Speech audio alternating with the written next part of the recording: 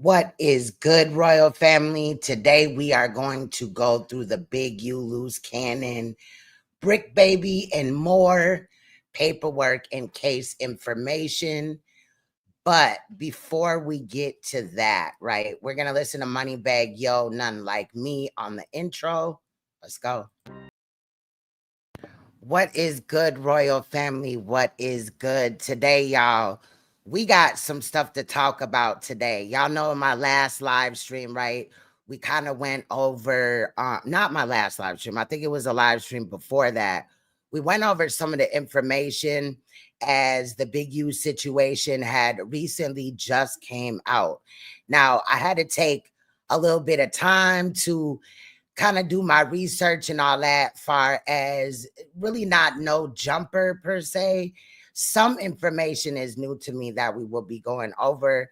But far as like Bricc Baby, Luce Cannon, and Big U, I definitely had to. In this live stream, though, we're going to go through some information that was brought by KB Goes Live and Rap News Street Politics. Shout out to both of those channels. They definitely did their due diligence. And what I did is I mashed basically both of their videos together. So you will see the paperwork as well as correlating clips that, you know, are relevant to the case and the situation. Now, there's been a lot going on, right? Before I salute everybody, there's been a lot going on far as this case goes. There's information literally coming out by the minute, okay? So this video literally was created, I want to say at least 5 days ago. So we're going to have to double back after the next 2 live streams because your girl did her due diligence. As I stated, I took some time off to kind of research the whole situation, a lot of the players in this situation, far as Operation Drawdown. And and then of course, you guys know that I'm an editor. If you don't know, if you're new to the channel, I do edit, content that I feel like is relevant to certain situations. I do give my own commentary. However, in this video, we're going to rely on KB Goes Live, and I had to write it down because it's a longer channel name, Rap News and Street Politics. Shout out to those channels. I'm definitely subbed, definitely picking up what they're putting down, as also some of the other people in the other videos, but we'll get there when we get there. Recently, I edited 7 hours and 40 minutes worth of content for y'all. Tonight, we're going to go over 3 hours and 26 minutes of this. Some of it may be repetitive, but they say, fun fact, that it takes the brain 3 times of hearing something for it to actually click in. Sometimes you will also hear where it loops, right? It plays normal, fast, and then slow. And that is so that I want to make sure that you guys are picking up on what's being laid down, or I also may want to stop it for commentary purposes. However, like I said, in this live stream, I may not give much commentary because those 2 channels did such a great job on it. Also, shout out again to KB Goes Live because he recently put out some more information on Bricc Baby's paperwork that got put out. And let me tell y'all, I'm currently editing that now, and it is very damaging information. But like I said, tonight we're going live. I plan for a live stream on Saturday, and then Monday we will also be live. We're going to start kind of after this, we're going to look a little bit into Luce Cannon, right? And that whole situation, a couple of situations unfolded that I think are important. Now, shout out to the chat. I see observing stuff in the chat room. Yes, facts. I knew that observing would be on it. Shout out to Leak You. That is my YouTube bestie up in the building. What is good, Angelica? I see you.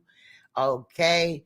So I've missed y'all. I really have, but I definitely wanted to get a good understanding of what's going on with this case and stuff like that. Now, shout out to Raw Talk. I see Special K in the building. Salute to you, beautiful sis. and Emmanuel, as well as MK and these YouTube streets. Okay.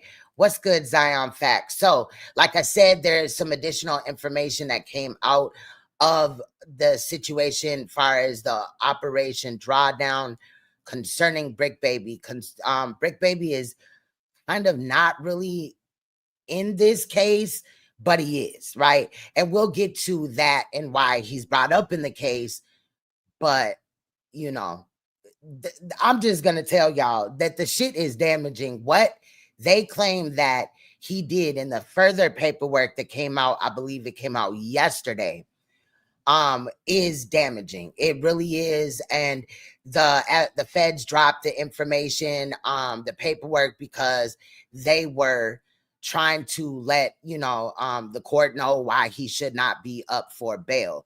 Believe it or not, right? They went in front of a bail hearing. I believe Luce Cannon and Bricc Baby went in front of a judge yesterday for a bail hearing, right? They were given no bail, as well as Big U. Mostly everybody else is out already, but they've been on the internet, talking on the phone, talking on podcasts, on three-way calls, you know, and it's crazy, right? But we're gonna get to some of that. But first, I think that it's important for us to go over the paperwork, because trust me, some of the other edits that I got for y'all that will come in the next few days, child, we gonna have fun with it. We gonna definitely have fun. But anyway, shout out to everybody. Yeah, and it's crazy. It's crazy. It really is. Like, and they literally self-snitched. You know what I'm saying?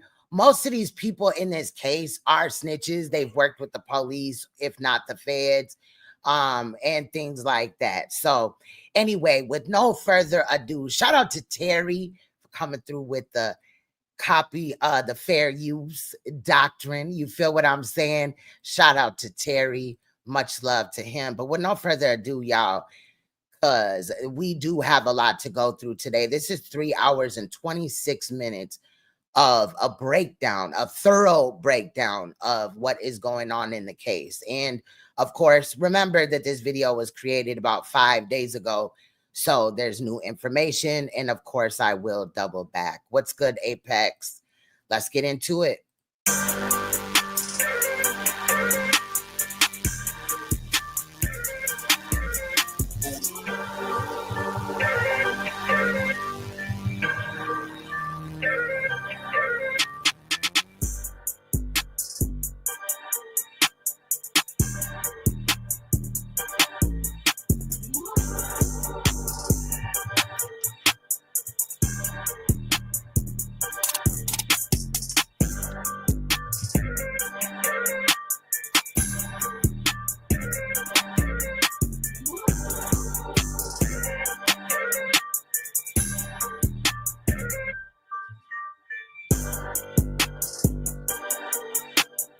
Following programs are intended for mature audiences over the age of 18 and may include intense violence, sexual situations, coarse language, and suggestive dialogue. Man, as we see, the whole world is blew up over this situation between Big U, Bricc Baby, Luce Cannon, and their co-defendants in this investigation that the feds are calling Operation Drawdown. Now, we see 19 pictures on that whiteboard, and we know, man, that's the nastiest place you could be, with them people talking on the microphones and your face in the back. But, you know, we got our hands on the paperwork. A criminal complaint that was given to the judge over the telephone, recounted by Special Agent Andrew James Rusa. Wiretaps, confidential informants, witnesses. But we also got murder, and we got celebrity rappers, boxers, NFL players, and NBA players. So we know the feds came and swept everybody off their feet March 19, 2025. And the specific task force that did that was the Los Angeles Metropolitan Task Force on Violent Gangs, a task force that's going to be exclusive to the FBI Los Angeles field office. Now, the key thing is, when you're dealing with a task force, these dudes specialize in certain things. They have more tools, they have more funding to be able to really come down on people. And the main thing about a task force is apprehension. That's how they increase their funding, and they're usually known to have aggressive tactics tactics that go along with those apprehensions. But in this situation, we have 5 main key players that are somewhat spearheading this federal indictment. Of course, we got Eugene Henley, Big U, who also goes by the name of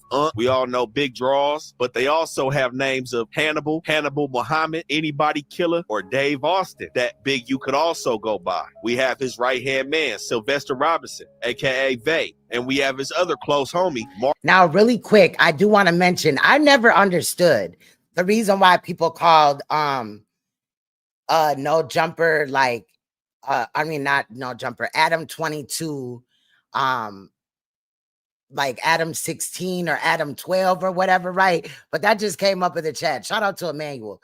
So I found out that allegedly Adam got inappropriate communications or something with a minor, that was an allegation that came out some time ago. So, we gonna address it over here. I annihilate predators over here. But there's also 3 predators in this situation, and we gonna get to it. 2 of them are in this video. Let's go. Mark Martin, aka Bear Claw. These 3 defendants are the ones that's being charged with the RICO. Now, next in this paperwork, we got Tremaine Ashley Williams, aka Luce Cannon. He's charged with interference with commerce by robbery. Now, every time they talk about interfering with commerce, it's always federal. Then we got Armani Aflahe, aka Monty. Y'all may know her as Trap Kitchen Monty. She's down on this indictment for transportation of an individual in interstate commerce with the intent that the individual engages in prostitution. Next, we have Frederick Blayton Jr., who went by Blanton, and Tiffany Hines, who are labeled in the indictment as participants of bank fraud. Now, Zaire Mitchell, Bricc Baby, he's also in this situation. He was caught on wiretap, but he's actually in some separate paperwork on this indictment. Now, the reason that this indictment came forth is because it's being alleged that the Big U enterprise is a mafia-like organization that utilizes Big U's stature and long-standing association with the Rolling 60s to intimidate businesses and individuals. So basically, he's using his business endeavors, coinciding those with the gangbanging, in an attempt to gain control throughout the city of Los Angeles. And the crimes that they allege he committed, along with his co-conspirators, to ensure that that control was actually gained, was murder, robbery, extortion, interstate transportation for prostitution, wire fraud, and bank fraud. But it's really said that federal investigators really put him on their radar in February 2021. And when I mean him, I mean Big U Enterprise and its associates. And those associates, of course, being from Rolling 60s, but the 6 O's were said to have been under a federal investigation since the year prior, August 2020. So everything has been in the works for about 4 or 5 years with this situation. We're going to go over the actual complaint, the indictment itself. So right here, we've got the cover page. We can see the United States of America versus Eugene Henley, Sylvester Robinson, Mark Martin, Tremaine Ashley Williams. Now, at some time, when KB is showing the paperwork, you can't read it necessarily, but he's just showing it, you know what I'm saying? And then he breaks it down 9 times out of 10. So he zooms in on it more. So just to let you guys know that. Armani Aflahe, Frederick Blayton Jr., and Tiffany Shenrika Hines. It says, the complaint in this case, state the following is true to the best of my knowledge and belief. In and around the years of 2010 through the present, in the county of Los Angeles, in the Central District of California, the defendant violated Code Section 18 U.S.C. It says offense description, RICO conspiracy, interference with commerce by robbery, transportation of an individual in interstate commerce with the intent that individual engage in prostitution, bank fraud, and it is signed by the judge, dated March 17, 2025. It then lists the people, property, and houses that they won't search, all of these addresses. The next section has items that they are going to seize, including Big U's Mercedes, house on 62nd Street, house in Arlington, a lot of that stuff. But the indictment really begins right here where it says summary of the investigation. It says in February of 2021, the FBI Los Angeles Metropolitan Task Force on Violent Gangs launched an investigation into Big U's criminal enterprise and its association with the Rolling 60s neighborhood Crip Street Gang, which the Los Angeles Metropolitan Task Force on Violent Gangs began investigating in August of 2020. The Big U enterprise is a mafia-like organization that utilizes Big U's stature and and long-standing association with the Rolling 60s and other street gangs to intimidate businesses and individuals in Los Angeles. The Big U enterprise is led by Henley, Big U. Big U is a self-admitted member and original gangster or OG of the Rolling 60s, which is a violent criminal street gang with associated sets in several other states. Big U is widely regarded as the leader within the Rolling 60s. In the 1980s, Big U rose to a prominent position in the Los Angeles drug and Rolling 60s hierarchies. During this time, Big U also earned a reputation as an enforcer for the Rolling 60s. Some members of the Big U enterprise are also members of the Rolling 60s.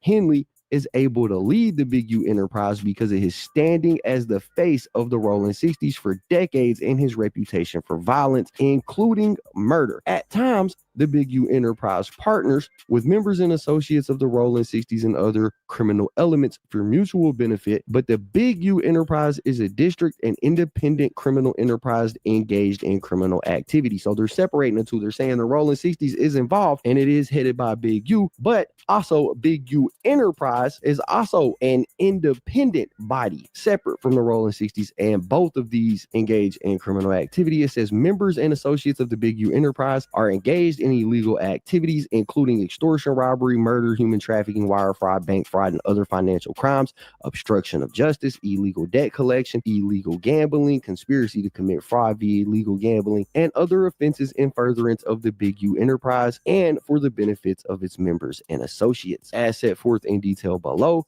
through the course of the investigation, agents gathered information from a variety of sources, including confidential human sources, surreptitious recordings, including Title III, wiretaps, search warrants for social media, iCloud and Google accounts, financial records from both individuals and companies or organizations, toll records showing communications between conspirators, victims, and Big U enterprise members and associates, cell site location information from numerous phones, including Big U's, Robinson's, and Martin's, City of Los Angeles records, public filings, and other publicly available information, and interviews of witnesses and victims. The investigation employed various additional investigative techniques, including surveillance, vehicle tracking, poll cameras, recording devices, interaction with confidential sources, and information gleaned through undercover purchases of firearms and narcotics. The United States District Court for the Central District of California authorized multiple Title III wire and electronic interception orders for telephones being used by certain subjects of the investigation, including Big U, Robinson, and Martin, and Zahir Mitchell, aka Bricc Baby. It says the court also authorized the interception of audiovisual nonverbal conduct via closed circuit television or CCTV through the installation of video and audio bugs in a location. Since the inception of this investigation, the FBI, Internal Revenue Service, Criminal Investigations Unit, the United States Attorney's Office for the Central District of California, North Las Vegas Police Department, and the Los Angeles Police Department, and other local agencies have interviewed more than 50 individuals, including subjects of the investigation, who agreed voluntarily to provide information, as discussed further below. And then right here is where it starts to get juicy. It says, as part of the Big U Enterprise's purported control of Los Angeles, individuals including professional athletes, musicians, and others intending to conduct certain type of business in Los Angeles, including both legitimate businesses and illicit criminal conduct, were required to quote unquote check in with Big U prior to traveling to Los Angeles or engaging in certain activities to obtain protection from the Big U enterprise while they were in Los Angeles. Observing, you're crazy. Big U hosted a podcast titled Checked In, the opening theme song of which explained, when you hop off the plane, check in. Hearing how sweet, check in. When your feet hit the street, check in. Cause if not, shit get hot, you better check it in. The quote-unquote check-in included both a payment to the Big U enterprise as well as requesting permission from Henley to conduct certain activities, including acts of violence that were sanctioned by Big U enterprise. As Henley described in a documentary film that he produced about his life titled Hip Hop Uncovered, it says, if I don't pick up the phone, that can mean death for somebody. As Henley stated in the Nothing to Something podcast, you're gonna check in. I mean, you could choose not to, but it's gonna be a problem. If you choose not to check in, you suffer the consequences. You feel like you got something bigger than what's there, and that not checking in is basically an act of war. It ain't not one human being who's not gonna check in. While members and associates of the Big U enterprise used Big U and the Big U enterprise's history and reputation to control Los Angeles through violence, fear, and intimidation, Big U simultaneously attempted to create an air of legitimacy for the Big U enterprise by promoting himself as a reformed gang member focused on bettering his community through purported nonprofit organizations that he founded, such as Developing Options, and by soliciting donations from celebrities and grants from governments and foundations to these charitable organizations. In actuality, Big U and other members and associates of the Big U enterprise use these purported nonprofit entities to enrich and further the objectives of Big U enterprise, including by embezzling funds, menaced charitable donations, using the nonprofit entities to fraudulently apply for government assistance, using the nonprofit entities to falsify employment and financial records to personally benefit members and associates of the Big U enterprise. It says members and associates of the Big U enterprise would discipline other members and associates who acted in ways seen as detrimental to the enterprise, or other individuals who were seen as disrespecting Big U enterprise or its members, including through threats and acts of violence such as assault, kidnapping, and murder. Henley, Robinson, Martin, and Williams is Luce Cannon, remember, committed and arranged robberies to enrich the Big U enterprise, further the extortions committed by Big U enterprise, and to create the impression that Big U enterprise controlled Los Angeles. Henley, Robinson, and Martin extorted individuals in Los Angeles for purported protection money, when such protection was actually from violence committed by the Big U enterprise itself. The Big U enterprise. Much of the Big U enterprise's structure and affiliation with the Rolling 60s is in the public domain. In the television series Hip Hop Uncovered, which Big U executive produced, he detailed the history of the Rolling 60s and his involvement with the gang. Big U admitted he was a Rolling 60s member from the first generation.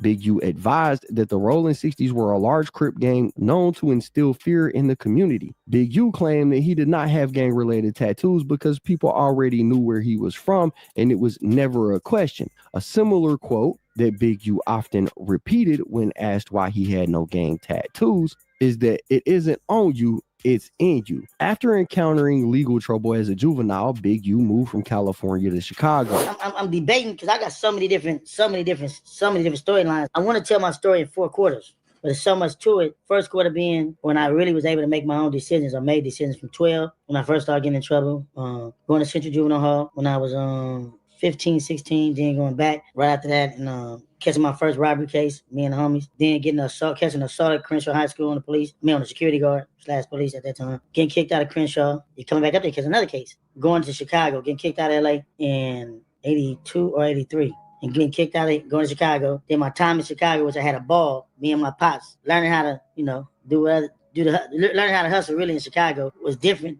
Selling dope in Chicago was different than selling dope in LA. Making it back to LA, 85. The streets, the homies, the hood, the cocaine, then 4800. Being in 4800 was a whole nother chapter in the book. If y'all don't know, 4800 was a Crip module, and 4800 is like one of the sickest places you can be on planet Earth. And really kind of going to 4800 and being 18, just turning 17, just turning 18, getting in there and really like meeting all the original Crips. Started cripping and where it came from, and the mentality of the homies was sick. Moving right in 4800 because doing all kinds of I never played no parts in that. That's why you can tell like my. So he just said that in this module of the Crips, 4800, a whole lot of dolphin shit was going on, right? They was taking each other's, My affinity for it was different. Not to knock or offend none of the dudes that's in that. Right, you know what I mean? It wasn't cool, it wasn't kosher. And so, I ain't allowed around me. It just wasn't my demonstration. So anyway, 4800, then all the fighting and, so it would be 4800. Then I came home in 87. I came home in 87. And then the third quarter would be the coming home and the Minnesota run. That's how I became a Minnesota Viking. I hit Minnesota 87. And then we was hustling from Minnesota. I want to say from Minnesota would be 87 until I came home in 2004. So then that would encompass the 13 years I did in prison. Then the fourth quarter would be my return. So that's like the redemption of Big U. So the fourth quarter is what I feel like no other OGs or dudes of my stature ever had. And that's that part to being able to say that they gave back to their community. So the fourth quarter is what I feel like no other OGs or dudes of my stature ever had. And that's that part to being able to say that they gave back to their community. So the fourth quarter is what I feel like no other OGs or dudes of my stature ever had. And that's that part to being able to say that they gave back to their community. Like you got dudes who, you got Monster Cody, Tookie, Raymond Washington, a lot of these other dudes, legends, and came from the streets. But I feel like what makes Big U difference is the fact that I really gave back. A lot of these other dudes, legends, and came from the streets. But I feel like what makes Big U difference is the fact that I really gave back. A lot of these other dudes, legends, and came from the streets. But I feel like what makes Big U difference is the fact that I really gave back to other people. You know what I mean? Like, you also took from a lot of people too, according to these documents, Big U, right? We know he can't hear me because he in that federal jail cell, but he also took a lot. And we're going to go over some of the damaging shit that he did, obviously. But we're also going to hear from a victim of his that she definitely touched my heart with her story. And you see emotion.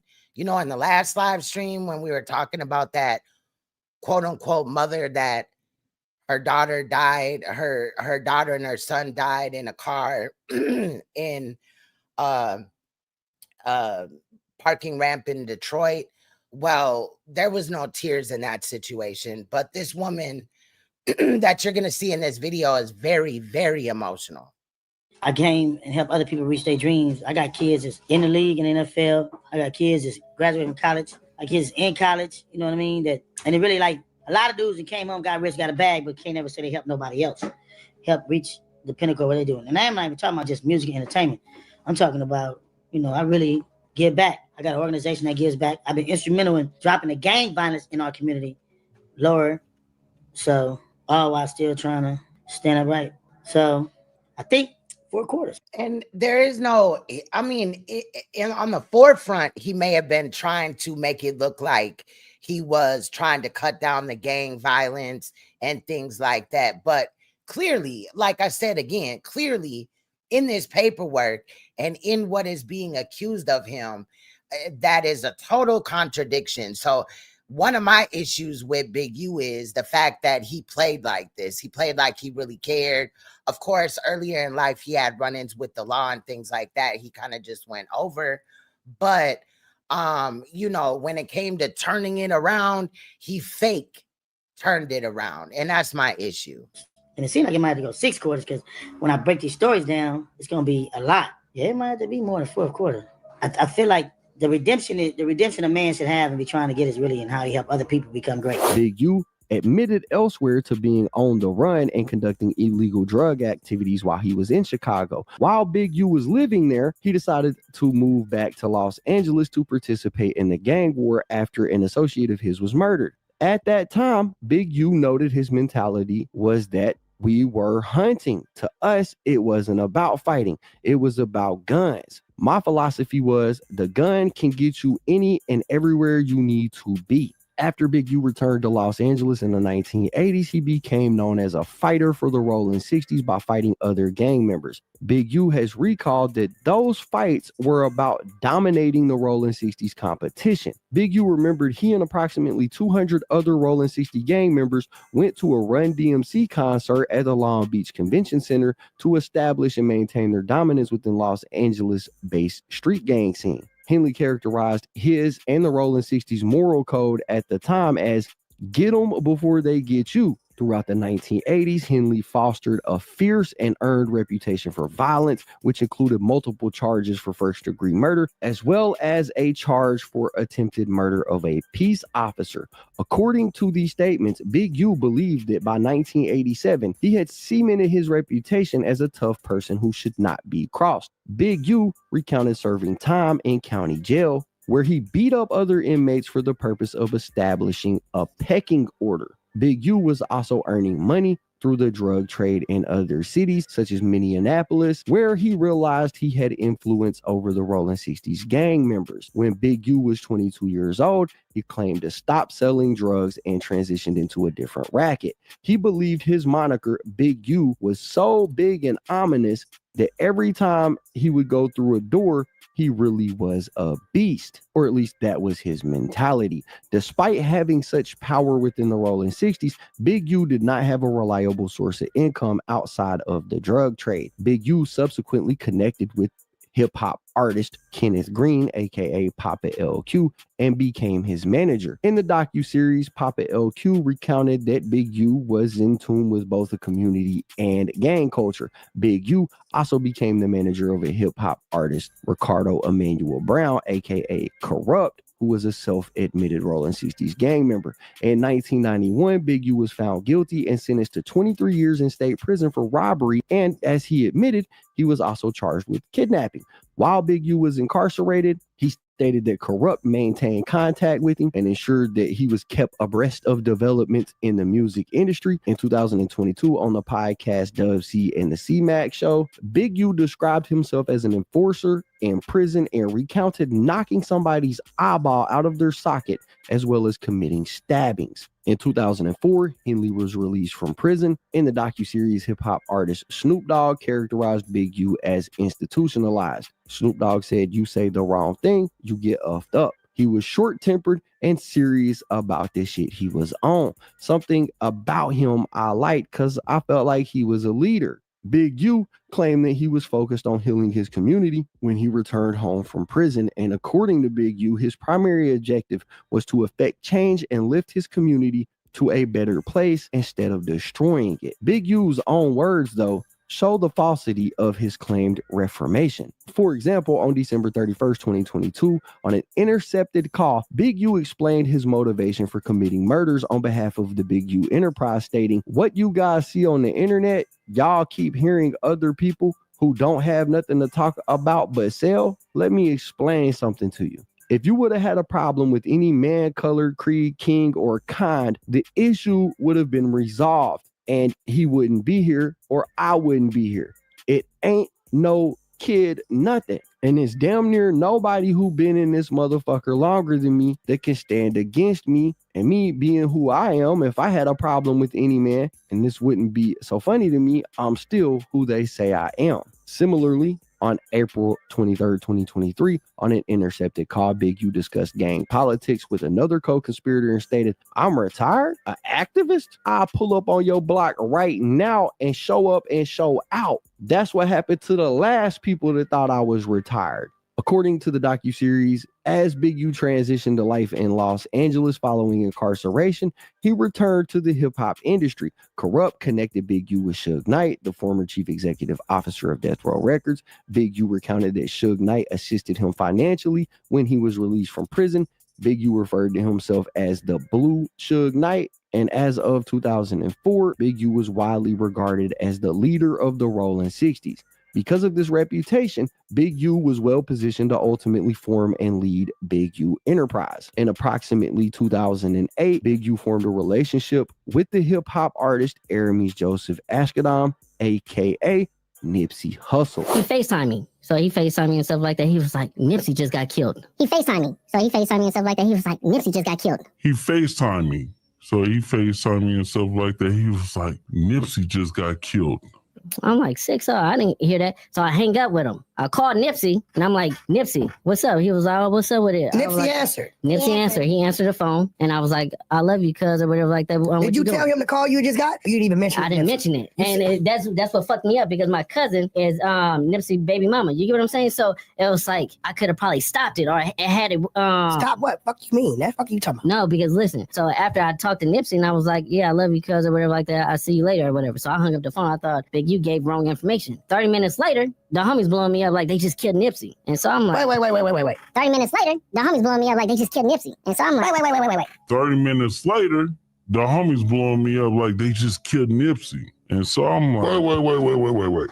You get a call from Big U telling you Nipsey just got killed. Yeah. You panic, call Nip. Nip answered the phone. Yeah, and you like just talking on regular. So it's like at the end of the day, I didn't even think about it because you don't even warn him that you got that call from dude. No, because their relationship was so fucked up. It'd be like they be hot one minute, then they be cold the next minute, and then they be lukewarm. Like you and just 30 minutes after you get out the phone with Nip, he get killed. Yeah, a little too early. Yep, he hit me a little bit too early because the homie City double back 3 times. You get what I'm saying? And first he shot him, boom, go into the alley, came back and shot him, boom. It wasn't good enough. And then he came back and he shot him again. How did he know? Yeah, no, but that's crazy. It's deep. So it's like, I don't know who to trust. Now let me ask you something, bro, because you know they gon'. I know you. See, you don't say nothing. You kind of like me in a way. You don't say nothing unless. But the homies know. So it's like, it's not like I'm saying something that they don't know. You get what I'm saying? So for me, it's like you telling me, oh, I'm fucking with the police or whatever like that, trying to smooth your background out. So I'm like on 6 I'm gonna expose your buster ass neighborhood crib. And if a nigga take it any type of way, they could get at me or I'll pull up and get at them. It's like, so you pretty much saying he called you, told you Nip got killed. You called Nip in a panic. He answered the phone. When you hear his voice, you like, well, Nip ain't dead, but you don't warn him what he said. 30 minutes later, you get a call after the fact, Nip dead. Yeah. Okay, like that Nipsey story that you just told is so explosive. Yeah. Speak to them on why they should believe you, because I guarantee that's a huge percentage of the conversation that's happening right now is people saying, I don't know a ton about you to like verify it, so and I don't have a dog in this fight. Listen, everybody that knows me, LA and the world and stuff like that, know I'm not gonna just sit there and lie. It's the last conversation me and Nip had. You gotta get in close. You see the date on there? See what that say? Tuesday, March 28th. This me and him talking. This me talking about DJ Khaled. I told him DJ Khaled had gave me his what you call him number, right? And I said I need to talk to Khaled. So Nip said at the video, did you talk to him? You see what he said? I ain't gotta read it. You say, did you talk to him? But I was doing an interview too. And I said, yeah. And I sent him a call cuz back after the meeting. Nip said, off top, let me know once he balances it. The Sony deal was we signed straight to Sony. Cinematic Music Group got 20%, 30% everything. I got 15% everything. And the deal fell apart. It never fell apart. The deal never fell apart. It was a 7-year deal. It was a 7-year deal. It was 5 albums, 7 years. We signed, and I had publishing starting in 2009, all the way for 7 years. In 2009, that would put us in 2016. It was a 7-year deal. It was a 7-year deal. It was 5 albums, 7 years. We signed, and I had publishing starting in 2009, all the way for 7 years. 2009, that would put us in 2016. It was a 7-year deal. It was a 7-year deal. It was 5 albums, 7 years. We signed, and I had publishing starting in 2009, all the way for 7 years. 2009, that would put us in 2016. Well, it had to fall apart, or he wouldn't have been able to sign with Atlanta. No, Sony just let it go. We signed to a 10-year production contract, which started in 2009, which would end 2019. Crazy. It was signed to a 10-year production contract, which started in 2009, which would end 2019. Crazy.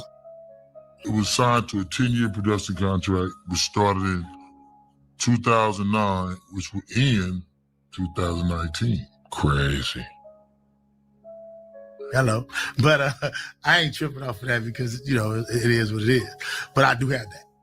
You know what I mean? So, wait, so your deal with Nipsey was 10 years? It's 10 years. It was a 10 years, 25% of publishing to air Miss Astrodome. So wait, so your deal with Nipsey was 10 years. It's 10 years. It's a 10 years, 25% of publishing to air Miss Astrodome. So wait, so your deal with Nipsey was 10 years. It's 10 years. It's a 10 years, 25% of publishing to air Miss Astrodome. Oh wow.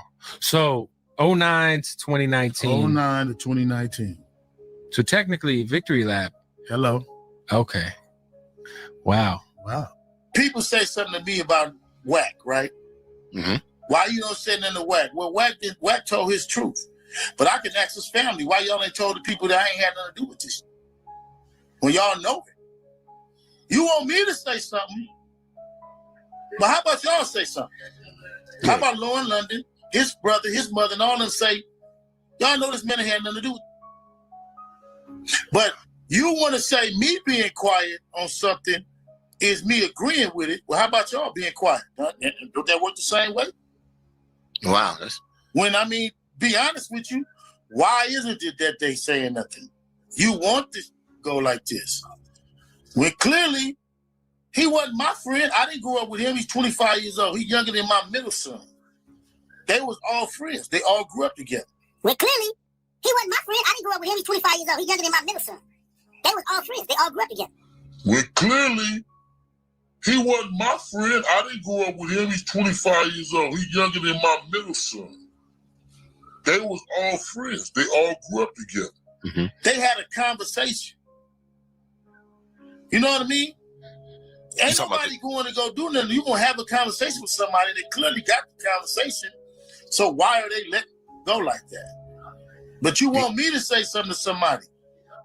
And you still haven't had a chance to talk to the family or anything? I'm not even trying to talk to the family, bro. But you want me to say something to somebody. And you still haven't had a chance to talk to the family or anything? I'm not even trying to talk to the family, bro. But you want me to say something to somebody. And you still haven't had a chance to talk to the family or anything? I'm not even trying to talk to the family, bro. Nah, man, listen, Nip can never go against the gang, boy. Don't believe that. Nip was always 100, man. Nip was my loved one. And like a son. You know what I mean? That's a fact. And when Nip left this earth, we was coon by coon, fire on fire. So why in the last clip that we just saw was Nick wasn't my homie? And the whole thing with the contract don't make sense. Now, you would say that was some years ago. It wasn't that long ago, right?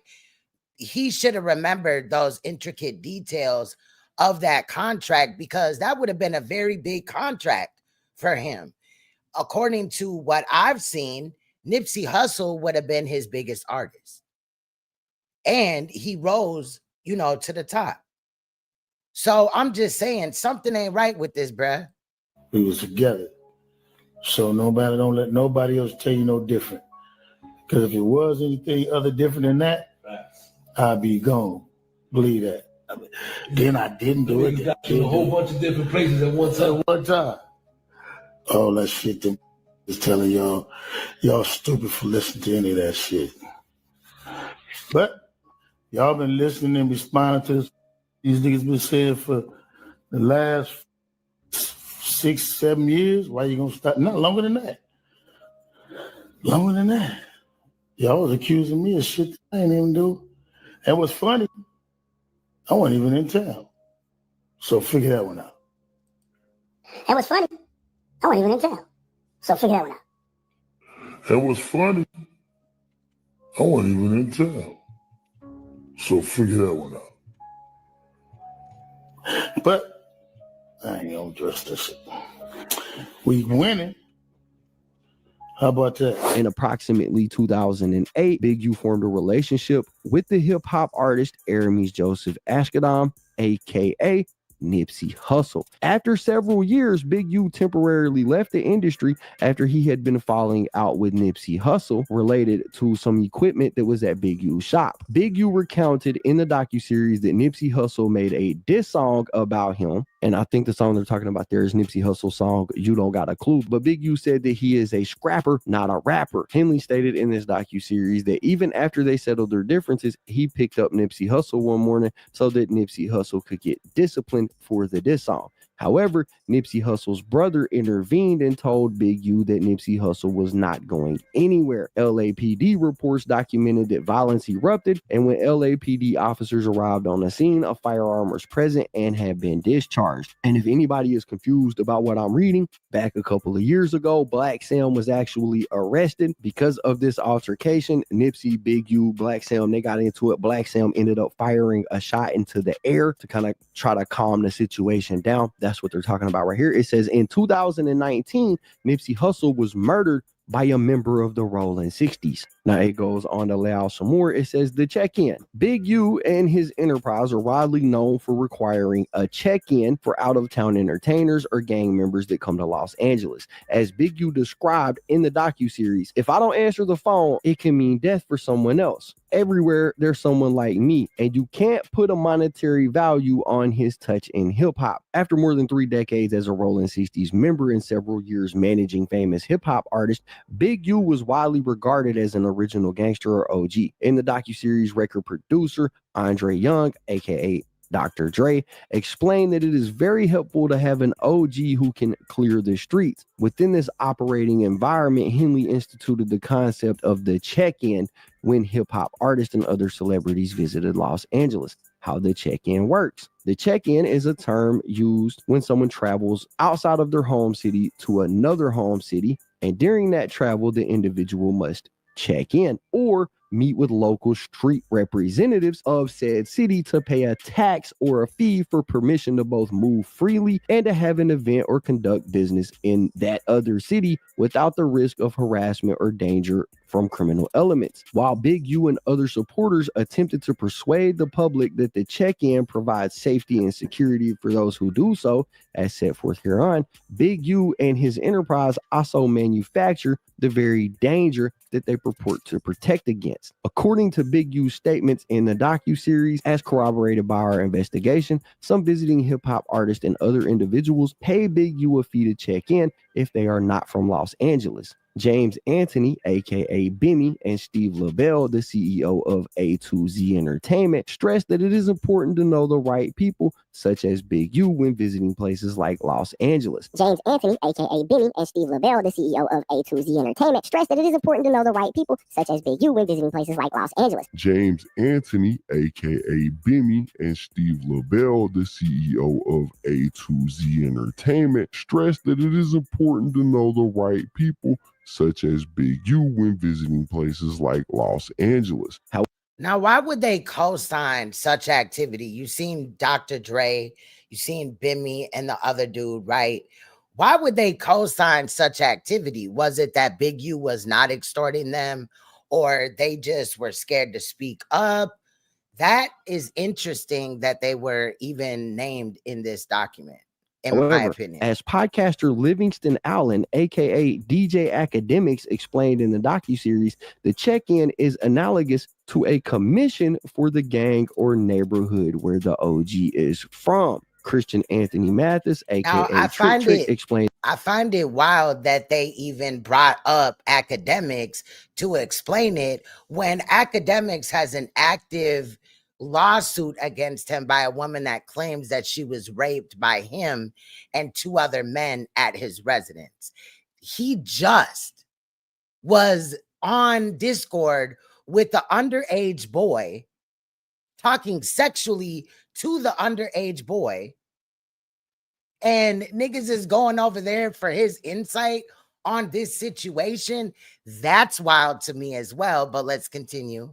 In the docuseries that he enforces the check-in in Detroit, Michigan. Trick Trick added, "Come without permission. I don't want to hear shit you gotta say. I created these laws, so I enforce them. All we coming for is our portion." Trick Trick further explained that he instituted a no-fly zone in Detroit in which artists could not perform in the city unless Trick Trick was paid. Without paying a commission to an OG's organization, such as Big U Enterprise, visitors to Los Angeles are at risk of violence. Big U also provided examples of individuals who do not check in with him until it's too late, such as the rap artist Taekwon Bowman, aka Quando Rondo. An example of one of those consequences is what transpired with Quando Rondo and his people. Video from the scene appears to show Quando Rondo distraught while first responders move the body. He said they didn't check in properly. Now, he alluded to the fact that he could have changed that situation if Quando Rondo had to do what he was supposed to do, especially claiming to be a member from 6-0. Big U also provided examples of individuals who do not check in with him until it's too late, such as the rap artist Taekwon Bowman, aka Quando Rondo, whom Big U discussed in another interview and was later targeted in a murder for hire plot when his associate Lil Pab was killed. When defending this practice in interviews, Big U has stated that it's no different than when a Learjet flies over United States airspace. They want to know who you are. Big U said that his practice is no different, which I believe indicates that he purports to own and control Los Angeles through Big U Enterprise. How Big U responds to failures to check in. Which takes us to Adrian Broner. So CW1 recounted an event that happened with Adrian Broner in June 2019, where it said that AB and a couple NBA players had a little dice game jumping off, in which AB had pulled out some trick dice and whooped all them NBA players' feet in the dice, totaling a debt of $1.5 million.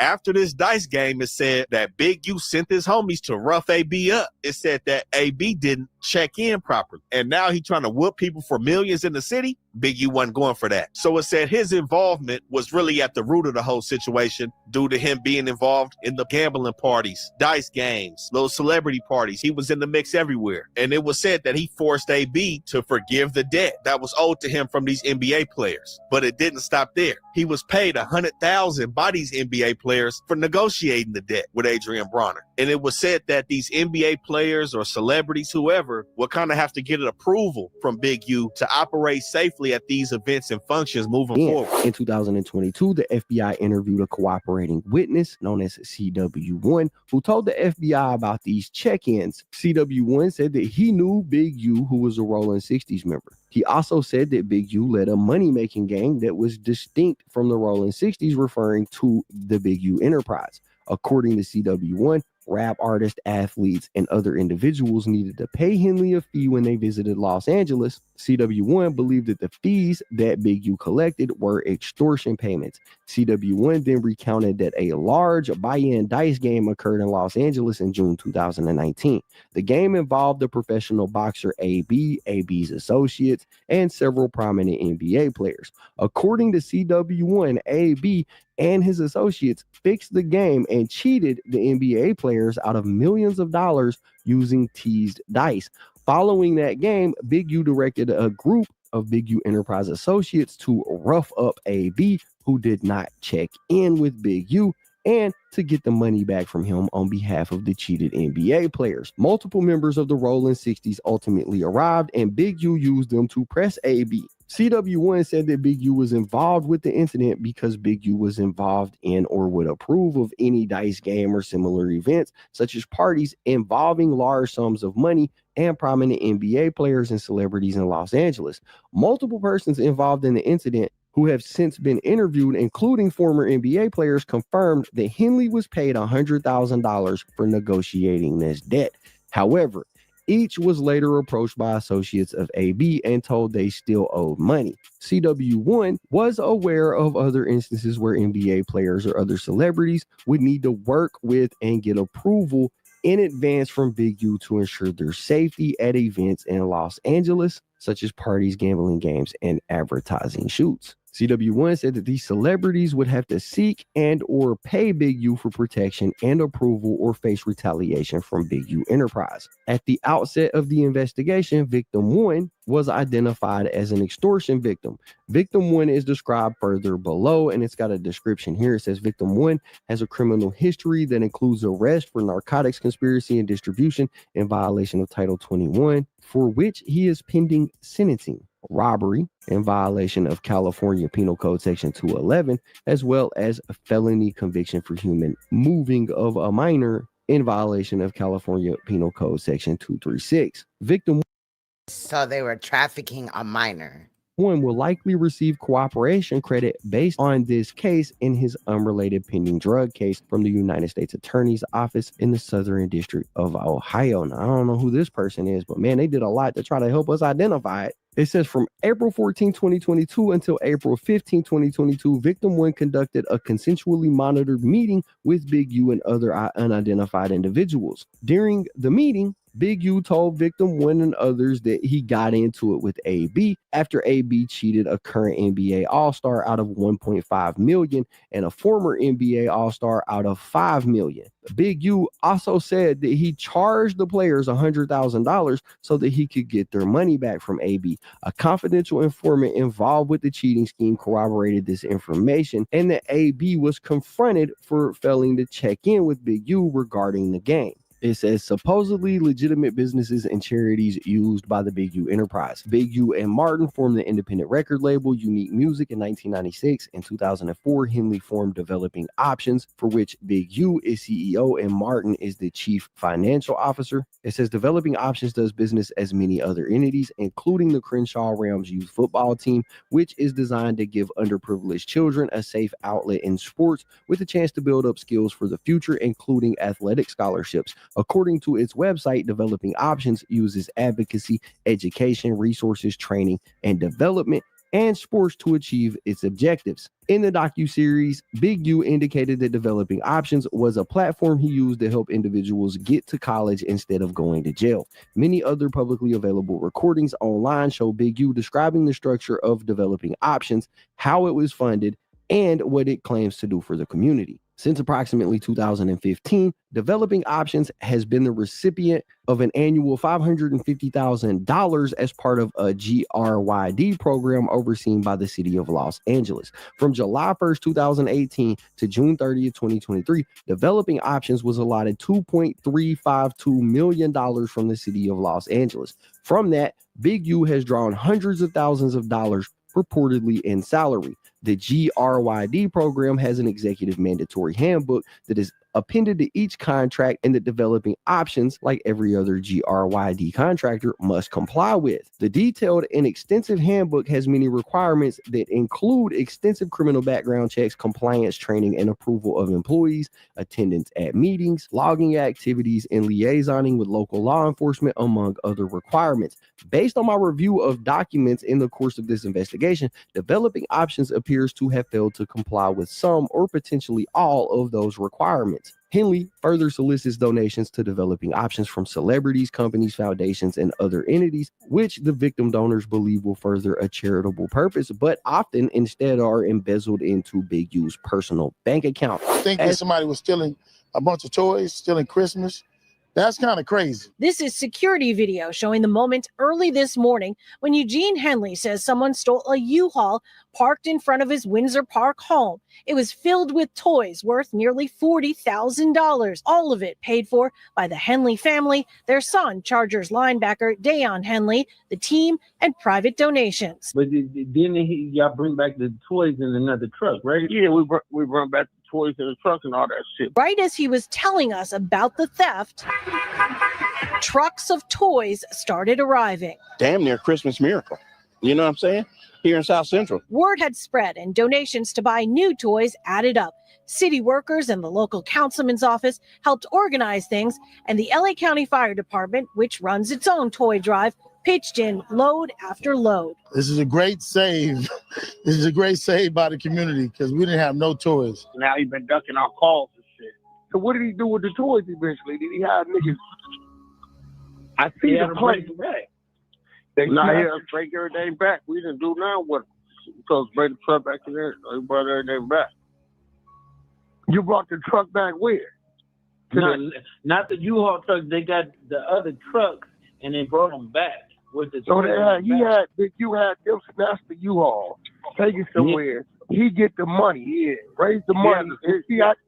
Go ahead, bro. He had to ditch the U-Haul, and then we brought him back in the different truck with the toys and all that shit. And but people were sending these cash donations. Yeah. And he's supposed to break y'all off some of the money. Yeah. And now the nigga ain't answering. Now, shout out to MK for that, because I didn't know nothing about that part, right? And it's just really crazy how this nigga played in motherfuckers' faces there. Remember the first time that we looked at this, there was a news clip in the little shorter portion or whatever of it. And the woman was in here talking about what a woman came forward and stated that, you know, she had a negative interaction with Big U. The reporter just started like doubting what the woman was saying and still riding with Big U. I'm wondering if that was out of fear or did she have something personal against this woman or whatever, which we're going to hear from that woman and what she went through with Big U in this video too. But I'm just wondering, Like, why people is still looking at Big U as he's some positive person when this paperwork lays it out in plain sight. Now, clearly they haven't been found guilty yet, you know, but 9 times out of 10 with federal cases, the person that's being tried, they end up taking a plea. That's why their rate is so high as far as convictions. There's over 90% of a conviction rate on federal cases. Most of the time, people end up flipping and working for the state. And I believe that that was already in the works before this case was public. I also want to state that it's crazy as hell to me, right? That since this case has come out, the media itself has become very quiet. Allegedly, don't hold me to this, but I did hear some people talking on a channel, child, that Big U was supposed to go to court today for a bail hearing as well. But yesterday, Bricc Baby and Luce Cannon, who are named in this paperwork, the media showed them on the screen. So why didn't the media go to the court date? Allegedly, some drama had kicked off. Why weren't they there? I think that that's interesting too. Are they being silent? You know, allegedly Adam 22 was questioned by the feds recently as well. I guess WAC 100 ran around and said that the feds got him and all this and that, and they about to, you know what I mean? But I guess they talked to Adam. Fun fact, Adam also came out and said no jumper, not Adam 22 or 16, was going broke.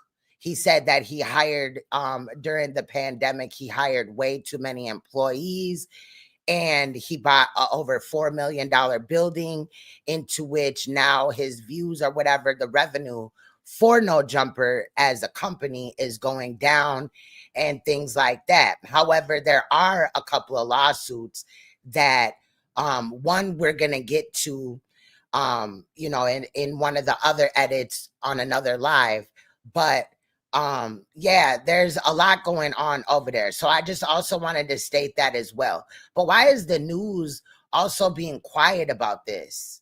Discussed in further detail below, Big U, Robinson, and Martin, and other Big U enterprise co-conspirators utilize developing options as a platform to conduct both violent crimes and financial crimes under the guise of gang intervention work. Henley also fraudulently applied for federal pandemic relief loans for his entities, including developing options, unique music, and other businesses. The loans and/or advances he successfully obtained are discussed further below. Similarly, Big U and Martin helped one of their employees at developing options, i.e. Blanton, to fraudulently apply for a mortgage by manipulating his income records. The Big U enterprise is committed to financially enriching its members and associates by stealing or cheating its victims out of money and property. Section D, racketeering activity and murder of RW. I'll be discussing the murder that launched Operation Drawdown. By now, it's widely known that Big U has had the keys to the Rolling 60s. But his reign over this powerhouse gang didn't just happen overnight. Born Eugene Henley, he grew up the majority of his life on the west side of South Central, near Arlington and Slauson. He would join the Arlington Gangsters, who were led by his cousin Chili Capone. The AGs would eventually emerge and become the Rolling 60s. U built his reputation as an elite fighter, learning martial arts and acquiring a black belt. When the crack era came around, Big U's focus shifted into making money. In 1991, he was arrested in a sting operation after he and another person attempted to rob someone they assumed to be a drug dealer. After serving 13 years, Big U was released in 2004. Post-release, Big U would dive back into the music industry, managing local LA rappers like Sandman the Goose and Nipsey Hussle. On March 19th of 2025, Big U and other alleged members of the Rolling 60s were arrested as a part of a federal investigation. In the Rico charges, Big U is accused of carrying out the 2021 murder of Raan Williams. Raan Anthony Williams was born on January 3rd of 2000. Before he shifted gears and began rapping, he originally aspired to be in the NFL. Big U coached Raan at football since he was young. Raan developed a sense of trust in Big U as someone he could look up to. Raan even lived with Big U for a period while he was in high school, as Raan and Big U's son were good friends. At some point, Big U believed that Raan had wore a chain that belonged to his son without his permission, thus leading to Raan being kicked out. Now, also, there is some more information that recently came out. One of the people that is close to me that has kind of helped me line up some clips and stuff like that has recently sent me proof of that Big U's son and the victim right there were in a sexually explicit relationship. And that had something to do with the death of him. Now, I want to point out, if you remember, I believe it was in the first time that we looked at this, they had talked about how under the victim's fingernails, there was some DNA and about 60% or whatever matched to Big U. But it very well could possibly be his son that unalived the victim in this case, because it's 60%. That could be his son's DNA. However, I think that this part being involved is very interesting. And like I said, this edit was already created before that information came out, and it's 3 hours and 26 minutes. So if I would have just went back and added everything that has recently just newly happened, this would have been probably a 5-hour edit. But what I'll do is double back and, you know, try to grab everything. But yes, allegedly, and I really don't even have to say allegedly, because this came out from the victim's family, that hold on really quick, it's messing up, that was the reason for the unaliving, possibly, or a factor of it. So what I'm gonna do is also, you know, double back.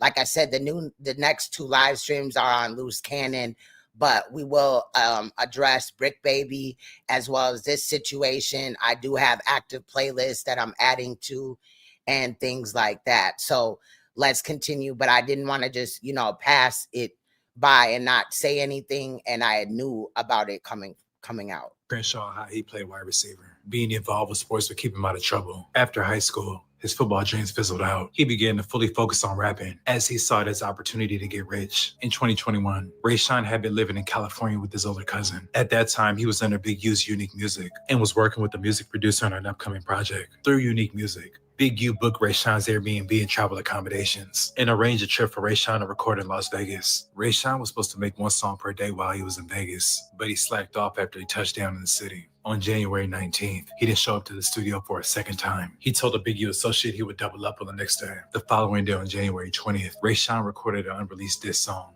that North Las Vegas police later obtained. Authorities believe this track is aimed at Big U. Big U was later informed of Rayshawn's song, as well as him wasting studio time. It's believed that these were main factors that led to the dispute between Big U and Rayshawn. A dispute serious enough that 2 days later, Big U and Sylvester drove from LA to Vegas to confront Rayshawn. Big U and his associate arrived in Vegas on January 23rd. At around 2 a.m. on January 24th, Big U pulled up to Rayshawn's Airbnb and asked him why he did not show up to the studio the day prior. Rayshawn claimed he did not have a ride to the studio. Rayshawn's friend was also present during this encounter. On the night of January 24th, 2021, at 7 p.m., Big U arrives at the studio. At around 9 p.m., Rayshawn arrives at the studio and recorded a song from 11 p.m. until midnight. On January 25th, around 12:37 a.m., Big U left the studio, and the gray sedan that he and Sylvester had driven to the studio was no longer there. At approximately 12:59 a.m., Big U's phone stopped reporting location data of any kind, with the last data recorded within the vicinity of the studio. At approximately 1:13 a.m., surveillance footage at the Airbnb revealed a gray sedan arriving to the Airbnb. A few minutes later, Rayshawn exited the Airbnb with a suitcase, put the suitcase in the trunk, and got in the gray sedan which departed. The Airbnb was still rented for another day, and Rayshawn's flight wasn't scheduled to leave until the next day. Both of Big U's phones did not begin reporting location data until 2:15 a.m. At approximately 2:30 a.m., Big U returned to the studio alone in the gray sedan. He was reportedly drenched in sweat. Big U told security that he just came back from the gym. Rayshawn's body was found hours later. At approximately 9 a.m., Rayshawn had been shot multiple times, and his body had been dragged and left in a ditch not far from Interstate 15. Big U's phone location data showed that he departed Vegas to return to LA at approximately 10 a.m. At the crime scene, DNA was collected from Rayshawn's ankle area. The DNA profile obtained was not complete. An analysis of Big U's DNA profile was inconclusive, such that he could not be excluded as the contributor of the DNA. A couple days after the homicide, Big U arranges for recording equipment to be removed from the studio, including destruction of surveillance video data that would have shown Rayshawn and Big U at the studio shortly before the murder. Big U had the security take a walk. Prior to the removal of the equipment, investigators believe that the footage from the DVR system would have shown an altercation between Big U and Rayshawn the night of the 24th. Rayshawn's aunt called Big U on January 27th after she learned Rayshawn had been killed. Big U claimed he had not seen or heard from Rayshawn and did not know his whereabouts. Rayshawn's aunt told investigators that Big U would call her on a weekly basis prior to the murder. But after that phone call on January 27th, she never again heard from Big U. Throughout the entire investigation, the family members and friends who have been interviewed have pointed to Big U as the person they believe to be responsible for Rayshawn's murder. Within days, multiple people were sending Instagram messages to Big U, demanding answers for what happened to Rayshawn, all of which went without response. North Las Vegas police searched Rayshawn's Instagram. Rayshawn's final Instagram message to Big U was regarding the price of a song and was sent on January 24th at 1:57 p.m. Big U did not respond until January 26, 2021 at 8:14 a.m., almost 24 hours after Big U left Las Vegas following Rayshawn's murder. In the meantime, the evidence shows Big U had seen Rayshawn at the studio the night of January 24th after Rayshawn had sent the message, and Big U had presumably discussed the price of the song there, appearing to authorities that Big U sent the Instagram message on January 26th in an attempt to plead ignorance that Rayshawn was murdered and to avoid suspicion from law enforcement of his alleged involvement in the murder. In 2023, North Las Vegas police went by Big U's home when he was not there, after leaving a business card and informing his wife that they were following up on the 2-year anniversary of Rayshawn's murder. His wife would lie to police, stating that Big U lived at the 62nd Street house sometimes. In actuality, Big U was there most nights unless he was traveling. Big U's wife then called him off his dad's phone to inform him that police showed up at their house. After the call, Big U did not return home for 2 weeks, something he had not done during the entirety of the surveillance. On February 14th, during a wiretap call, Big U called Martin to meet with him at his auto shop to discuss the police investigation into Rayshawn's murder. Following the call to Martin, Big U immediately placed calls to his associate, abbreviated as DS. DS was the person who reportedly removed the video surveillance from the studio. The first few calls went unanswered. Then Big U told him he needed to meet with him. The following is a transcript of the portion of the conversation. Where you at? At the house, ready to jump in the shower, which I need to pull up on you. All right, I'm right here at the house. All right, I gotta pull up on you in how long you gonna be? You ain't about to go nowhere, are you? Nah, okay. I'll just jump in the shower though, just to be ready though. Okay, all right, for sure. Within the last few weeks, a leaked recorded phone call has surfaced, revealing Rayshawn's mother telling WAC 100 about Big U's arrest before it happened. When did the test come back? When did the DNA come back? It came back 2 months ago. And they still ain't arrested the nigga? Well, they told me between me and you, please, like once between me and you, don't tell nobody because they don't want nobody to know. Now, you just heard her say, between me and you, don't tell nobody because they don't want nobody to know. So why was WAC 100 in there recording this woman while they were on this phone call? Right? They're going to be making an arrest the end of March, the beginning of April. Got you. Well, I'm going to sit back and watch this go. Prior to turning himself in, Big U recorded videos denying the accusations. I'm looking at all these charges on the news. I'm headed back to LA. And then I'm looking at the people they arrested. How you gonna go arrest people that I don't even talk to? That's a built-in liar right there. You know what I mean? So is that how they gonna work the case? So if you want to arrest certain dudes, and put them next to me, them is the dudes you gonna have to call themselves turning against me. Well, ain't no turn against me. I ain't going for that. You might. Now, really quick, next live stream, we will go more through what an indictment is, you know, not an indictment, but a Rico case and things like that, and how they can connect all these situations back to Big U, even though they possibly, Big U never met some of these people. Okay, we'll be going over that as well. I would go get 600 and whack. These dudes been saying I did shit all year. So what they doing is they go on the internet and these dudes say that I did shit on the internet. Then when you say I did on the internet, they go investigate it. Now you raiding my houses, raiding my shops, raiding all this stuff, and talking about I'm committing crimes and covering up with developing option. What crimes am I committing to cover up with developing option? They cover nothing up with developing option. Shit crazy. But this how they get you. They get 1 or 2 people to say something. Ain't gonna be no real evidence. Ain't gonna be no real nothing. It's going to be a repeater thug. It's going to be a bunch of people in jail for a bunch of different crimes that don't have nothing to do with me. They finna lump all of us up and say it's all around the 60s. Watch and see. We just seen it with thug. I'm finna experience the same thing out here. I knew it was coming. Now they on there saying all this stuff to assassinate my character. All right, man, just pray for me. And again, how they there with the police and y'all sitting there following them. Everybody that's a part of them shows, them 100 shows, all them shows, and y'all need to, everybody who following them, promoting them, anything, y'all wrong. Y'all ain't black. And y'all show ain't for our people. If convicted, Big U would face a maximum sentence of life in prison. Now, the heaviest allegations in this case are from around the time that this investigation really started with Big U. And we all know the main things that bring these people out. If it's not a crazy amount of money, it's a murder, which takes us to January 25th, 2021. And at this time, Big U has somebody on his label by the name of Raan Williams. But we got to say, all these claims are allegations. These are the initial charging documents and the probable cause affidavit. Everybody's presumed innocent until proven guilty. This is the beginning of a long journey. But the fact still remains, Raan Williams. And with this situation, there are some similarities to Nipsey Hussle. I gotta keep it 100. So it said that Big U and his business partner sent Raan Williams to Vegas to record some music in somebody's studio who later on became a witness in this case. Actually, 3 witnesses in this case were related to this recording studio. The security guard, the owner, and someone who acted as maybe a technician up at the studio. But nonetheless, Raan Williams is scheduled for the stu time and he's supposed to record a song a day. It said that he's playing with the studio time and ends up recording a diss song aimed at Big U. Now, as we know, this is the same situation somewhat that happened with Nipsey Hussle, the diss record. What did Big U do with Nipsey Hussle? He pulled up looking to administer that DP. Well, I ain't no rapper. I'm a scrapper. So we end up having to come talk about that. Pull up the homies, and Nip admit it's wrong, but still there's some consequences to your wrong. I came to pick him up that morning so he can get his discipline. He pulls up on Raan Williams all the way in Las Vegas with his co-conspirator, Sylvester Robinson. Now, when they got there, this is the first time that the witness or the security guard at this establishment has seen Big U. And we all know Big U is a distinct character, so there's no way he's going to forget seeing Big U at the studio. Now, again, what led up to this visit at the studio was the diss record that was recorded 5 days prior on January 20th, 2021. In that record, Raan Williams rapped about somebody who had the money, which the feds allege a reference to Big U. And Raan Williams also rapping about being shot in the face for thinking shit funny with a .38 revolver because it leaves no trace. Now, it's not known if Big U heard this diss record before or during his interaction at the studio with Raan Williams, but something made him pull up. So Raan Williams had an Airbnb in Vegas, and it said that Henley and Robinson pulled up in a dark gray Lexus to the studio. And it said that the night before the homicide, Big U's phone was shown to have arrived at the Airbnb in Vegas that Raan was staying at in the middle of the night. So it said that at 7:04, he was at the studio, and Raan pulled up to the studio between 8 or 9 and recorded a record until about 11 or midnight. And at about 12:30 in the morning, the dark gray Lexus was no longer at the studio, but Robinson was.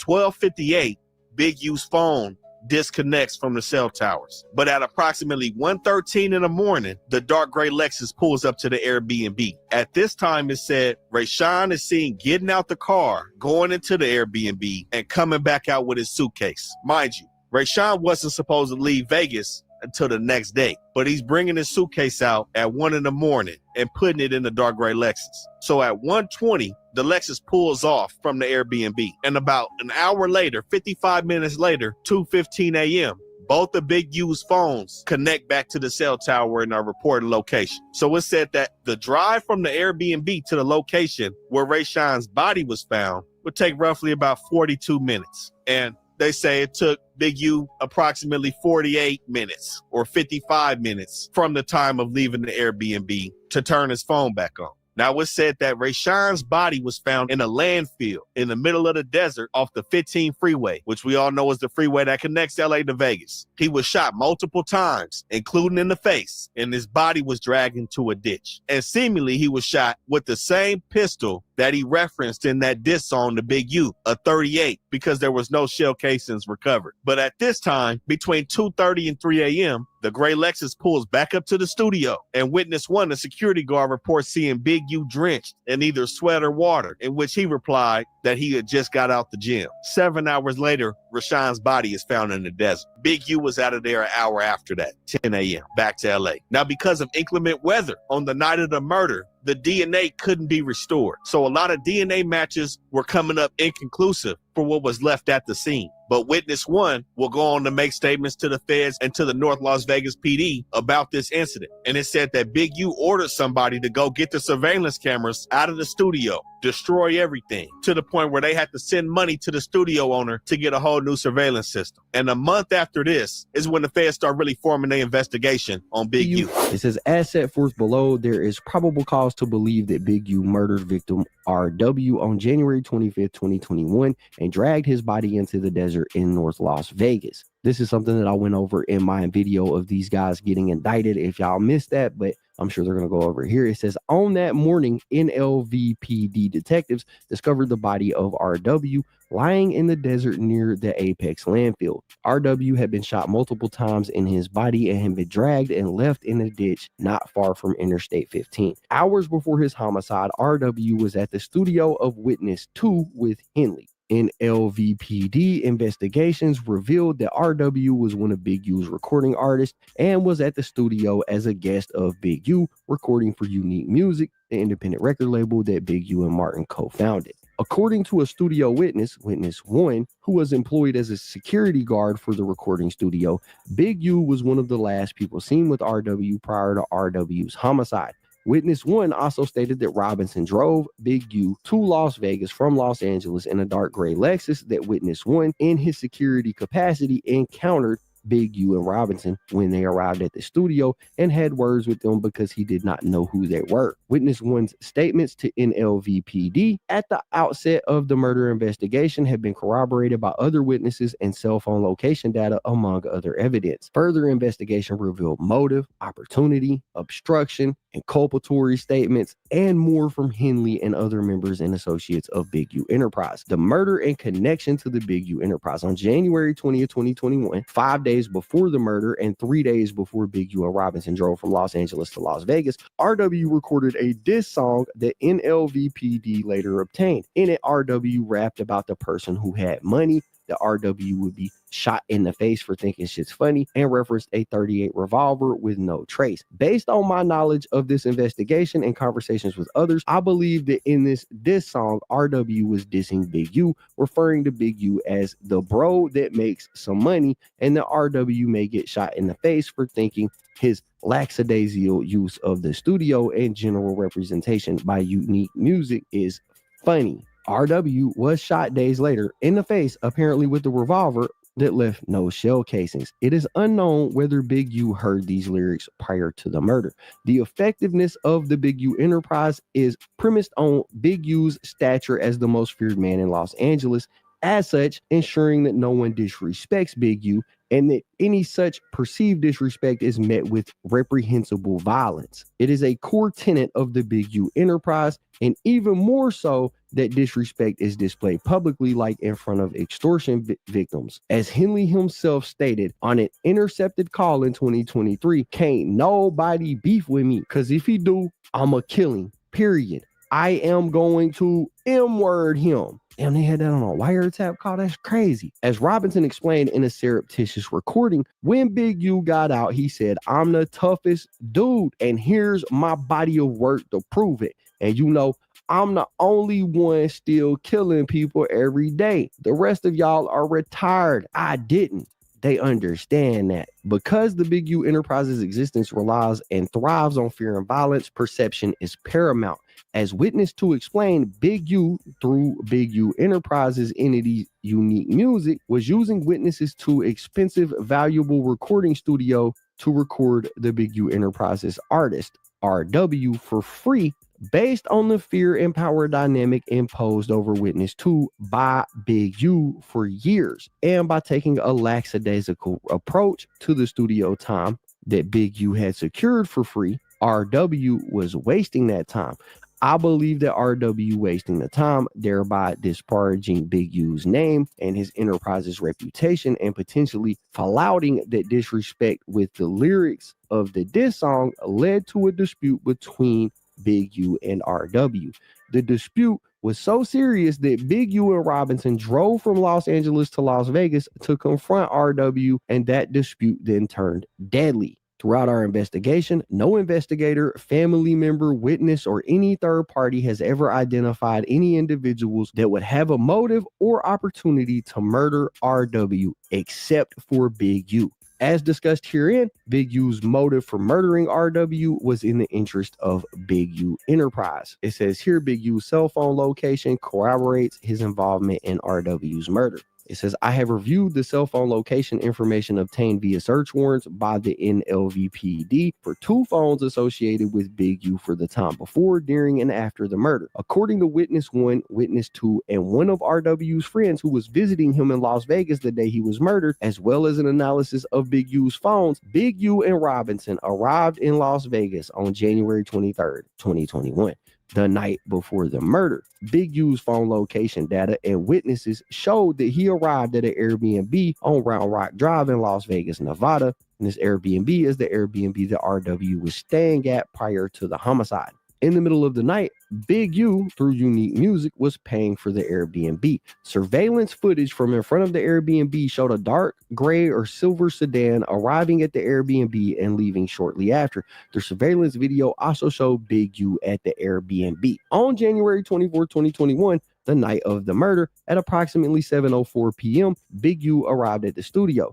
According to witnesses, at approximately 8 p.m. or 9 p.m., RW arrived at the studio and recorded a song from approximately 11 until midnight. On January 25th, 2021, at approximately 12:37 a.m., Big U left the studio and the dark gray Lexus in which he and Robinson had driven to the studio was no longer there. At approximately 12:58 a.m., Big U's phones stopped reporting location data of any kind, with the last data recorded within the vicinity of the studio. At approximately 1:13 a.m., surveillance footage at the Airbnb again revealed a dark gray or silver sedan arriving at the Airbnb.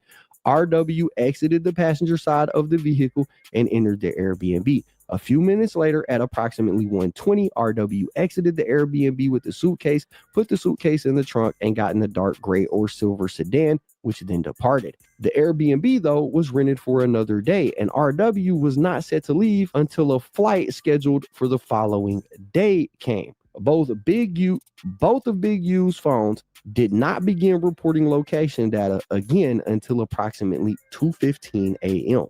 Based on investigator test drives and research, the drive from the studio to the Airbnb would take roughly 17 minutes. After Big U's phones stopped reporting location data when they left the vicinity of the studio, the dark sedan arrived with RW at the Airbnb 15 minutes later, which is consistent with traffic patterns after midnight. The drive from the Airbnb to the location where RW's body was found and then to the location where Big U's phones began reporting data again would take roughly 42 minutes. The time from when RW left the Airbnb to when Henley's phone began reporting again is 48 minutes, the approximate time needed for the drive plus a murder and moving of the body, particularly in the middle of the night without traffic. One of Big U's phones then made a call to Robinson, who Witness 1 reported was still at the studio, which is corroborated by Robinson's phone location data. According to Witness 1, Robinson asked Witness 1 if he had seen Big U, which Witness 1 found odd since Robinson was Big U's driver and bodyguard.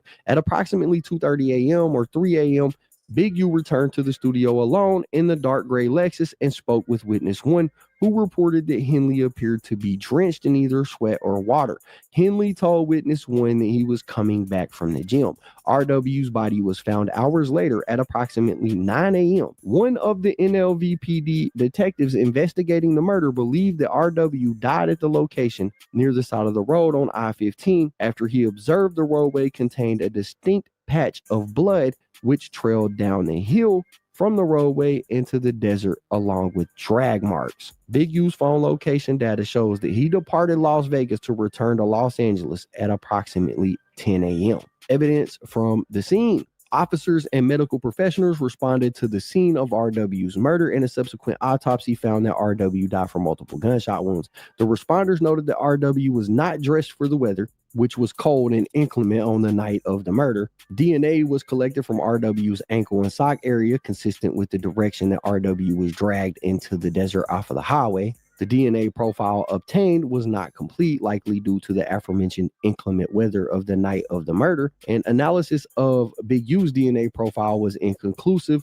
such that he could not be excluded as the contributor to the DNA. Robinson, on the other hand, was excluded as a potential contributor to the DNA found on RW. The next point is Big U arranges for the recording equipment from the studio to be removed and surveillance video to be destroyed. Witness 1 told NLVPD detectives that DS, which is one of Big U's associates, removed video recording equipment from the studio a couple of days after the homicide, including destruction of surveillance video data that would have shown RW and Big U at the studio shortly before RW's murder. Witness 2 told the FBI that Big U ordered Witness 1 and Witness 2 to leave the premises, quote unquote, take a walk, prior to the removal of the video recording equipment. Witness 1 explained that 3 relatively new surveillance and working DVR devices had been removed from the studio and that all security cameras were disabled. Witness number 1 stated that the replacement DVRs were installed, but that they did not work. Witness number 3, who had previously installed the DVR equipment at the recording studio, also spoke with the FBI.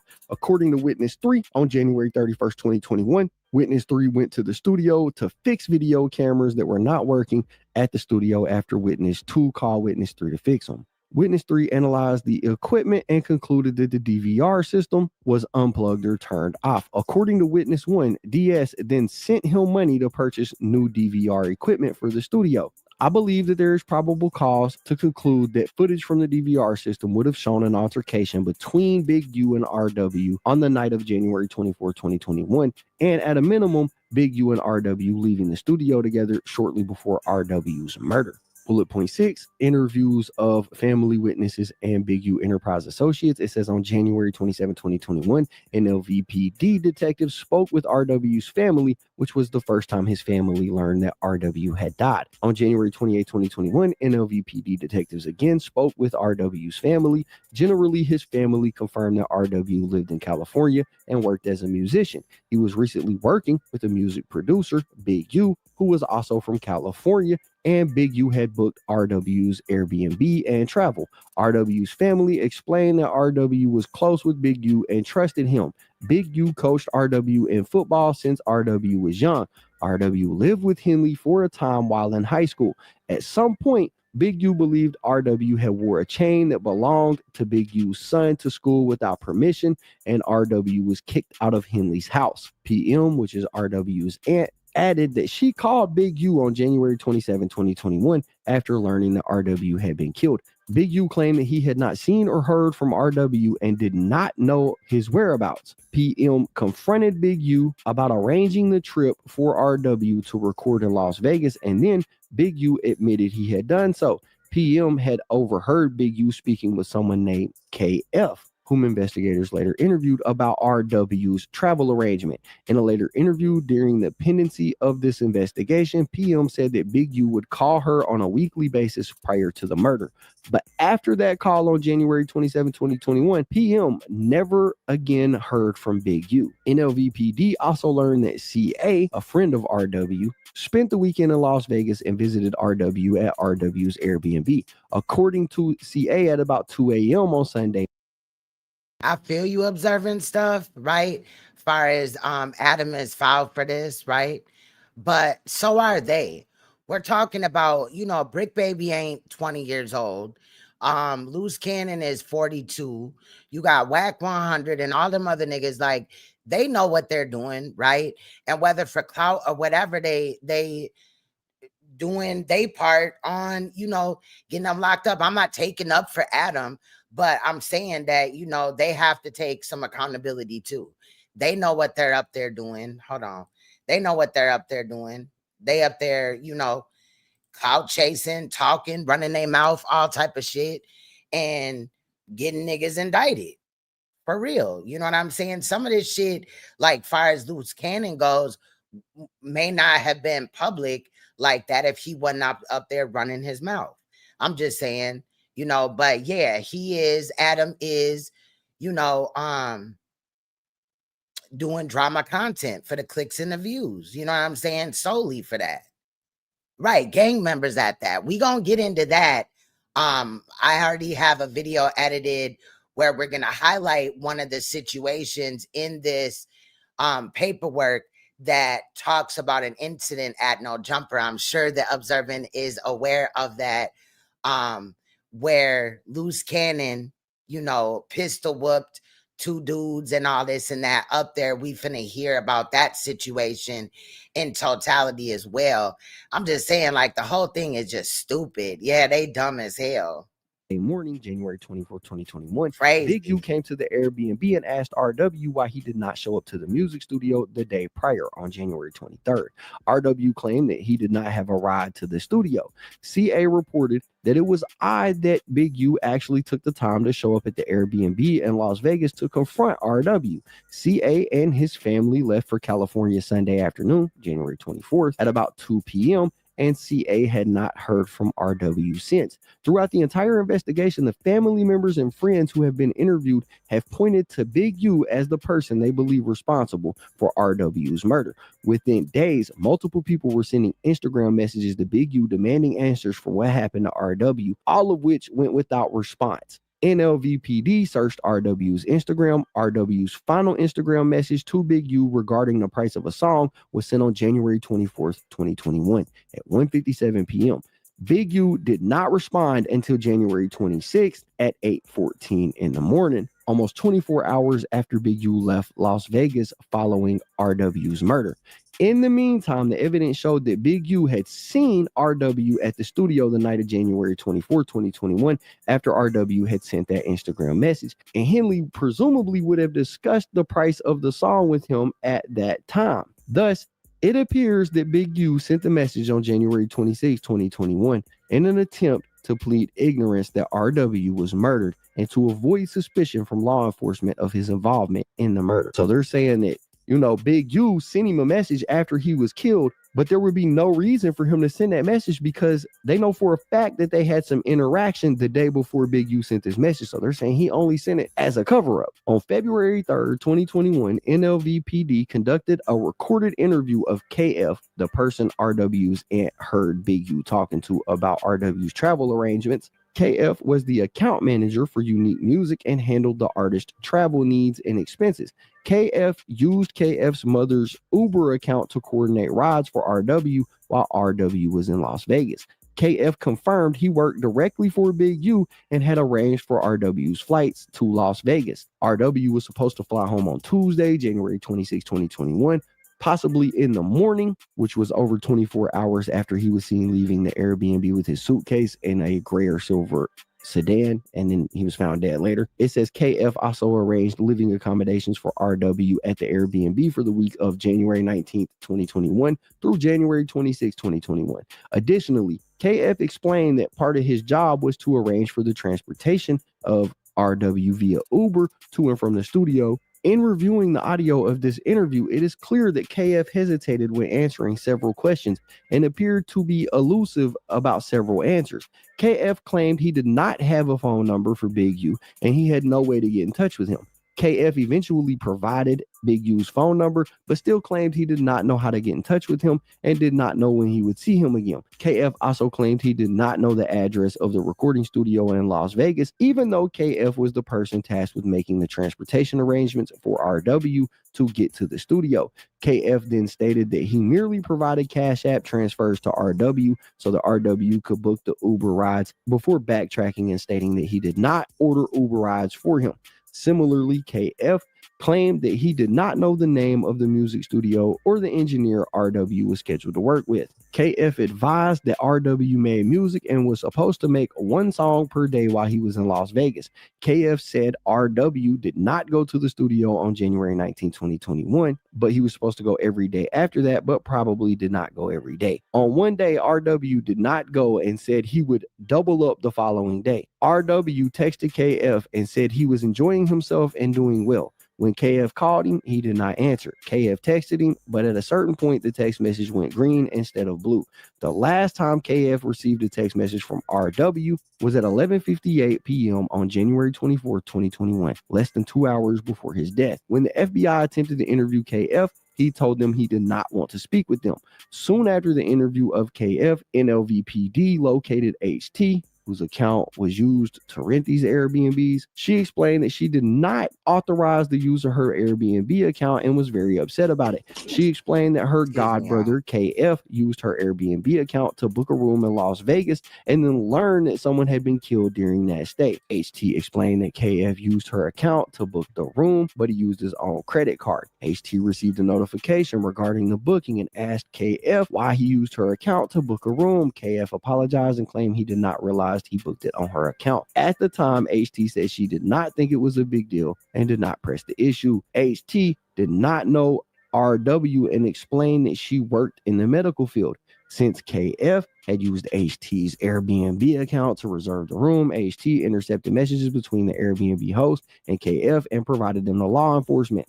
HT saw a message from KF asking if the Airbnb property had video surveillance and confronted KF about the messages because she did not want her account to be associated with any problems. KF told her about RW's murder and said he was trying to figure out what happened.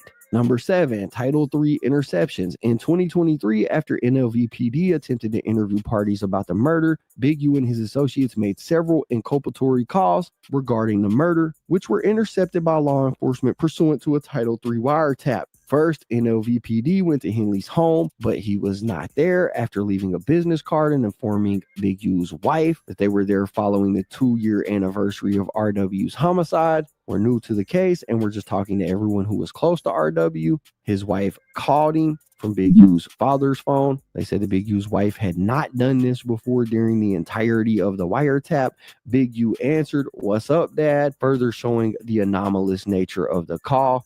His wife then explained that detectives came by their home and were looking for him and talking to other people. Big U asked how many police officers, but was otherwise extremely circumspect. In the hundreds of hours of calls captured that I have listened to, Big U's voice was notably and conspicuously different on this call. It says that Big U's wife lied to police, stating that Big U only lived at his house on 62nd Street, when in actuality, the FBI observed on surveillance and in the months of the cell site location data that Henley was there most nights unless he was traveling. After the phone call with his wife, Big U did not return home for 2 weeks. Again, something he had not done during the entirety of this surveillance or cell site location data received by law enforcement. Moreover, that night, victim 1 paid an extortion fee to Robinson, who was driving Big U's Mercedes.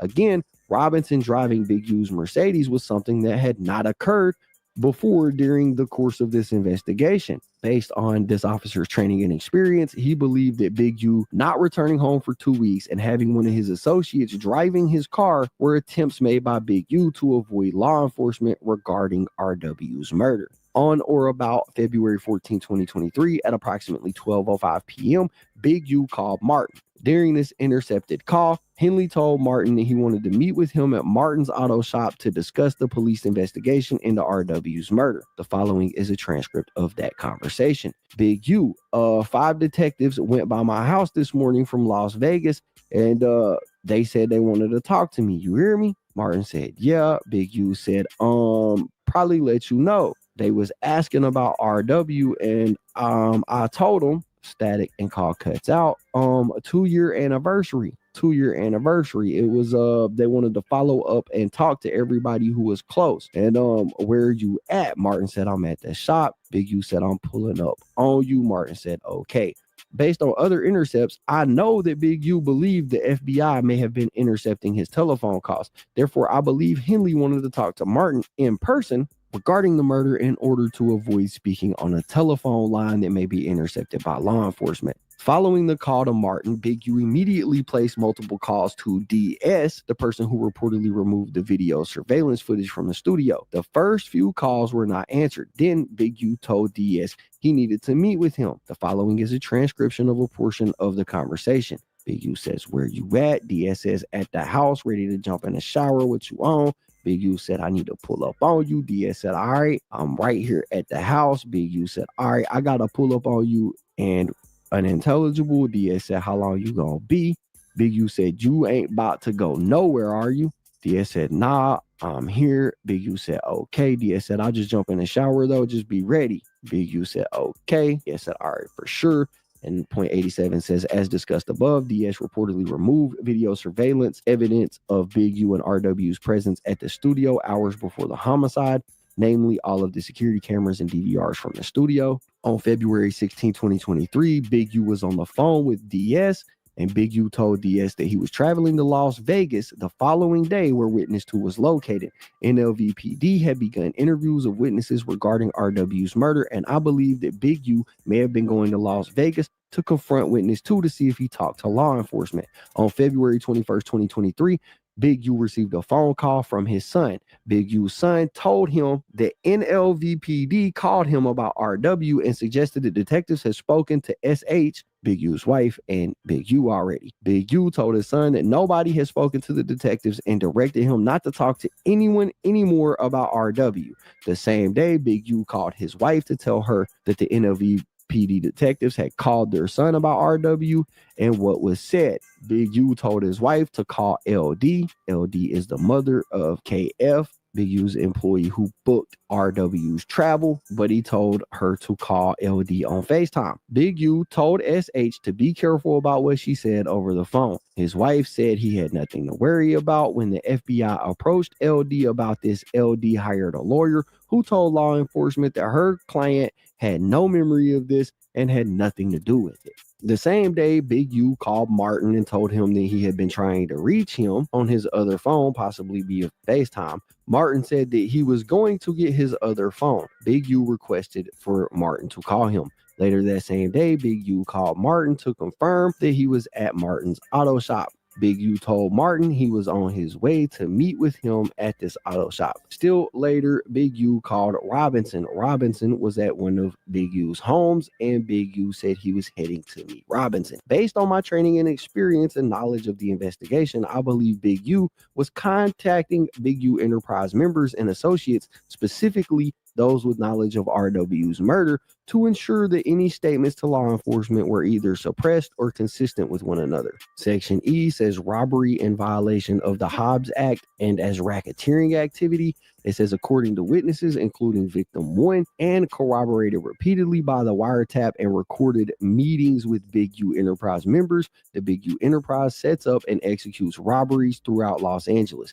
Normally, Big U provides the target and the location while the robbery is committed by the Big U Enterprise members or at the Big U Enterprise's direction using rolling 60s and other associates. The Big U Enterprise, as well as the individuals who personally commit the robberies, will take a cut and then often sell the robbery proceeds or give the robbery proceeds back to a victim as a power grab and to install fear of future robberies or violence. It says one such robbery occurred on July 5th, 2021 at an unlicensed bud dispensary in Los Angeles where victim 1 worked. Leading up to the robbery, the Big U Enterprise had been extorting victim 1 for years, and victim 1 had been paying the Big U Enterprise up to $25,000 per month when victim 1 was at the top of his earning capacity. Shortly before the robbery, however, victim 1 had ceased paying extortion to Big U Enterprise as victim 1 did not believe that it was necessary or that he was receiving any benefit from the payments. And on the day of the robbery, approximately 11 of Big U Enterprise's members and associates, including Robinson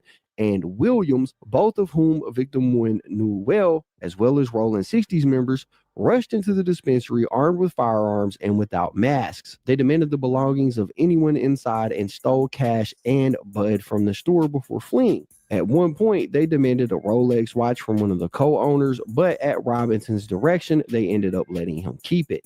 According to victim 1, while still at the dispensary, the robbers put victim 1 on the phone with Big U, who invited victim 1 to Big U's home. According to victim 1, when victim 1 arrived at Big U's Arlington premises, Robinson, Williams, and other robbers were there, as were the proceeds of their robbery. Inside, Big U told victim 1, "That's how you rob yourself." Big U then demanded $10,000 from this victim to ensure other robberies did not occur. Big U also directed victim 1 to identify other businesses or dispensaries that could be similarly robbed and assured victim 1 that the Big U Enterprise would compensate him for identifying any robberies. Big U then provided a portion of the robbery proceeds back to victim 1. Williams, and y'all remember Williams is Luce Cannon, right? Luce Cannon later admitted to this robbery and the aftermath on a podcast. On the No Jumper podcast, after stating that Luce Cannon was Big U's right-hand man, Luce explains, so basically he'll manipulate things. We'll go and do something, and then the same people we do it to show up to the house like 10 minutes later as we trying to count everything, and we be like, how the Luce Cannon then said that Big U would stay. Well, we just gonna give like 40,000 back. Whack 100, who is a rival counterpart of Big U's for the Bloods, was also on the podcast and stated, you know why he wanted to give the dude back 40, right? Because he was going to make the dude give him 20 for getting it back. Luce Cannon then agreed. Of course, he did that to two famous rappers. Luce Cannon then detailed demanding $50,000 from the celebrity rapper RR, or they would kill the celebrity and rapper MM. Luce Cannon then said RR dropped off the $50,000 and Big U stopped answering the phone and they did not share any of the proceeds with him. Now, there was also another event in which Luce Cannon spoke on, and we're going to get to his old telling ass, but he stated that Big U has sent him on a mission to demand 50 racks from a celebrity rapper with the initials RR. Now, that could be Roddy Ricch, could be Rick Ross, I can't say. And he said if that rapper didn't pay, then they would look to kill a rapper with the initials by the name of MM. Now, that could be Meek Mill, so we could be talking about Rick Ross and Meek Mill here. This is just what the documents are alleged. But it was said that RR dropped off the 50 racks and Big U stopped answering Luce Cannon's phone calls and didn't split no money with him. But it's for sure that Big U was out here squeezing people all the way just to operate in the city of LA. Sweetheart, Meek Mills, why are you sitting there lying? Why are you sitting there acting like you wasn't polite about the situation? Why are you acting like you just super tough? Sugar Plum, Meek Mills, stop acting like you were just this super tough. Listen, you got into it. You got caught. You start doing the Twitter fingers on Twitter, telling me I'm coming down to LA and nobody gonna stop me. Big U's like, Big Useless. I'm sorry. My fault, people. Sugar Plum calls me. Like, Kenny, he's doing all this stuff and talking about us and stuff like that. I need you to make a demonstration so I won't look weak in the streets. I said, you know what? I'm not doing it for you. My team needs a bag. So what we do? Walk in the club. Yeah, like 9 of your homies. It was like 30 of us. The security moved to the side. I said, Meek, you know what's this about? You started taking it off and handing it to me. You was polite about it, Sugar Plum. You was polite. Sugar Plum, you was polite. I hear Rose. Hey, look, I got this. You got this artist you pumping. You don't want this to get out. We need 50. He brought 52, Crenshaw, and 48. He brought that money. He brought it fast. And when he brought it, I hit Big Useless and said, we on our way. Gave Meek Mills his stuff back and left. And then I called Big Useless, like, we need 25. You take 25 or whatever. He said, nephew, listen, my house is going into foreclosure. I had no food in the refrigerator. I have bills stacked on bills and stacked on bills. I spent it all. I'm like, it's only been 45 minutes. And then I called Big Useless, like, we need 25. You take 25 or whatever. He said, nephew, listen, my house is going into foreclosure. I have no food in the refrigerator. I have bills stacked on bills and stacked on bills. I spent it all. I'm like, it's only been 45 minutes. And then I called Big Useless, like, we need 25. You take 25 or whatever. He said, nephew, listen, my house is going into foreclosure. I have no food in the refrigerator. I have bills stacked on bills and stacked on bills. I spent it all. I'm like, it's only been 45 minutes. He was like, nephew, I need to do this favor. Why do you think he's not coming out saying that it's true? Sweetie. Yes, they not what they say they are. They not tough. They not like that, people. You see how Meek Mill swing? Listen, if you get busy in the streets, why do you need boxing lessons? You're trying to do it to protect yourself, sweetie. It don't work. Sugar Plum, it don't work. Because once you get hit, you forget everything that you was taught. It gotta be in you. If you was really getting busy in the streets, why do you need boxing lessons?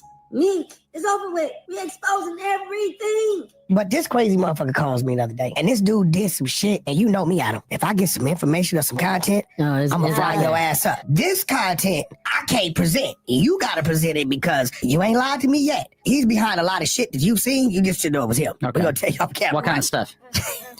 Just some shit. He's behind a lot of shit that you seen on YouTube. You just say no, it was him. So I know he ain't no bullshitter. Man, listen. No, so yeah, you gotta elaborate on this shit. I got to. Well, let me go back where it first started, right? Guy named Big U. It's cool. They used to be brothers, right? But see, people don't understand, like Big U, he got his name for dealing with like niggas like me. So it's not like he actually doing work or putting in work himself or whatever. He just do it and then put his name on. But what kind of shit are you saying that Big U does that he then stamps but doesn't actually do? You're talking about like street shit? Yeah, like street shit. So basically, say if I go do something in the hood, right, and he knows about it, he'll tell everybody in the hood. Like it's him. So like it's him, but then they be calling me. It was like, cuz you just did this, and I'm like, cuz that's like some police shit, because why would you be telling, if me and you is the only person that know what we did, it shouldn't even go between. Are you woke, Luce? Of course. Are you woke now? Yeah. You know why he's putting it out there, right? Of course. He got to get that credit from that some street contract. Of course. I realized, like, damn, it's 2023 and you got a BlackBerry. Like they didn't even. How long have I been asking you about that BlackBerry? Since 2015.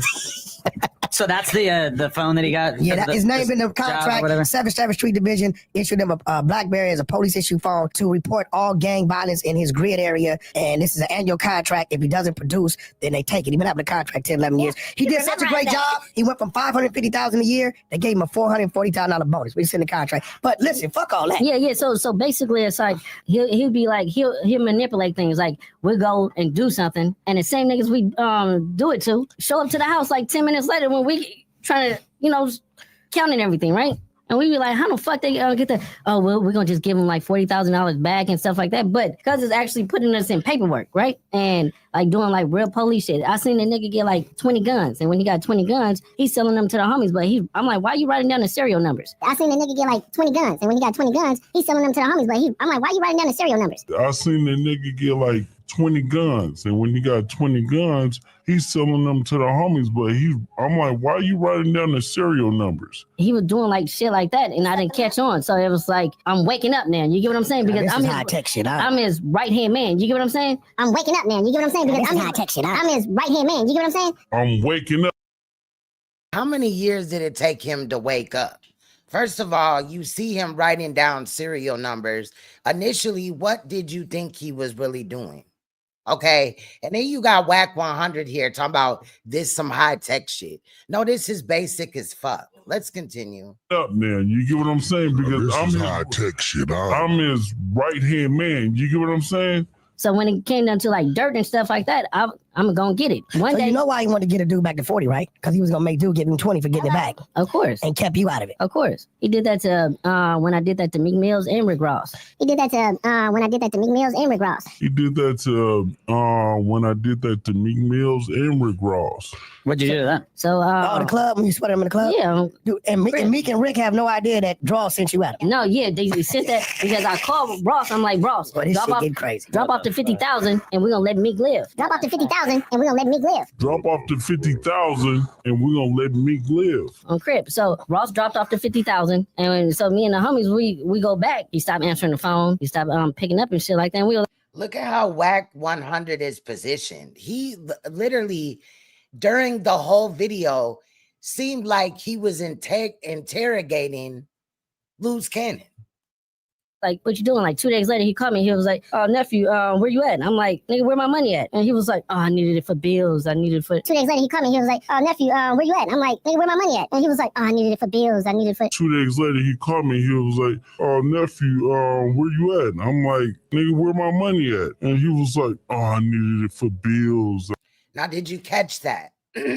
He said 2 days later, I called him and said where my money at. But earlier he said 45 minutes later, he called him and said where his money at. So like, and then dude told him, Big U told him, oh, I spent it on, my house and all this and that. But what was it? 45 minutes ago or 2 days ago? After or whatever. I needed for it. He brought that money. He brought it fast. And when he brought it, I hit Big Useless and said, we on our way. Gave Meek Mills his stuff back and left. And then I called Big Useless, like, we need 25. You take 25 or whatever. He said, nephew, listen, my house is going into foreclosure. I had no food in the refrigerator. I have bills stacked on bills and stacked on bills. I spent it all. I'm like, it's only been 45 minutes. He was like, nephew, I need to do this favor. And then I called Big Useless, like, we need 25. You take 25 or whatever. He said, nephew, listen, my house is going into foreclosure. I have no food in the refrigerator. I have bills stacked on bills and stacked on bills. I spent it all. I'm like, it's only been 45 minutes. He was like, nephew, I need to do this favor. And then I called Big Useless, like, we need 25. You take 25 or whatever. He said, nephew, listen, my house is going into foreclosure. I have no food in the refrigerator. I have bills stacked on bills and stacked on bills. I spent it all. I'm like, it's only been 45 minutes. He was like, nephew, I need to do this favor. 2 days later, he called me. He was like, oh, nephew, where you at? And I'm like, nigga, where my money at? And he was like, oh, I needed it for bills. I'm like, what? Like, cuz that's some weird shit. And then he stopped answering the phone because I'm trying to pull up on him. Like, bro, you got to come and see me. So, Big Uterus, you forgot and you stopped putting money on Eric Holden's books for over a year. What? You didn't think that we would find out?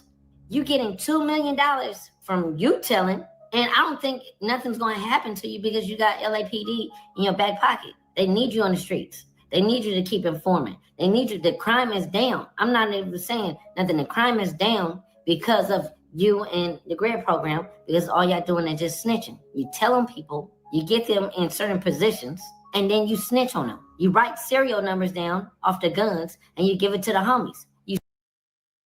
Again, another time where he states that this whole thing with the guns, right? But he self-snitched on himself on several occasions. Let's continue. Snitching on him. You telling. Everything that you do, you telling. And you acting like people is not supposed to say anything to you. People supposed to be thinking, you, like, what have you ever done? Sugar plum. You haven't did anything, sweetheart. All you do is just ride off of something and take people's credit. You even got Cowgirl, Douglas, Mr., you know, like the touch on kids, right?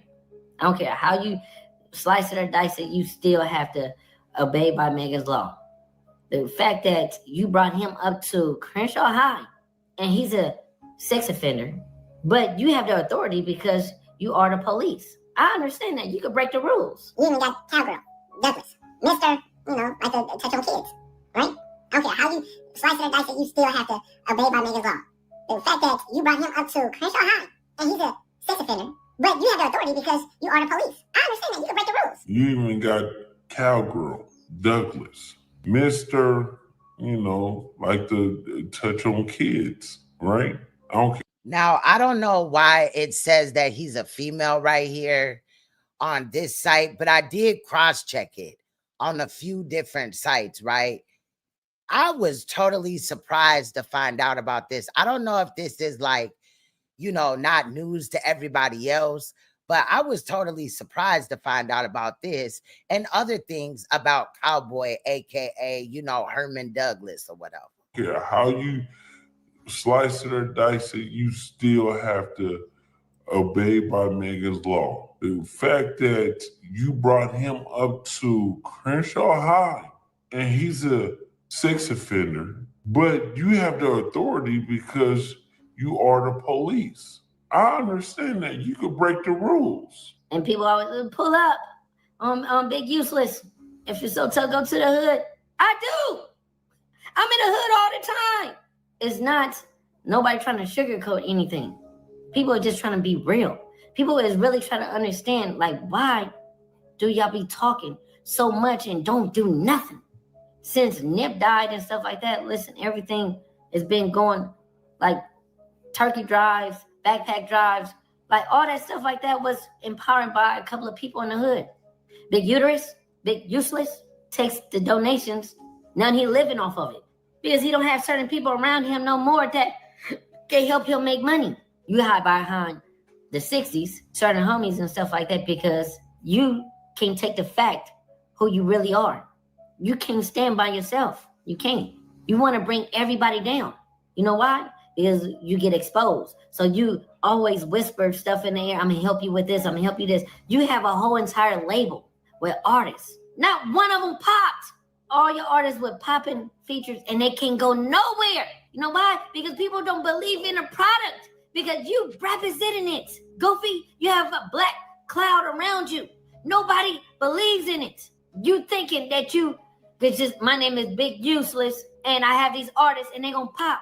You just do it because now you can get behind these artists, say you have artists and stuff like that, then you use them. Then you really get behind them and be like, can you send donations? Can you do this? Can you do that? Can you come to my event? They thinking they coming to a charity event or a free event or a free concert and you really selling tickets, but you wanted to benefit off that. So I was like, maybe it was the bad luck, but I started thinking when I separated myself, and I'm like, dang, you was really taking advantage of a lot of people. A lot of people thought that they could trust you, confide in you, tell you certain things, but they not noticing and notice that you a scumbag, a liar. You setting them up for failure. You make up lies. You lie about everything. It's sad. It says, according to further No Jumper and Vlad TV segments, Big U then served a cease and desist order on No Jumper, and this podcast episode was removed from the platform, although a recording of the episode remained available elsewhere online. Vlad TV been saying, I've never been named in any court cases for the longest time. Well, that all changes today, bro. It says Luce Cannon's recounting of this robbery occurred years after the robbery of Victim 1's dispensary and years after Victim 1 had already recounted and documented the robbery for the FBI. Point 2. Luce Cannon continues to commit and discuss robberies and other violent acts. Lately, Luce Cannon has claimed in multiple interviews that he is no longer affiliated with Big U, whom he now refers to as Big Useless or Big Uterus. However, Luce Cannon continues to discuss former Big U enterprise business to discuss and threaten violent assaults and robberies and to actually commit the same. For example, on January 3rd, 2025, outside of the No Jumper podcast filming location in Los Angeles, Luce Cannon struck a victim in the head multiple times with a firearm and pointed the firearm at the back of his head, while 2 other suspects removed valuables from the victim, including jewelry, cash, and a cell phone in excess of $5,000. This is something that went viral literally just a couple of weeks ago. The victim lost consciousness during the incident, which was captured on video and posted to social media, apparently to stoke fear and boast of Luce Cannon's penchant for violence. After the incident, Luce Cannon posted a 7-minute video on his YouTube channel discussing the beating, stating that he used to be Big Useless's enforcer and that he loves to fight, and that the incident could have went a lot worse. Luce Cannon's post also played a portion of the assault.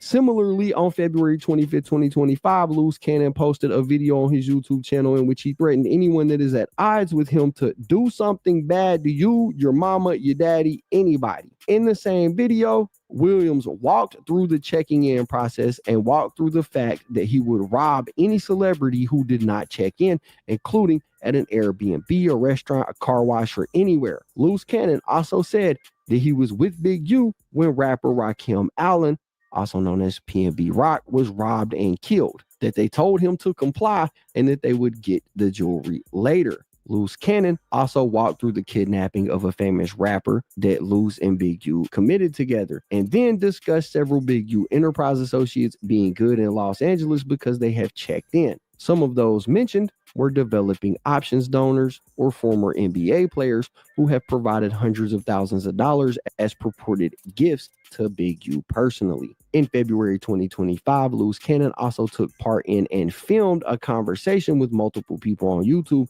in which Williams told another participant that you will lose your life, and then when Luce Cannon found him, that Luce was going to do something bad to him.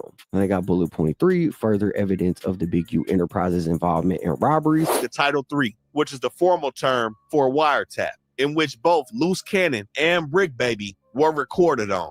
As this, this saga continues, gang, I think these dudes don't realize that the feds is allowing these dudes this type of freedom, right? Let me just tell y'all this, gang.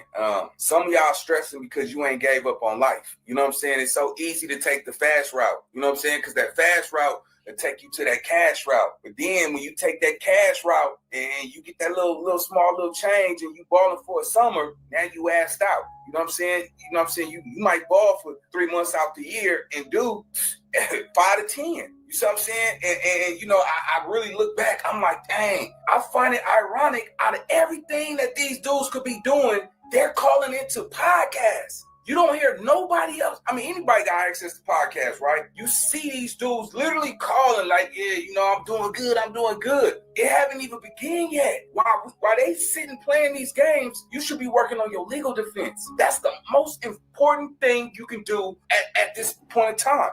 Make sure that your lawyers got their ducks in a row. Make sure that your mama's straight. Hey, come on, man. Just parlaying. You know what I'm saying? Nigga, like, man, I'm about to parlay. Hey man, free me. They got Luce right now. He's in Nevada, federal in custody, right? And they saying that I don't know, somebody just mentioned like he eating good, his PlayStations, and he balling in there. He been PS5, which I don't know to be exact, but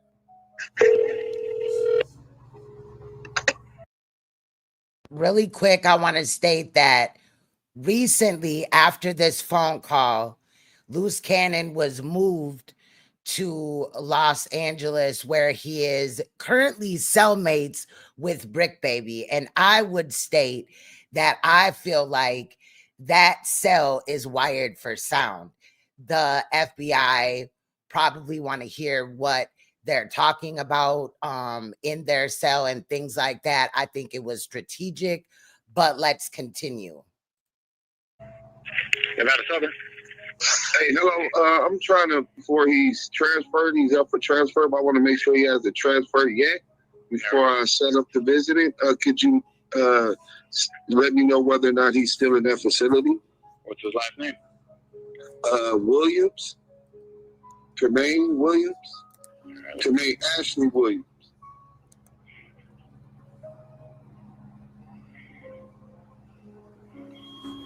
Yep, he is still here.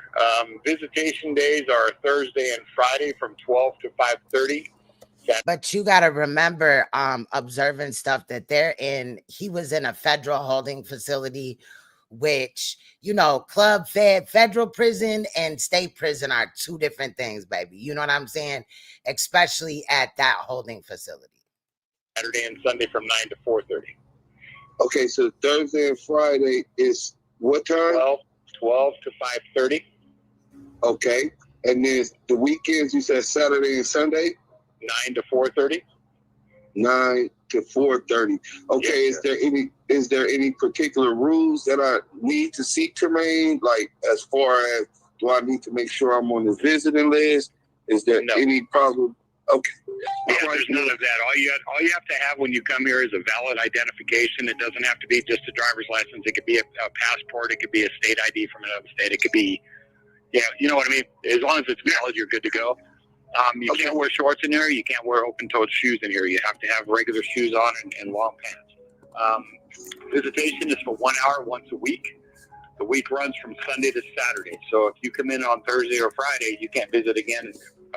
Or Thursday or Friday or Saturday, you can't visit again until Sunday.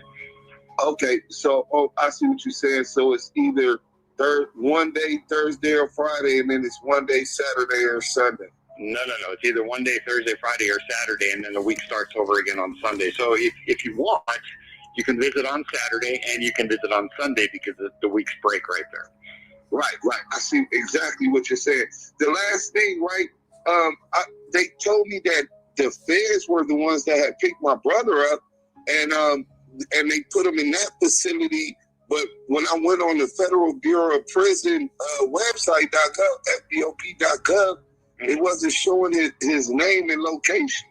Yeah, it's not going to because he's in U.S. Marshal's custody. So he's in transit. This is a transit facility. So basically, he's not staying here. He's just traveling through here. And while he's in U.S. Marshal's custody, you're not going to be able to find him. Wait, this is the place I seen on YouTube they were talking about. It was a federal transit facility. They had like the PlayStations and it's like Club Fed type place. Yeah, Club Fed, exactly. But yeah, we're considered what the U.S. Marshals call the Western hub of the United States. So basically, anybody that's moving on the West Coast of the United States comes through us, but nobody stays here. Right. No one's permanently housed there. The feds is literally watching. So I'm gonna play this. This dude right here, he has his own podcast, but he used to work for the FBI. He has his own podcast, but he used to work for FBI.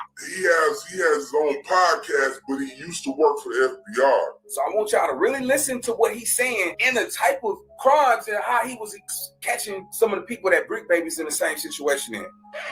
So anytime criminal activity occurs, guys, whether it's a hit, a drug trafficking transaction, a gun deal, whatever it may be, what you do is, so I'll tell you. Now, observing stuff. I know you know about Fresh and Fit. Did you know that Myron was the feds before? Like, that's crazy. Guys, this is from my experience. When I used to be an agent, I used to do a lot of controlled drug purchases, okay? We'd have an undercover, go meet with the bad guy. We'd go ahead and buy some drugs. We'd buy some weapons. We'd buy AR-15s. We'd buy fucking AK-47s, all that shit, right? After every time we did a drug deal, okay, there would be two things that we did, or some kind of illegal transaction with the criminals. We would, number one, follow them, do surveillance on them, right? See where they go, right? Because typically after you do a drug deal or a money deal, whatever it may be, they're going to go ahead and meet their supplier and pay them off whatever they owe them, and then obviously keep the profit and then keep it pushing. Or, and then also what I would do is I would subpoena the phone records, okay? Now, subpoena, guys, is what you serve to the phone companies to go ahead and get the toll records. You don't need a search warrant to get phone records, okay? You do need a search warrant, though, to get location records, which I'm going to talk about that here in a second. This is how they tie the knot and catch everybody. So now we know that they have a surveillance 9 out of 10. If they got you on a wiretap, they got the surveillance. They're watching. Then they go ahead and get they pull your phone records and see where those calls were being made to. And then they start following that person. I don't even think Bricc Baby even know what he in for. Let's go. Subpoena. And then what I would do is, once I get the records back from the phone company, I'll look on the day that we did the transaction, and I'll look at all the phone calls before the transaction and all the phone calls after. And I will go ahead and subpoena. So let's say they call a certain number several times after the transaction and before the transaction. I know, and obviously my undercover agent or my informant, I get their number out of there because I know that he's contacting them to facilitate the deal. But all the numbers that are also contacted during that period of time, I'm going to go ahead and subpoena those numbers. When I subpoena those numbers, I'm going to find out who owns those numbers, and I'm going to be able to identify the other individual involved in the conspiracy. And 9 times out of 10, that other person that the target was speaking to on the phone during that time period when we were doing these illegal transactions was a source of supply or another criminal involved in a conspiracy. Okay, guys? So that's how you go ahead and build your case and build the spider web out to figure out who's who. Now, it gets even more interesting. Then, once you figure out who the hell that guy is, now you've established that that guy's a criminal too. You do a background check on him, etc. Okay, this guy's a drug trafficker, blah, blah, blah. I know who the source of supply is. That's how you start to get evidence, and then you do what? A wiretap, and you start listening to phones. Now that I know that he's talking to this guy, and he's doing these criminal activities, what can I do? I can write a wiretap affidavit, right? Or a Title III affidavit, right? In support of a wiretap to listen to his phone. And now I know real time that, he talks to this guy, he talks to that guy, these guys are criminals. I need to wiretap this phone. I bring it to a judge. I get assigned. Now I'm listening to the conversations, and I'm able to actually hear what's going on. And this is how the feds and the government in general go ahead and get wiretaps going. So you see that? So he was breaking it down from murders and guns and all these guns that's illegal in the state of California. So not too long after this homicide took place in Vegas, Big U is back doing the regular situation in LA, shaking businesses down. And Luce Cannon is said to be one of the quote-unquote enforcers of his shakedown crew. And there was one particular spot that Luce Cannon implied that he had dealings with in a weed dispensary in LA. Now, the owner of the dispensary was charged tax every month by Big U and Big U Enterprises to the tune of some months $25,000 a month if business was booming. But that, of course, that number was fluctuating. But at some point, the owner of this weed dispensary, who is a cooperating witness, of course, decided to stop paying because he didn't see the benefit of being taxed and shook down. So Big U sends Luce Cannon and some other dudes to rob him and put that pressure on him to make sure he's paying. And at this point, once Luce and all these dudes brought the work back to Big U, he also called the owner of the weed dispensary to come to the house as well, in which he gave him his items back, but put his tax on it to make sure he was getting his money. Now, the feds allege that Luce Cannon did nothing but corroborate the witness stories by telling all of this information on No Jumper, where they said Williams admitted to the robbery and the aftermath on the podcast. He also stated that he was Big U's right-hand man and started to implicate himself and Big U in certain crimes on these podcasts, which made Big U send that cease and desist to No Jumper and Vlad TV. The fans was watching. They seen Luce Cannon refer to Big U as Big Useless or Big Uterus. And they also have the January 3rd incident that happened this year when Luce Cannon struck somebody in the head and knocked him out with a pistol and proceeded to remove valuables from him, the jewelry, cash, cell phone, and added up everything to being over $5,000. Now, we will be talking about that in part 3. So just because, like I said, I got 3 videos edited. This is the first one.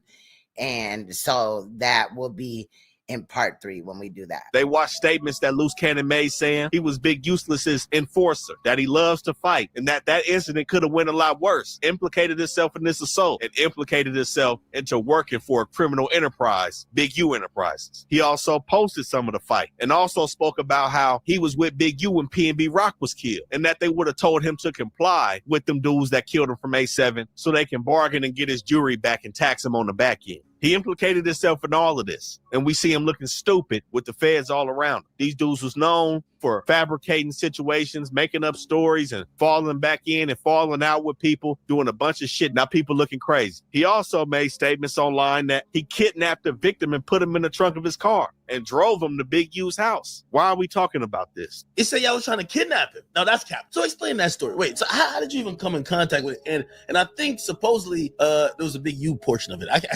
Yeah. So basically, security is LA niggas. Y'all noticed we from that. Rolling 60s. So nigga, if you gonna protect somebody or whatever, you gonna pick that issue. You just getting paid $500 a day just to make sure he good, but nigga, you gonna lose your life. This is what ended up Luce Cannon on the indictment. Now it seemed that he didn't even need a wiretap. He'd do it for the camera. Bricc Baby, on the other hand, they initiated that Title III, man, and he was on there talking about a robbery. November 11th, 2022, it said that Big U coordinated with Zaire Mitchell, aka Bricc Baby, on how much Zaire would give Big U out of his proceeds from a robbery that he committed. So he was shaking Bricc Baby down, all that popping it. But this is why he was still allowed to participate in hood activities and claim the hood, bang the hood, do all this. He getting shaken down by the OG. So all them dudes, Don Bonelli, everybody that was calling him out, come to the hood, that shit didn't matter because he was paying his dues. But it was said that Bricc Baby robbed somebody and Big U was counting out the money and said it was only 2-3 racks. Bricc said it was supposed to be between 5 and 7. But this little situation right here got him wrapped up in a federal indictment on the wiretap, furthering the criminal enterprise, is what they saying. Instead of buys, they had controlled extortion payments. So the people that Big U was shaking down, the FBI was giving them money to make sure it gets into Big U's hands as a documented payment for his extortion methods. November 19, 2021. Again, not even a year after that murder, the FBI provided $500 in cash for the meeting, and victim one paid that money to Henley. January 20th, 2022, the FBI provided $1,000 in cash that victim one paid to Robinson for Henley. February 17, 2022, the FBI provided another $1,000 in cash that victim one paid to Robinson on camera for Henley. In one of the meetings, victim one paid Henley out of his own money, but it was documented and given to the feds on camera. And in this instance, Henley said they bumped it down to $1,500. They was taxing him a little bit more at that time in July of 2022. But there was numerous controlled extortion payments. And there was also an incident where he extorted some club promoters in Deja Vu, where at his birthday, he said that he wanted to have some entertainment. T.I. and Wiz Khalifa was supposed to pull up. He said he wanted 33% of what the bar made for the night. So after that, he calls one of the promoters and basically is like, look, y'all put my face on this flyer. It's all over the city. My wife is tripping. I need 30 racks. Club promoter like, man, maybe 20 because 30 is the pot. So I'll give you 20. I'll take 10. Big U said, no, 30. Wiz Khalifa, T.I. didn't end up pulling up. Some witnesses seen him shake the club promoter in the back for that 30 racks. And on top of that, he still asked for the 33% of the bar. And of course, these demands were followed by threats. He said he'll tear the whole shit. Hold on really quick. I don't know why it didn't go on me. Okay. All right. It's acting crazy again. Hold on a second. This shit is crazy. So there's all this shit going on, right? And we are 1 hour and 57 minutes through this edit. Now, I know there's a lot of paperwork and stuff. I could have clipped some of it out because some of the people that gave commentary, like the clip that we're looking at now, they kind of just gave an overview of it. But I wanted this to be a thorough dive into the paperwork. All right, we good now. All right, let's go. If the demands aren't met, he said it had 5,000 6-0s in the club to tear it down. Bring me my money. So he was doing a lot of strong arming in the city. I got bullet point 3, further evidence of the Big U Enterprises involvement in robberies. It says throughout this investigation, the FBI obtained many recordings of Big U Enterprise members and associates discussing robberies that they were committing or planning to commit. For example, on August 6, 2021, on a recorded call, Robinson told victim 1 Trying to lick somebody, that ain't even hard. All this shit is just, this ain't working, man. I'm like, I'm in the wrong business, homie. In my training and experience and investigation into this case, lick is consistently used as slang for robbery. Similarly, on June 22nd, 2022, on another recorded call, Robinson told victim 1 that Big U had been asking Robinson if they needed to do a takeover, which I know based on my training and experience and participation in this investigation to mean takeover robbery of victim 1 at his bud dispensary again because victim 1 had not paid his extortion payments. Then on July 9, 2022, Big U told victim 1, we gonna rob someone. You with the bullshit? On July 31st, 2022, Big U told victim 1 that he needed $30,000 to pay his developing option staff and was considering a robbery and increased extortions to obtain the funds. Big U was also intercepted on a telephone call telling an auto shop owner that he knew how much he had paid the shop owner because the payment was proceeds from a robbery. In other Title III wiretap interceptions, I also heard Henley planning a robbery of an individual that had stolen equipment from a celebrity rapper using an Apple AirTag that was purportedly with the equipment. Big U, Martin, and others obtained firearms and began to stage the robbery to get back the equipment. However, when they arrived, the police also arrived, having been called by the celebrity rapper. I witnessed the staging of the robbery on surveillance before it was called off. On November 11, 2022, on another intercepted call, Mitchell, discussed above, and Big U coordinated how Mitchell would give Henley the proceeds from a robbery that Mitchell committed. Big U and Mitchell were talking about how much money should go to Big U. Then in multiple other intercepted calls and text messages, Big U talked with Blanton and Robinson to help Big U collect from Mitchell's associate. Talking about Mitchell, Blanton said they robbed a dude for some shit. They made a dude call his plug and then they booked him. Talking about a further splitting the proceeds, Big U told Blanton, I'm going to grab half of that, whatever he got. I'm going to give it to Vay, and Vay can bring the rest of you. On a subsequent call, I heard Big U counting out money and saying that it ain't nothing but 2-3 racks. Blanton responded, Bricc Baby said it was supposed to be between 5 to 7, man. Gotta make that call out to Bricc. So there's multiple different indictments that went along with this situation. And this is why Bricc Baby, who was mentioned on the wiretap in Big U's indictment, wasn't named as a defendant in that indictment because the feds had bigger plans for him and one of his homies. And in Big U's indictment on the wiretaps, Bricc Baby was caught talking about a robbery and paying money to Big U. But a situation that we heard before that WAC 100 had brought up was a situation where Bricc Baby had caught a federal case with some firearms. It's one thing to have a possession of a firearm. AKs are illegal in the state of California. They're not DA rejecting that. But what I'm telling you is it was never picked up by the state. The feds are holding it. He knew it.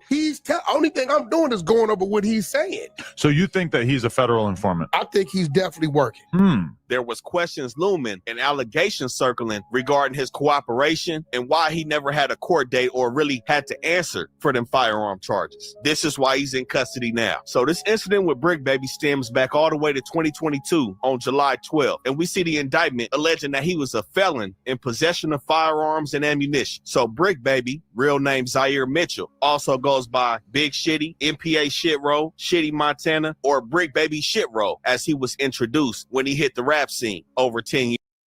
Now, those are some hell of a names, bro. Years ago. But the indictment is alleging that on July 12, 2022, he was in possession of a 9mm Luger. And it's alleged that he was shooting a gun in a business parking lot somewhere in LA County. Now, federal investigators allege that this affected interstate and foreign commerce. So to break down how they tie that together, when you're a felon in possession of a weapon, we already know the feds are getting involved. The reason being is because they use the manufacturing location of that weapon against you. So say in this case, Bricc Baby is in LA County in possession of a weapon. Strike one is being a felon in possession of a weapon. But if that gun is manufactured and or purchased in a different state, they're basically going to charge you with moving that gun over state lines, therefore affecting interstate commerce or foreign commerce if the weapon was produced in another country. Like I said, the feds are playing a different game. This is how we see somebody that's already a felon go down for a gun case, go to state prison, and on the back end of his state prison sentence,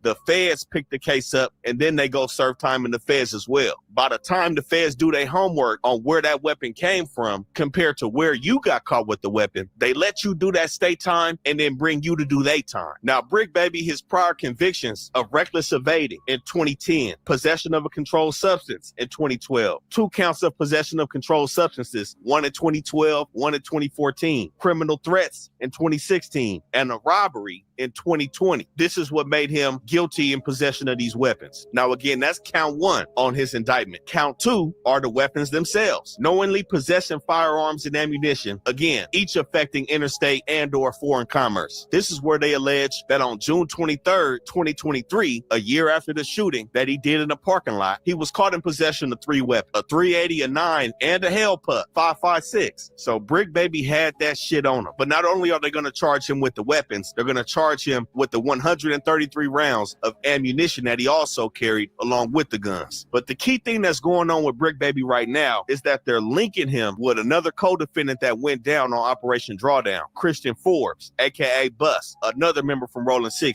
So the reason that Bricc Baby and Bus are merging together is because the feds allege that the cases rise out of the same conspiracy, common scheme, transaction, or series of transactions and events. And they stated that both cases charge firearm offenses arising from the same investigation into the neighborhood Rolling 60s, which both of these defendants are from. And it said that both indictments rely on evidence that ultimately led to a Title III wiretap in a separate case on several Rolling 60 telephones, including Zaire Mitchell.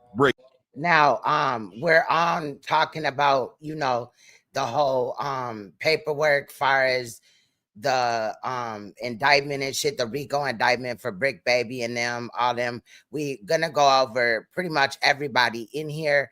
But like I said earlier, more information recently came out about Bricc Baby and they break it down in more details. Yesterday, he tried to go to court for a bail hearing. The feds put out more paperwork on why he should not get out on bail or whatever. We gonna take a look at that after we get done with these edits that are already edited.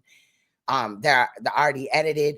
I need to finish the edit on Bricc Baby and stuff like that. So observing stuff, if you're still here, if you wanted to send me anything on Bricc Baby or anything like that, you already know how to get a hold of me, bro.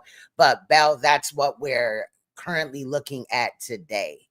If you didn't know, I had recently edited 3 edits for live streams. This is just part 1. We'll probably be back on Saturday for part 2, and part 3 will be Sunday or Monday. So I'll let you guys know.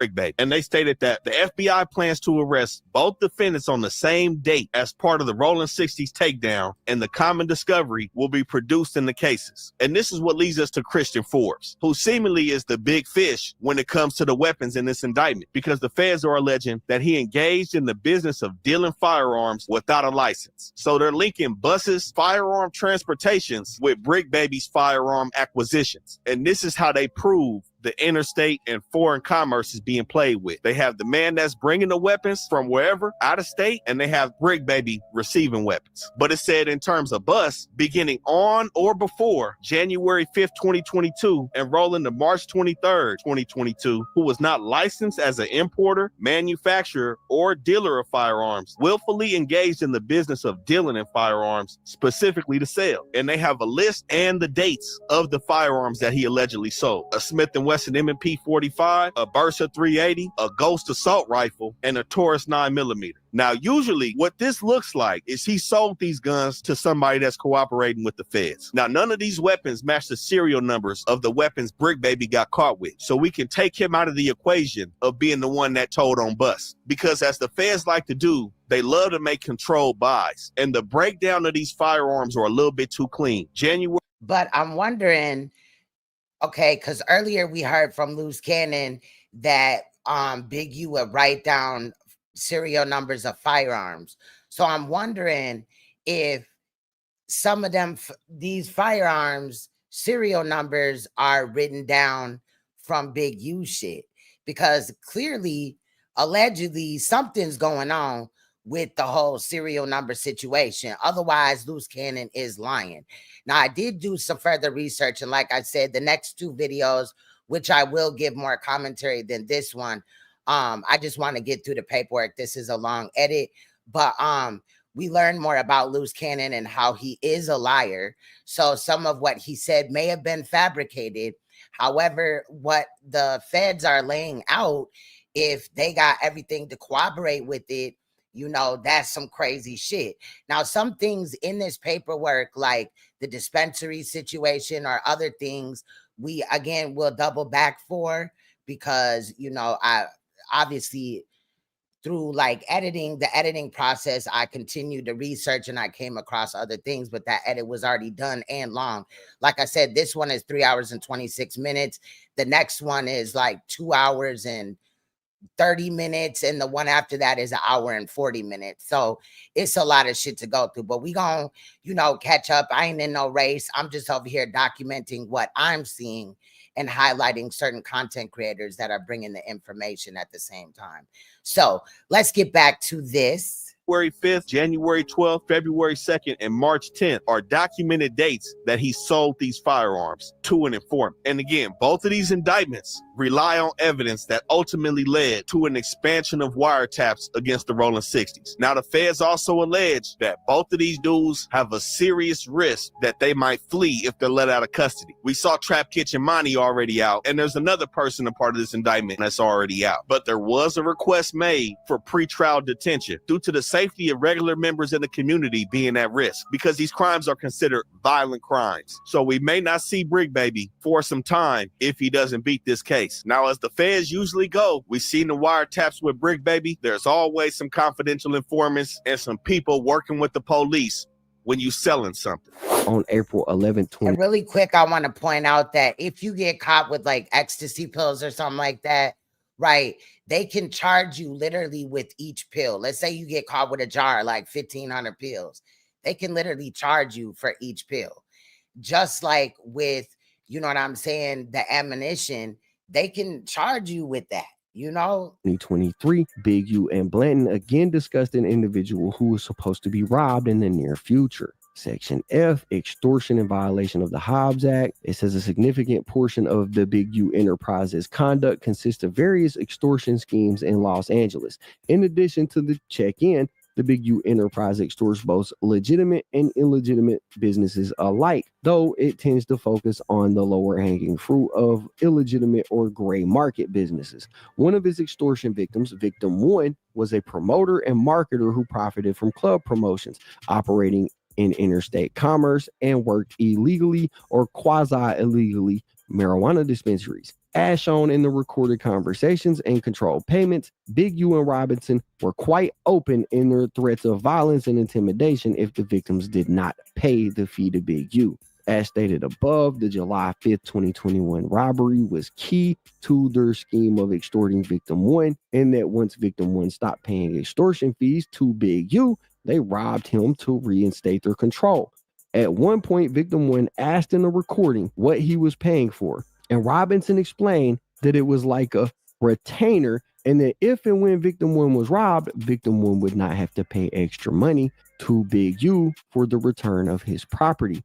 Of course, as discussed above, it was Big U Enterprise members and associates who were the ones who had robbed Victim 1, and they did charge Victim 1 for giving his things back by not returning the entirety of his property that they themselves stole and demanding more money and targets to rob. The evidence supporting the Big U Enterprises extortion activities include consensual recordings made by Victim 1 of phone calls, meetings, and controlled extortion payments. 2, statements describing being a victim of the extortion scheme from Victim 1. 3, Title III wiretap calls discussing extortion and payment. And 4, threats made to other individuals on Title III wiretap calls showing the modus operandi of the Big U Enterprises extortion racket. Examples of some of the extortion-related recordings obtained during this investigation include: there's hours of wiretaps of communications between all the defendants in this case. And since the inception of this investigation, more than 50 people have been physically interviewed by the folks and agreed to voluntarily provide information in regards to different situations surrounding Big U. So this takes us forward a little bit to 2022, where the FBI interviewed a cooperating witness labeled a CW1. He's the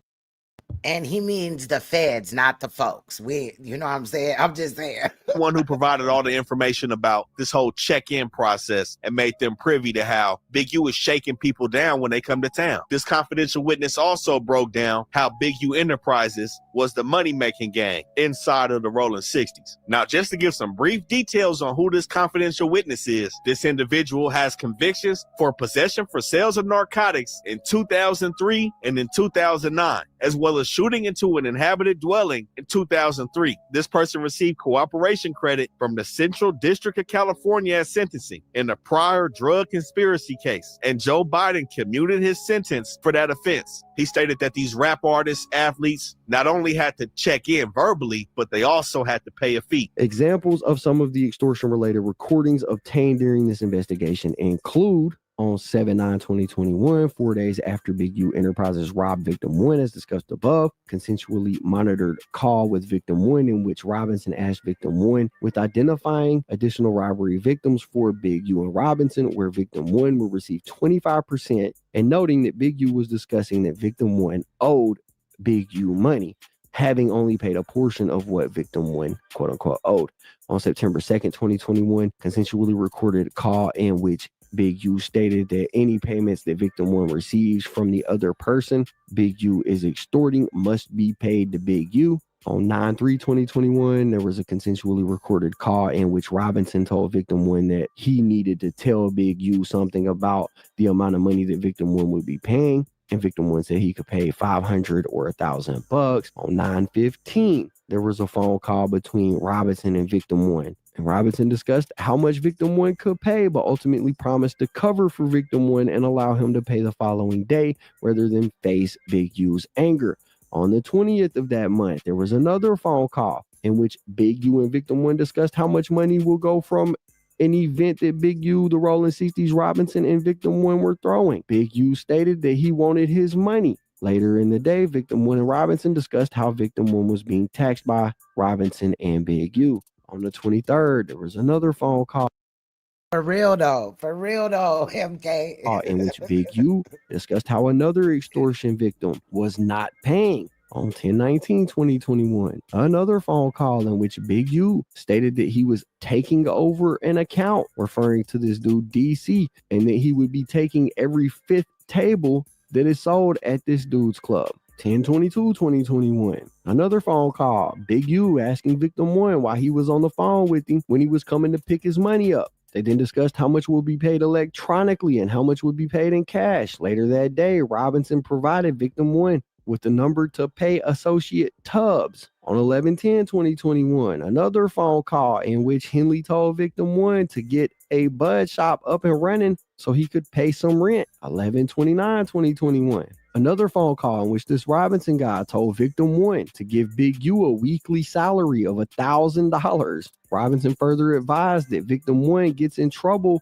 when promising larger amounts. He also asked where this other victim, DC, lived because him and Big U were trying to fuck DC up based on his non-payment. And they got this section. It says the FBI provided $500 in cash for the meeting, and Victim 1 paid that money to Big U. On 12/11/2021, there was a recorded phone call between Robinson and Victim 1, where Robinson asked if Victim 1 had money for Big U, saying that, well, I think he's going to want at least $1,000. On December 17th, 2021, Robinson asked Victim 1 how much he's going to have. They again discussed both cash and electronic payments. The following day, they continued a similar discussion regarding $1,000 to $2,000 in payments. On January 20th, 2022, another recorded phone call in which Robinson arranged a meeting that was also recorded. Everything that you see in bold is where the FBI is going to be involved. It says the FBI provided $1,000 in cash to Victim 1, paid to Robinson for Big U.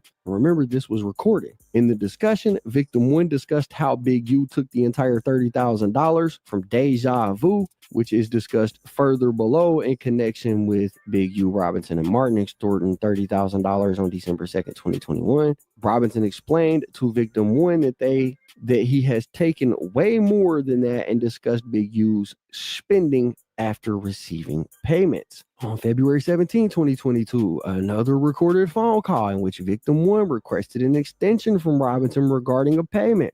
Robinson told victim 1 that he had been holding off Big U, but that Big U had been asking for payment. The FBI provided $1,000 in cash to victim 1, paid to Robinson on camera for Big U. February 19, 2022, another recorded phone call in which Big U called victim 1 and said, "Bring me my money. I need $1,500 real quick." Victim 1 told Big U that he had just paid Robinson $1,000 2 days ago on April 3rd, 2022. Another phone call. This time Robinson told victim 1 that Big U was increasing victim 1's taxes to $3,500. 4/9/2022. Robinson tells victim 1 the other individuals are paying Big U Enterprise $2,500 to $3,000 so that Big U could purchase a $30,000 necklace for his wife's birthday. 4/10/2022. Robinson tells victim 1 that Big U wanted to collect $2,000 from victim 1 every Monday. April 16, 2022.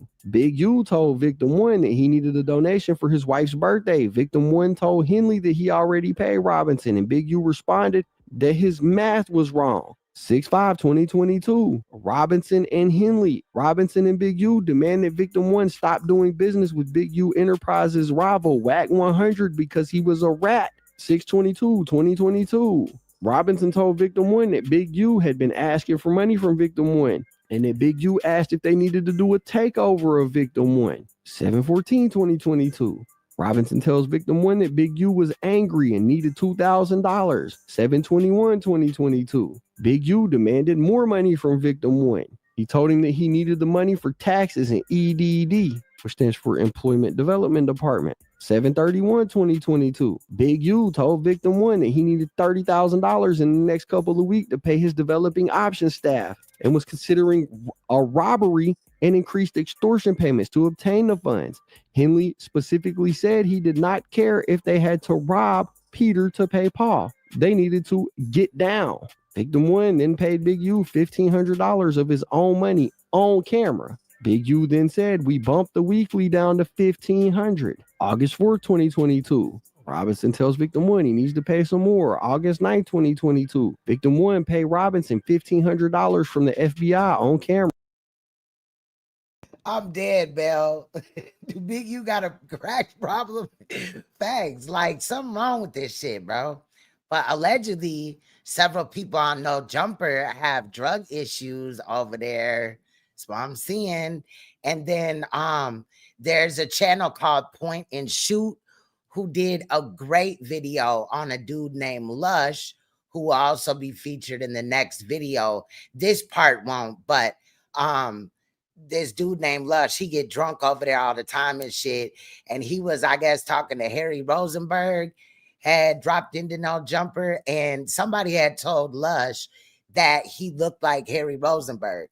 So Lush just got all happy and shit, got drunk as hell, fell asleep on the floor in a pile of his own throw up.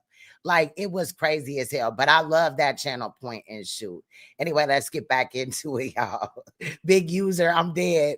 Robinson and victim 1 discussed the history of payments victim 1 had made to Big U, and that Robinson, according to Robinson, did all the work. Big U then arrived at the location. September 7, 2022. Robinson tells victim 1 he needs more money, followed by Robinson consulting on victim 1's anxiety and fear of Big U. They discussed how victim 1 can get more time to make a payment and how to calm down Big U by paying a portion of what he owed. On September 15th, Robinson asked what time victim 1 would meet for money. Victim 1 then paid Robinson $2,000 of FBI provided funds on camera. During the conversation, victim 1 asked what he was paying for. Robinson said, "If anyone come to rob you, you ain't got to pay extra money to get your shit back." Robinson described it as a street shield. Victim 1, though, has told agents that only Robinson and Big U have robbed him. In this same meeting, Robinson told victim 1 that Big U was the buffer and that Big U was the only OG still actively killing people. September 21st, 2022. Robinson asked victim 1 for his location so they could get a payment out of the way. Victim 1 then paid Robinson $1,000 of his own money on camera. 9/28/2022.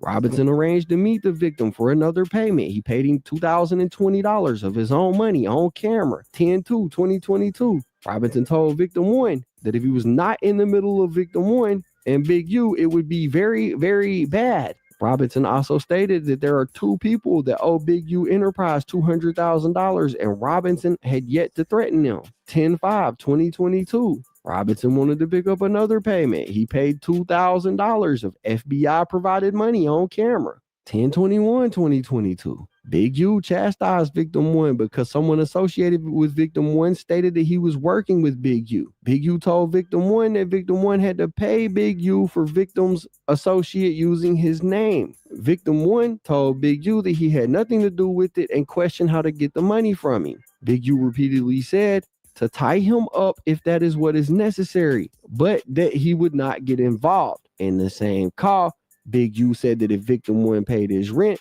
he would let him off for the weekly tax payment. 11/3/2022. Big U and Robinson have a phone call where Big U said that they needed to fix that motherfucker up or get our money. 11/10/2022. Victim 1 paid Robinson $2,000 from the FBI on camera. During this recorded interaction, Robinson told Victim 1 to not answer if Big U called him because Big U was demanding $5,000 from him that day. December 1st, 2022. Victim 1 paid Robinson $2,000 on camera. $640 of it was Victim 1's own money. Robinson told Victim 1 that Robinson was taking 25 to 50% of the payments to Big U depending on the amount. Robinson then quoted Big U as saying that he was getting soft with Victim 1, that Big U was going to up Victim 1, and that Robinson was the only one saving this guy. 12/7/2022. Big U called Victim 1 and stated that Victim 1 owed Big U a lot of money and had to bring $2,000 weekly. February 15, 2023. Victim paid Robinson $500 of his own money on camera. 3/29/2023. Victim 1 paid Robinson another $1,500 of FBI provided money on camera.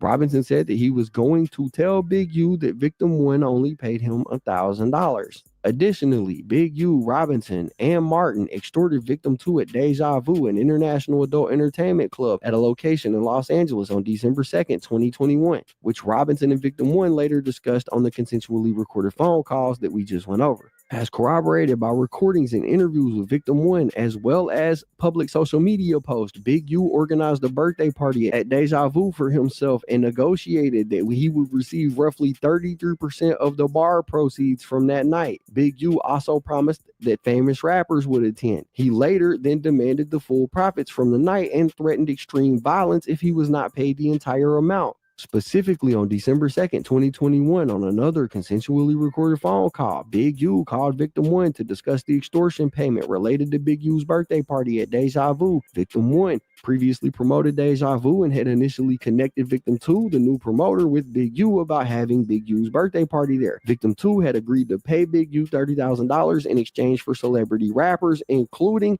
Cameron Thomas, aka Wiz Khalifa, and Clifford Harris Jr., aka T.I., as well as other famous guests to accompany Big U to Deja Vu for his birthday on December 2nd, 2021. Deja Vu promoted the event on social media using Wiz Khalifa's image, which would bring in more customers who wanted to party. The following is a transcription of a portion of the conversation between Victim 1 and Big U the day of the party. Victim 1: I was trying to get you about $20,000. Big U: no, $30,000. Victim 1: I sold it for 30. The whole thing is for 30, and I got to get all the people. Big U: 30,000, because it's viral. It's all over the city. Got me into it with my wife and everybody else. And that's the number you told me, Victim 1. But if Wiz don't come, Big U yelling at Victim 1: bruh, I wouldn't give a fuck. I'll tear that bitch up. It won't be a club there no more. You don't tell me if Wiz don't come, bruh. Victim 1: but it's what I sold. Big U: I wouldn't give a fuck. You knew T.I. weren't never coming, and T.I. said he was getting a motherfucking drop. That's on you and Vay. I don't want to hear nothing. You ain't gonna use my name all over this motherfucker, and you need to bring me the money now. Victim 1: I'm getting it from Tubbs and them later on. In like 2 or 3 hours, they gonna let me borrow some money. Big U: matter of fact, I'm gonna have my niece and them come and get it. Later in the call, Victim 1 and Big U discussed various business details related to booking the event at the club and the revenue Victim 2 was expected to earn from the event. Big U described his expectations for the event. Big U said there were going to be 5,000 6 O's in this motherfucker that's gonna be pulling up. And if we got to tear that motherfucker up, we are going to. Be ready for that or bring me my money. The night of December 2nd, 2021, Big U, Robinson, Martin, and countless Big U Enterprise associates showed up to Deja Vu. Wiz Khalifa, T.I., and the other promised guests did not arrive as promised. Victim 1 watched as Robinson, Martin, and 3 other associates took Victim 2 into a back room and extorted $30,000 from him before returning to the main room to a party. Not only had they demanded a flat payment of $30,000, but also 30% of all the proceeds from the party that night, and said that money was going to developing options. They got another bullet point here: transportation of individuals in interstate commerce with the intent that the individual engage in solicitation in violation of the Mann Act and as racketeering activity. Now, somebody else that everybody is surprised to see in this indictment, including myself. We follow each other on Instagram. This has been a big name in the city for years now. Trap Kitchen Money. She was also on that Title III wiretap. The feds intercepted phone calls and text messages between her and Big U. Now, they also alleged that Big U was smacking it. I can't say that's what's in the documents, but they were saying that she was providing women to cross state lines to do some hoeing and take care of some of Big U people in that fashion. Now, in June 2023, that federal task force interviewed her at her house. You know, she admitted to promoting prostitution, noting that she was known for bringing the hoes. She provided female to Big U as long as they was paid. And the next day after this, she was supposed to go up to the FBI field office and let them sync her phone up to their computer to extract all the data. Now, of course, she wasn't supposed to have communication with anybody after this interaction, but they intercepted her talking to Big U and meeting with Big U. And at this time, Big U was already knowing that the feds was tapping phones. But at this time, she meets with Big U, breaks down everything that happened. And, you know, it looks like Eugene grounded her a little bit, made her pull her shit together. And she didn't cooperate anymore after that point. She didn't make another statement and didn't go to the FBI field office to empty the contents of her phone, because that would have blew everything up. But you know,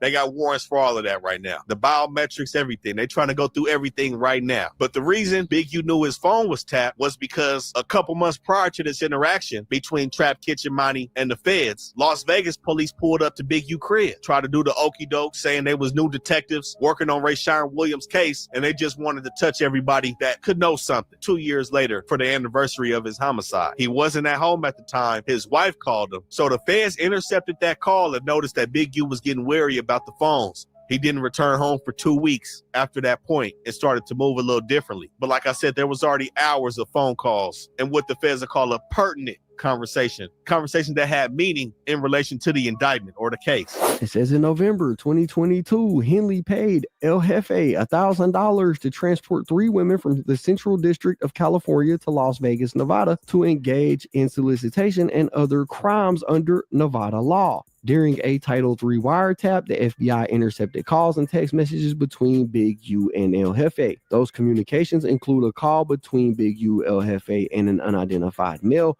when Big U talked about a Vegas trip and told the man on the phone with them that El Jefe going to make every get naked right there. Give my brother some head right now. And she going, I make up, go to work. Ain't no plan. Following the intercepted communications, LAMTVFG investigators interviewed El Jefe at her residence. In the interview, although she initially denied her involvement with pimping and pandering, she ultimately admitted to promoting this act, noting that she was known for bringing the hoes. She said that she did not consider herself a pimp, but created environments for women to do actions and make money. This woman told the LAMTFVG she provided Big U with women as long as they were paid. That representation is corroborated by a series of intercepted phone calls from January 2023 when she said she was bringing 7 women to Big U, and after which Big U talked to her and others about her being upset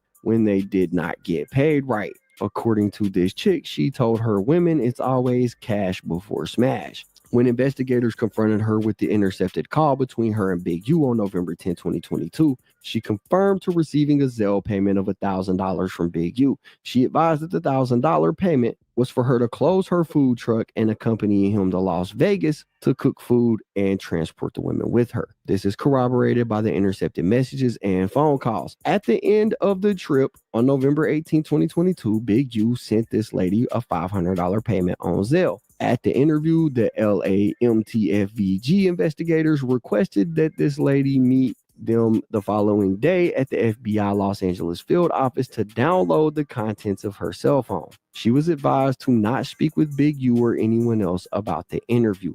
However, subsequent intercepted communications between Big U and others, including this woman, showed that after her interview, she met with Big U and other Big U Enterprise associates to discuss her interaction with law enforcement. Those calls started right after the interview, with an associate calling Big U demanding to talk to him immediately. And on that call, Big U made sure that the caller kept this lady where she was at so that Big U could meet up with her about it the next day. Big U and this chick talked on the phone about what happened yesterday, i.e. the day of her interview. She asked Big U if he was okay and complained that they, presumably law enforcement, were just trying to paint a picture. She did not meet at the FBI Los Angeles field office the day after her interview, as she had agreed to do, and has not otherwise cooperated with law enforcement since meeting with Big U following her interview. All right, it says, on other later intercepted calls, Big U complained to associates about LAMTFG's meeting with El Jefe. For example, on June 29, 2023, an associate asked Big U if he received the photograph of the business card investigators left her 3 days earlier when they interviewed the caller about Big U, and told him they had asked about $95,000 she had deposited in her bank account per Big U's instructions. Unprompted, Big U told her they approached a woman he was having S with and talked to her about how Big U was trying to buy girls and be a pimp. Big U said that he was stressed out and that his lawyer told him to stay off of the phone. The next day, on June 30th, 2023, Big U told another caller that investigators had told this El Jefe chick that she was going to be charged with S trafficking based on a recording that they had of Big U telling one of his partners that she can find girls when they want to go out of town. Big U said, shit, so you go get me and say my crime is sending girls money for S? Is that a crime? Adult girls too? You hear me? It's not like it's some kids, not like it's a boy. We're talking about grown ass women. The reason why that matters is, to me, is if they were forced into it. We know that some women choose to be in that life for whatever reason, but regardless, it's against the law. H says fraud in violation of federal wire fraud and bank fraud statutes as a racketeering activity. But you know, this whole situation right here gave them the opportunity to go ahead and look into his financial affairs, which is where they hit him with the EIDL. A lot of people's thinking of PPP. Oh, is that who Monster is? I had heard a phone call between I believe the victim that got jumped at No Jumper, one of the victims, and this Monster dude. I need to go back and listen to it again. But so Monster is victim one. Okay.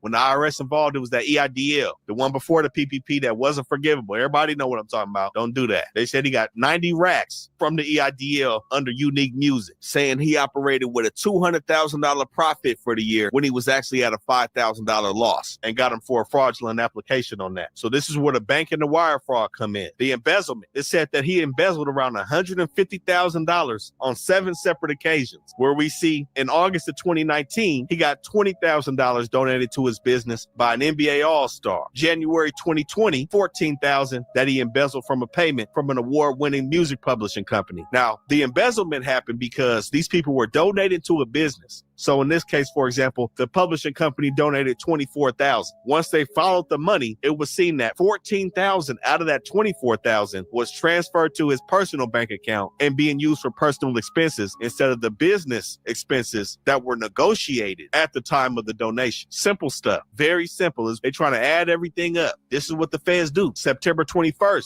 2022, he embezzled $19,000 out of a $20,000 donation from a former NBA MVP. And he also had a situation with ex-NFL player Willie McGinnis. Well, I believe it's Willie McGinnis, based on a situation that Willie McGinnis had in the club at the same exact time. And the indictment is referencing somebody named WM, who was a former professional football player, where it said that this individual busted somebody in their head with a bottle at the club. Big U had to step in and had to squeeze them folks from pressing charges, getting the heat off Willie McGinnis. Is this how his son is in the NFL? I can't say. I'm not going to go there. Of course, you got to be talented limited, but we see a lot of the company Big U was keeping. It's some high-ranking people, especially in LA. Section H says fraud in violation of federal wire fraud and bank fraud statutes as a racketeering activity. Point 1 says economic injury disaster loan program fraud. Through Unique Music, Big U, on behalf of the Big U enterprise and the entities it controls,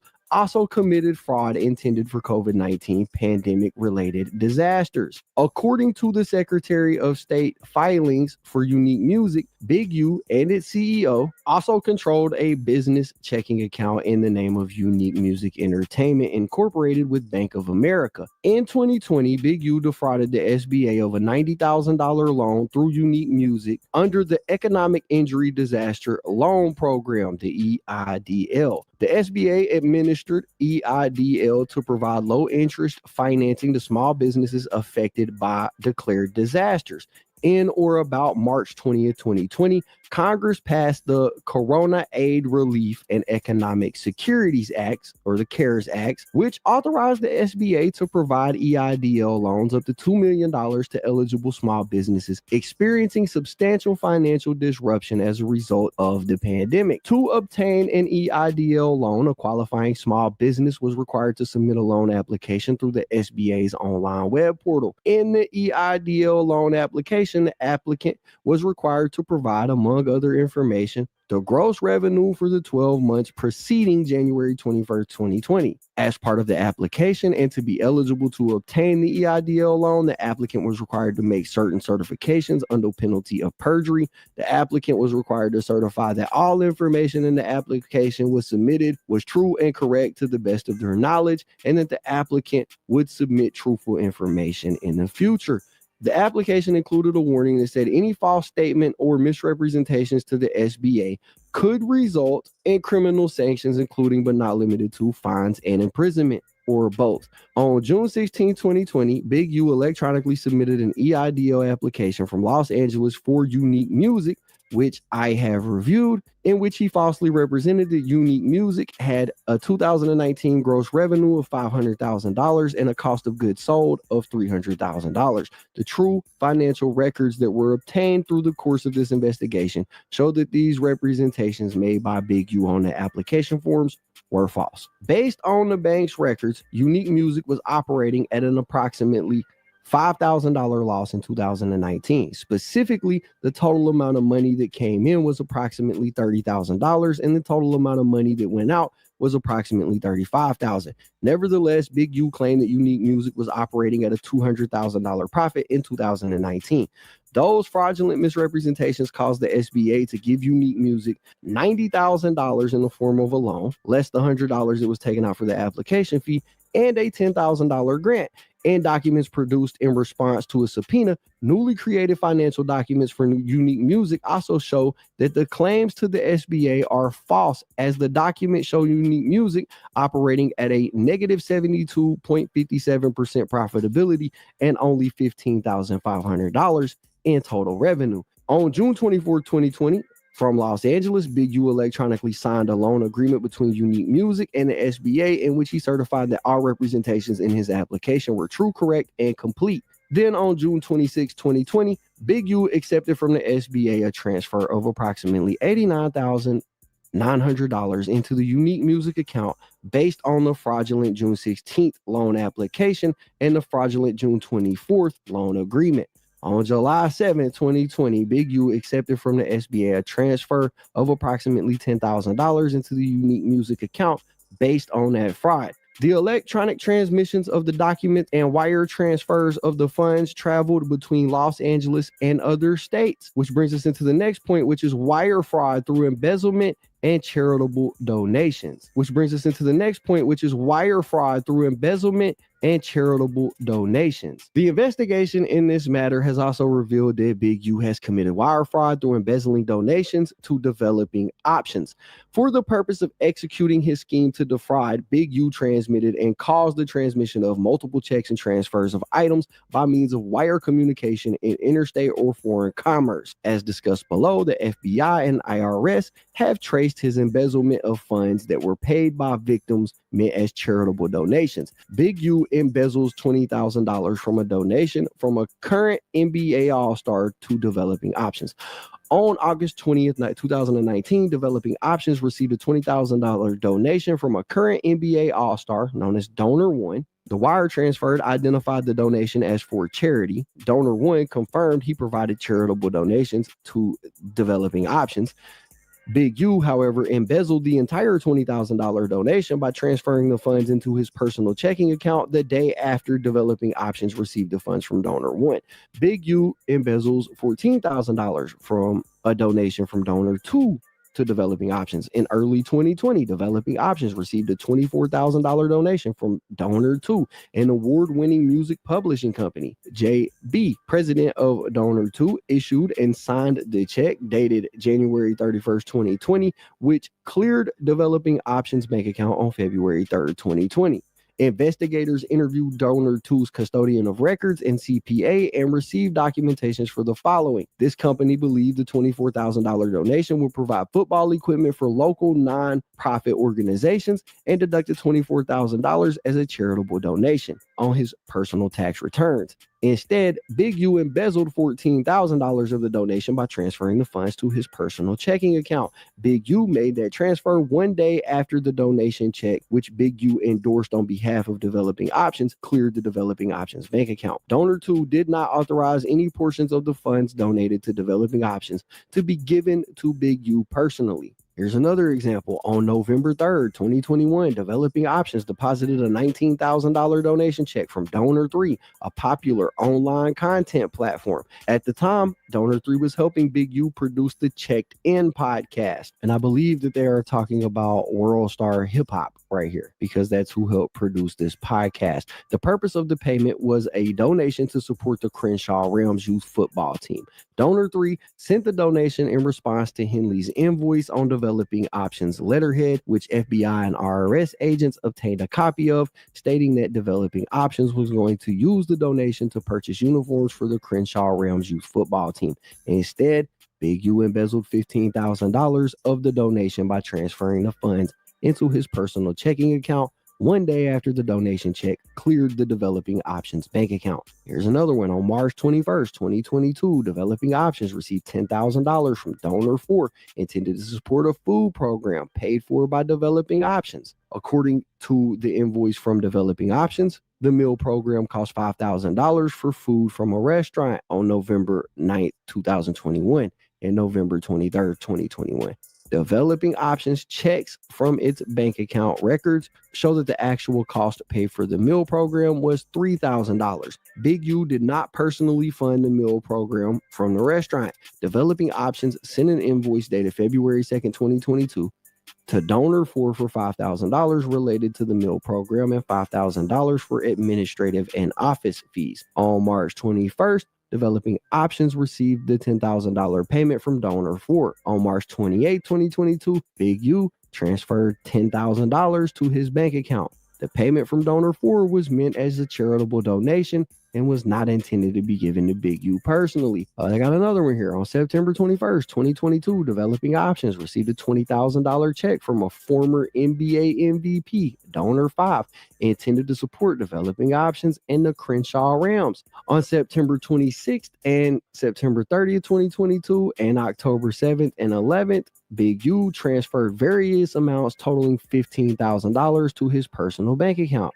The payment from Donor 5 was intended as a charitable donation and was not intended for Big U. On November the 8th, 2022, Developing Options received $100,000 from Donor 6, a production company. The purpose of the payment was a donation to support the Crenshaw Rams youth football team by covering the cost of one student athlete in the Crenshaw youth football and cheer organization. Instead, Big U embezzled $36,400 of the donation by transferring it into his personal checking account in multiple transfers between November the 10th and December the 1st, 2022. On December 13th, Developing Options received $50,000 from a foundation known as Donor 7 as a donation to pay for direct program costs and expenses of operating Developing Options Instead, between December 19th and January 3rd, Big U transferred $32,500 of it to his personal bank account in various denominations. Pursuant to the grant award letter from Donor 7, all grant funds were intended to be used to support developing option social justice programs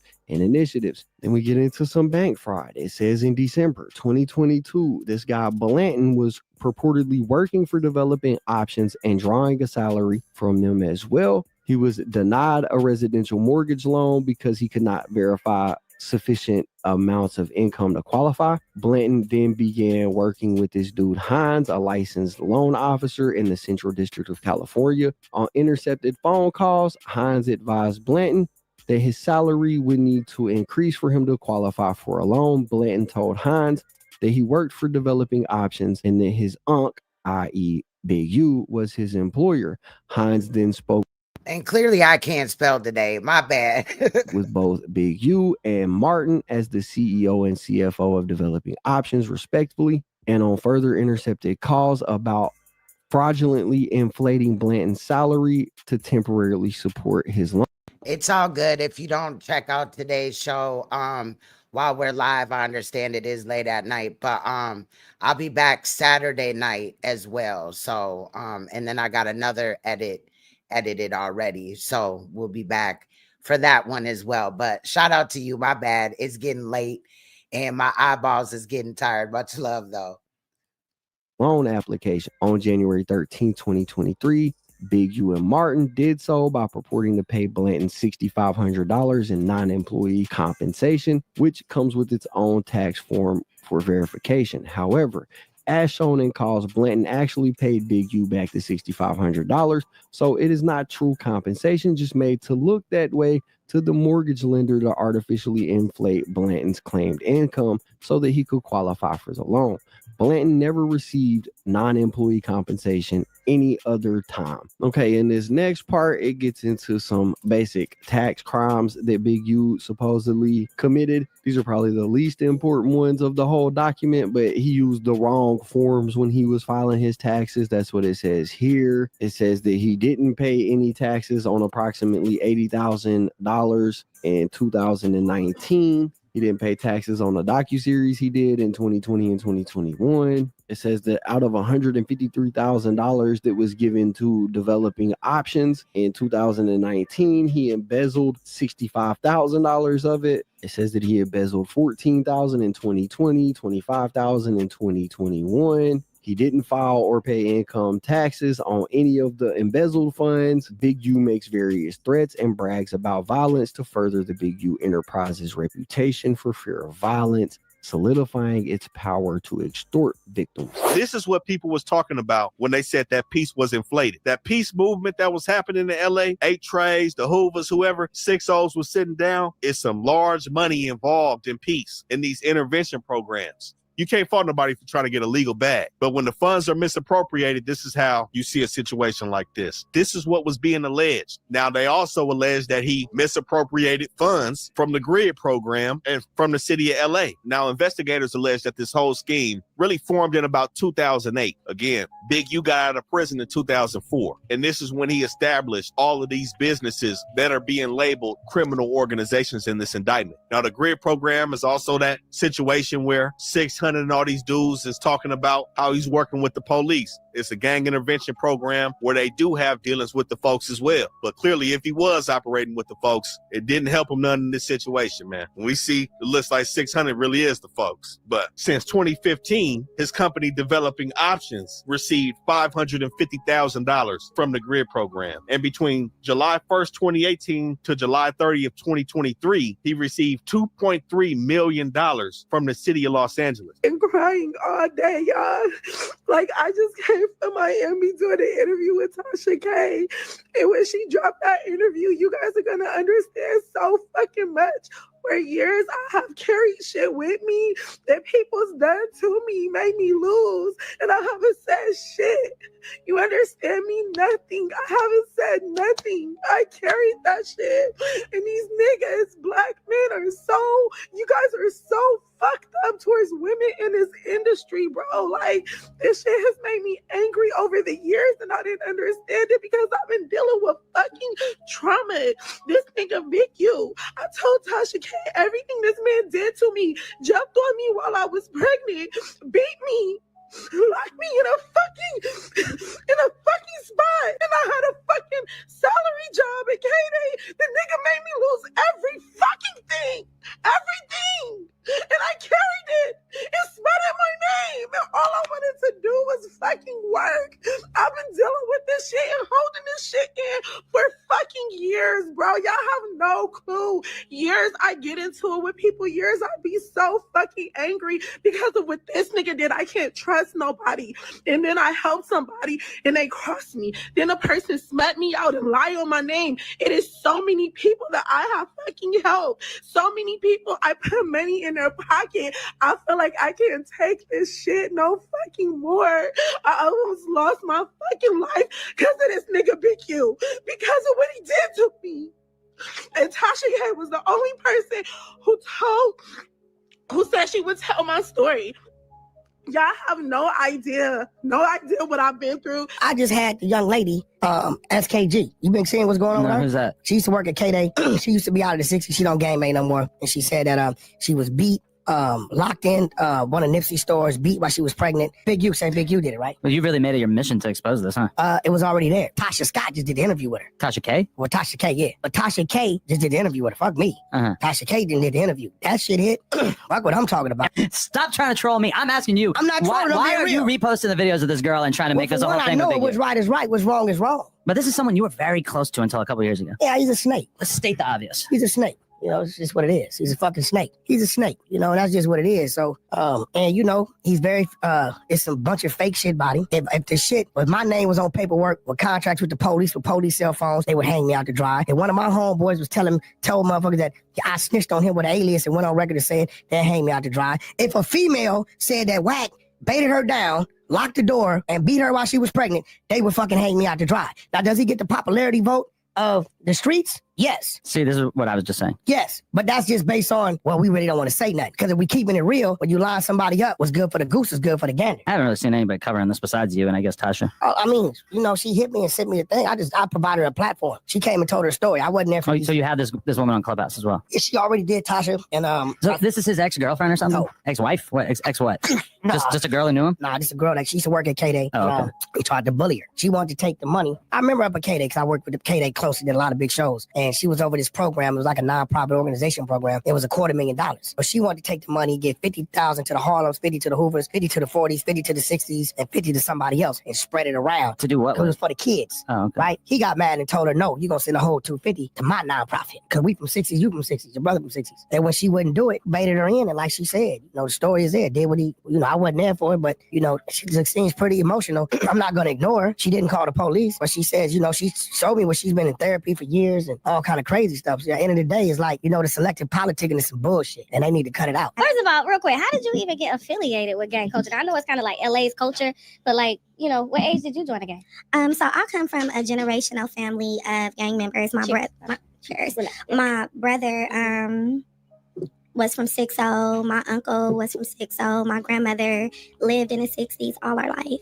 So it was just kind of like a generational thing. You know, wherever your grandmother lived, that's basically where you're from. You know, you and I have had some past conversations. You know Nipsey, y'all grew up around the same area? Yeah, me and Nipsey were from the same area. Did you guys ever like build a relationship? How was that? Yeah, so Nipsey came around me in like 07, 08 when he was first coming out and he was working his projects, his mixtapes and albums and stuff like that. Okay. And I was working at a radio station in LA called 93.5 K-Day. And I was working under Roy Laughlin and a guy named Michael Durbin. So me and Nipsey being from the same neighborhood, I wanted to help him. So I had him come up to the radio station and talk the owners into playing his music on the radio. And okay, so it was all positive. No, you know, Nipsey, if it would have just been me and Nipsey without outside influences. So what happened, I guess, between you and Nipsey that caused, I guess, your relationship to go from a positive one to you pushing this music to a negative one? So Nipsey at the time was working with Big U. And so we were all working together. And I bought Big U and Nipsey and everybody up to K-Day. Like I said, I was on a salary job, so I was in charge of large accounts. I was in charge of putting large projects together. Okay.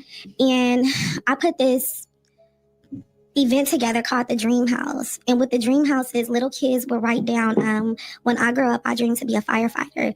And then we put their dreams all over the walls of the house, and we was going to turn it into a community center. So we had Albertsons agreed to put up $250,000. So my boss, Roy Laughlin, at the time was showing me how to structure everything because he was going to match money. I bought in Nipsey, I bought in Big U to be a part of the project, and Big U was having his organization at the time. So I told them that, we were going to put the money first into Big U's organization. Throughout that, me and Big U started getting into it. We started having conflicts.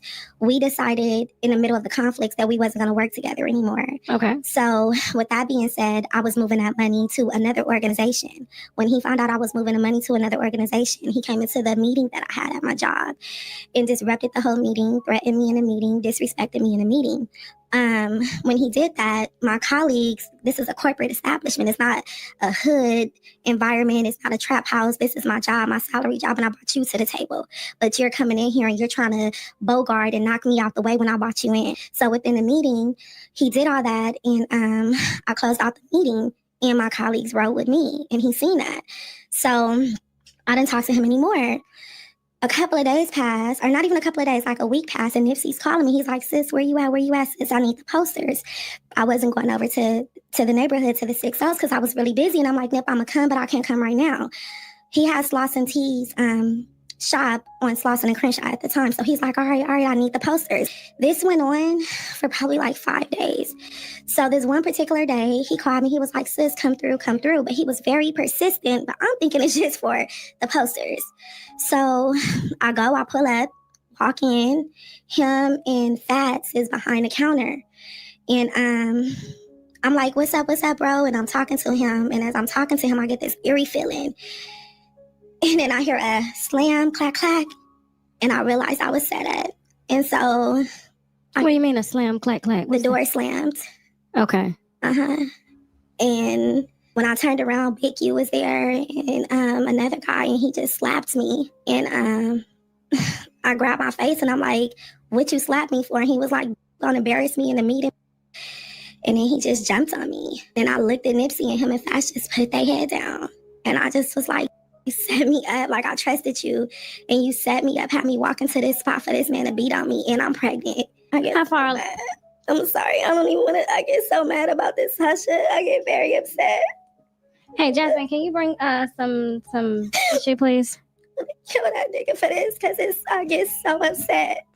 So Big U, who's currently on the internet now, beefing with Whack 100, beat you while you were pregnant? And so... How far along were you? At the time, I was like going on 4 months. Hold on. Thank you. There we go. I get so mad about it. And you say you believe... Thank you. Huh? Okay, gotcha. So, and you say you believe that Nipsey set you up? When I looked at him and they dropped their head, I knew. It's like, bro, you called me, you walked me in this spot. Like, you knew this was going to happen to me. And you trying to act like it was the posters, you knew. So he beating on me. He hit me all in my face. I'm grabbing my stomach. And he just like, nigga, he hit me in my face. And then he picked up the phone. He like, she about to get DP. This about to get DP, called a homegirl to DP her. And then I just went crazy. I'm like, nigga, you gonna put your hands on me because I want to be something, because I want to amount to something, because you can't bully me, because you can't extort me. Like, nigga, I done watched my mother smoke crack. I done been in these streets going to crack houses with my mama. Like, I've been through so much with y'all. And you gonna put your hands on me for what? Because I moved the money, because you're trying to bully me to my job. This is my job. You wouldn't even have this plug if it wasn't for me. I gave you a plug at my job. I opened up my job door to you. I put you in front of millionaires and billionaires. I wanted to. No, I really don't think that she should have did that. I think that, maybe bringing Nip in was a good idea, but not Big U. And of course, hindsight is 2020. But if you get a big deal like that, right? You know what I'm saying? Through the company that you're working for, you're trying to get out of the hood. You're, you know, working for a corporation, and, you know, big numbers are on the table like that. It's unfortunate. And what I'm saying is not to down talk her, come down on her. I'm pretty sure that, you know, if she could go back and change that today, she would.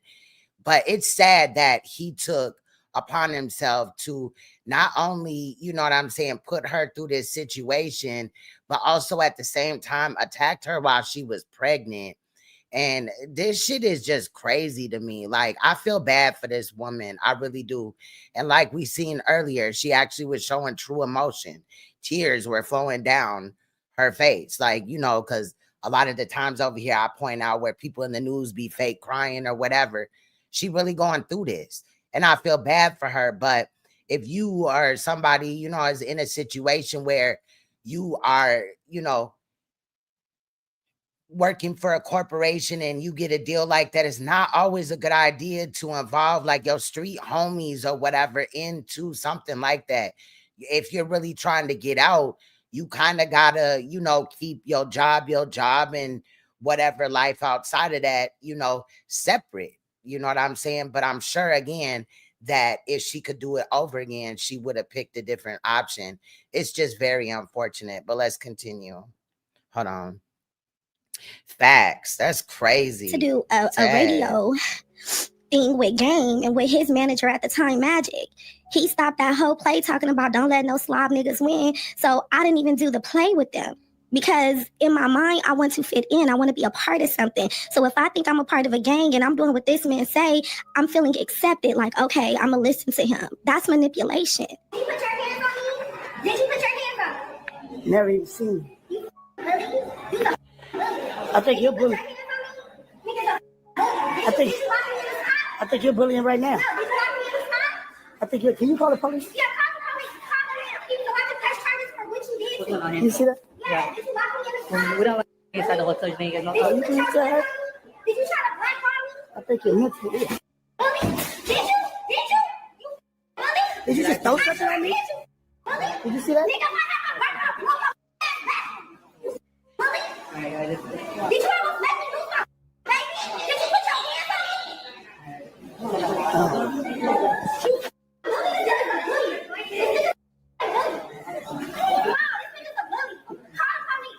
You bully ass nigga. Did you put your hands on me? This nigga's a woman beater. Did you? You just threw something at me. Big U came back around, and I had this show idea. He got in the way of it, I'm assuming? I let him do the apology, and he came back in. And then he tried to extort me again. At what point in the process of you putting the show together? Through the whole show. Okay. Through the whole show. And by this time, Wack knows about. And see, the first time that it went sour, she should have cut off ties with him.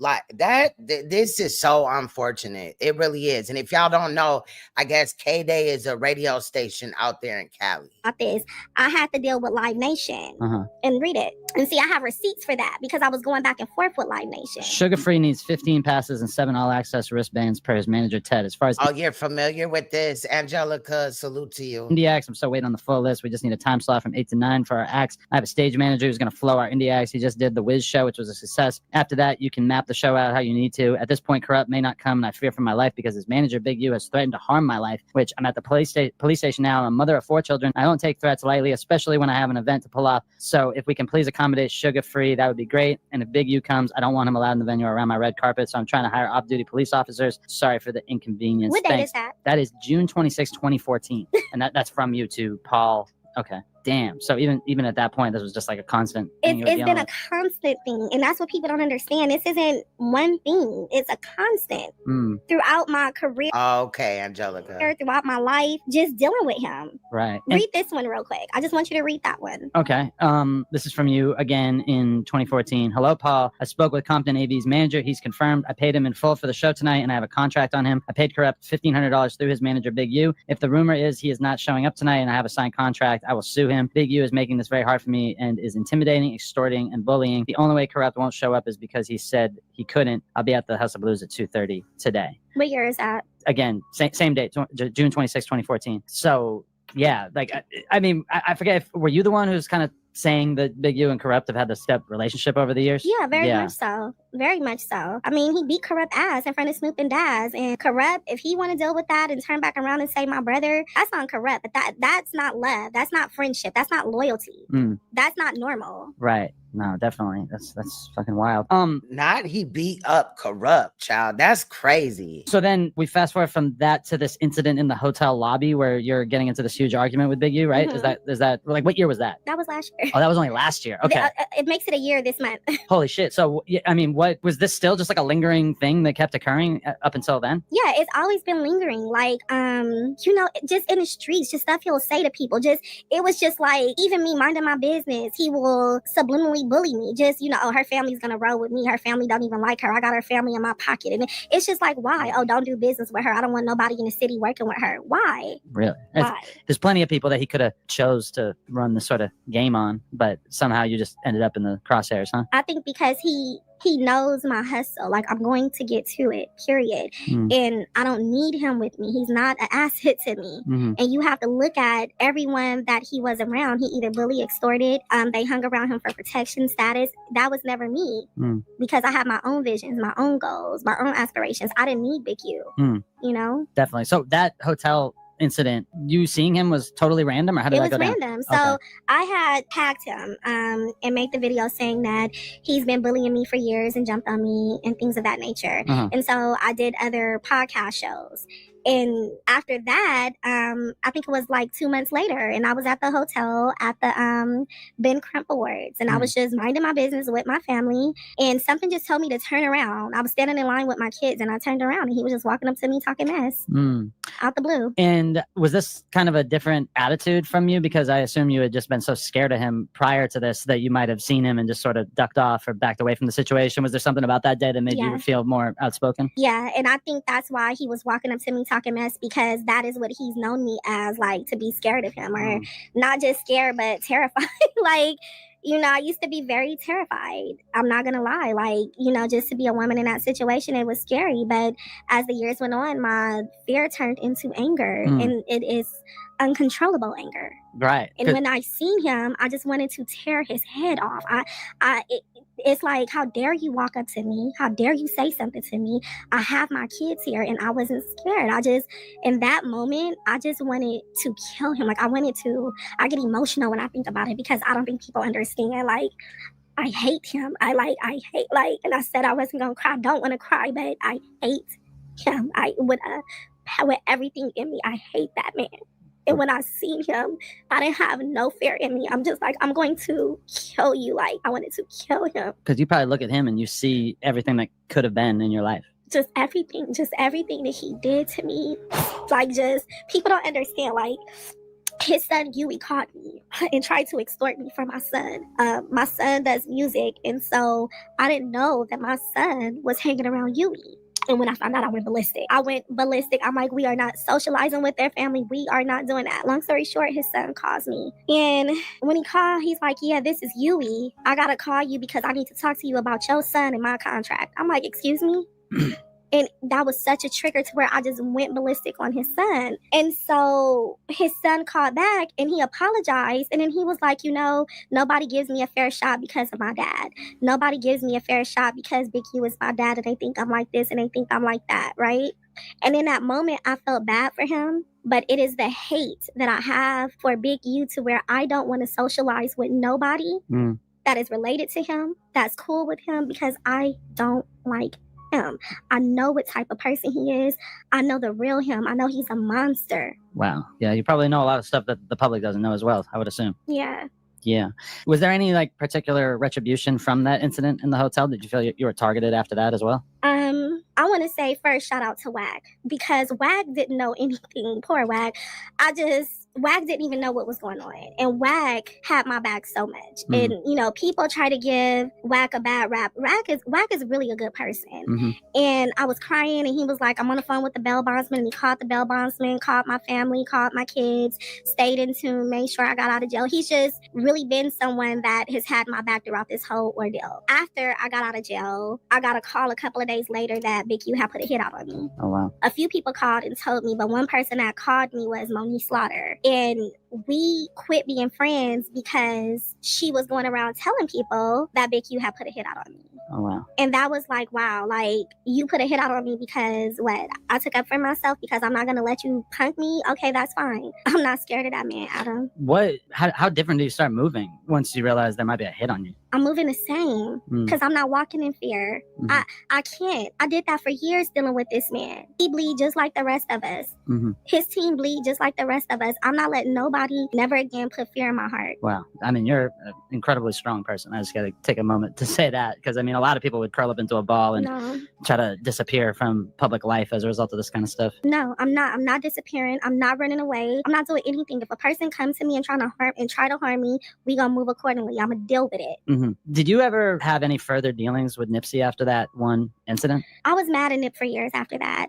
We got into it on Twitter. I'm sure, like I said, the Twitter detectives can pull it up. Okay. After him and Big U got into it, I went on Twitter and cussed Nipsey out and told him that's what he get. Now we see how it feels. Right. But this is the thing. Nipsey never changed his story. I can honestly say that. His story was he didn't know that was going to happen to me. His story was he didn't set me up. Nipsey and my brother were friends. And my brother and Nipsey hung together after that. And my brother's stance was sis. Nip didn't know he was going to do that. My stance was he did. And that's how I felt in that moment at that time. I respected what my brother felt. He respected what I felt. Nip never changed his story. And I was mad at Nip for some years. And then I finally pulled up on him and we made up. And when he hugged me, he said it again. He said, I swear I did not set you up. So he never changed that. But at that moment, I felt like that. And I don't think nobody can blame me in that situation. No, 100%. What were the first things that went through your mind when he passed? Because I feel like now the situation seems so much more complicated and in some ways more clear. You know, when he passed, a lot of people weren't necessarily clued into the fact that him and Big U were having these issues. And now there's just been so much doubt cast on Big U's involvement. That seemed like a wild conspiracy theory at the time. All of a sudden, it's starting to seem like there's probably more validity to it. I cried. I was so hurt. I was hurt because he didn't deserve that. I don't care what me and Nip went through. He really didn't even need Big U. He was Nip before anything. And so I was very hurt because I seen what he had become. And he didn't deserve that. But when me and Nip made up that day, I told him, something's going to happen to you if you don't move from over here. And he said, why would you say that to me? I said, because they don't respect you. I told Nip that. Other people felt that. The day me and Nip made up, a fight broke out. Nip allowed some different gang members to come into his shop because he showed love to everybody. And the gang members that went into his shop was from a different neighborhood. They ended up getting robbed. And so they were like, Nip said, we cool over here. We cool over here. And they were like, nah, we said you not. If you feel like that, you don't respect him. Because if he's an artist from over here and he said they were good, why would you disrespect his establishment, him as an artist, him as somebody that's from over here? And I told him, I'm like, they don't respect you. Like something is going to happen. Right, definitely. When you went on Tasha K, what was that, a year ago or so? Yeah. Were there some repercussions from that where people were upset about you telling your story on that platform? I just think that I needed an outlet to tell my story. I needed an outlet for people to hear me so they can hear my voice. Whether they believe it or not, I just needed the outlet to be there so people can hear me, if that makes sense. Right. People are starting to listen now, you know, and I just feel like maybe it was just timing. It just took some time. For me speaking out before, like I told you, I was basically the only one. So I'm like standing by myself and it's so many people right here going against me with their leader, if that makes sense, right? So now, you know, he still has his supporters, Adam, but I don't care. Like, I'm going to speak out. The family of Rayshawn reached out to me. You know, I'm going to tell my story because me telling my story is inspiring other people to tell their story. And that's the most important thing right now. 600 and Wack did what needed to be done. It was a child that lost their life by the hands, allegedly, by the hands of Big U. You have people, and I said this before, that are screaming free Big U, and you have people that want justice for the child. What type of person are you? What type? Do you want justice for the child, or do you think a 60-year-old man needs to be free that killed a child who family trusted him with this child? And on the wiretaps, we also see multiple threats, many to Wack 100, where he's communicating with people stating that he needed to break Wack 100's jaw and that he needed to beat the shit out of Wack 100. There was also a situation where he described threatening to kill some dudes from Grape Street, saying he had paperwork on some of his homies in the 60s and speaking on how he's the biggest Rolling 60 member to ever exist, including Nipsey Hussle. Big U makes various threats and brags about violence to further the Big U Enterprise's reputation for fear of violence, solidifying its power to extort victims. There were a number of calls intercepted during the course of this investigation in which Big U bragged about violence that I believe showed the Big U Enterprise's continued intention to intimidate and control members of the community through fear and violence. These include boasts to a victim, but also generally recounting of violence threats or violent acts that are in line with Big U Enterprises modus operandi. It says in 11 of 2022, in multiple calls, Big U recounted sending someone to Minnesota to collect several $100,000s from a current NBA All-Star. This debt is purportedly collected on behalf of someone who Big U refers to as Jew Boy. 11/7/2022, and trying to intimidate a car shop owner into agreeing that Big U had paid the full amount that he owed. Big U recounted that he had obviously paid the entire amount because he had just done a robbery and gave all the proceeds to the car shop owner. He then told Martin to get the owner on the phone and that Big U would kill him if necessary. On 11/15/2022, and talking to a former NFL Pro Bowler, Big U stated that he was going to beat the shit out of Witness 2 for starting shit between Big U and Whack 100. 11/22/2022, speaking to someone in jail, Big U said he always had 2 blowers on him. 11/22/2022, speaking to the same person, Big U stated that he was going to charge someone in federal prison $6,000 for a phone. 11/23/2022, Big U stated that he would pay people $50 each to beat someone up. The same day, Big U recounted paying people to mess up a store that refused to give him a discount. 12/27/2022. No, that's crazy that he wanted to tear the store up because they didn't give him a discount. Like, this is wild. Big U told someone that they needed to hang OG Crip cuz, and that he needed to be disciplined thoroughly for a violation of Crippin'. 12/30/2022, Big U again stated he needed to break Whack 100's jaw. 12/31/2022, Big U recounted being bigger than any Rolling 60 member, including Nipsey Hussle. 12/31/2022, Big U stated that if he had an issue with anyone, they would no longer be alive.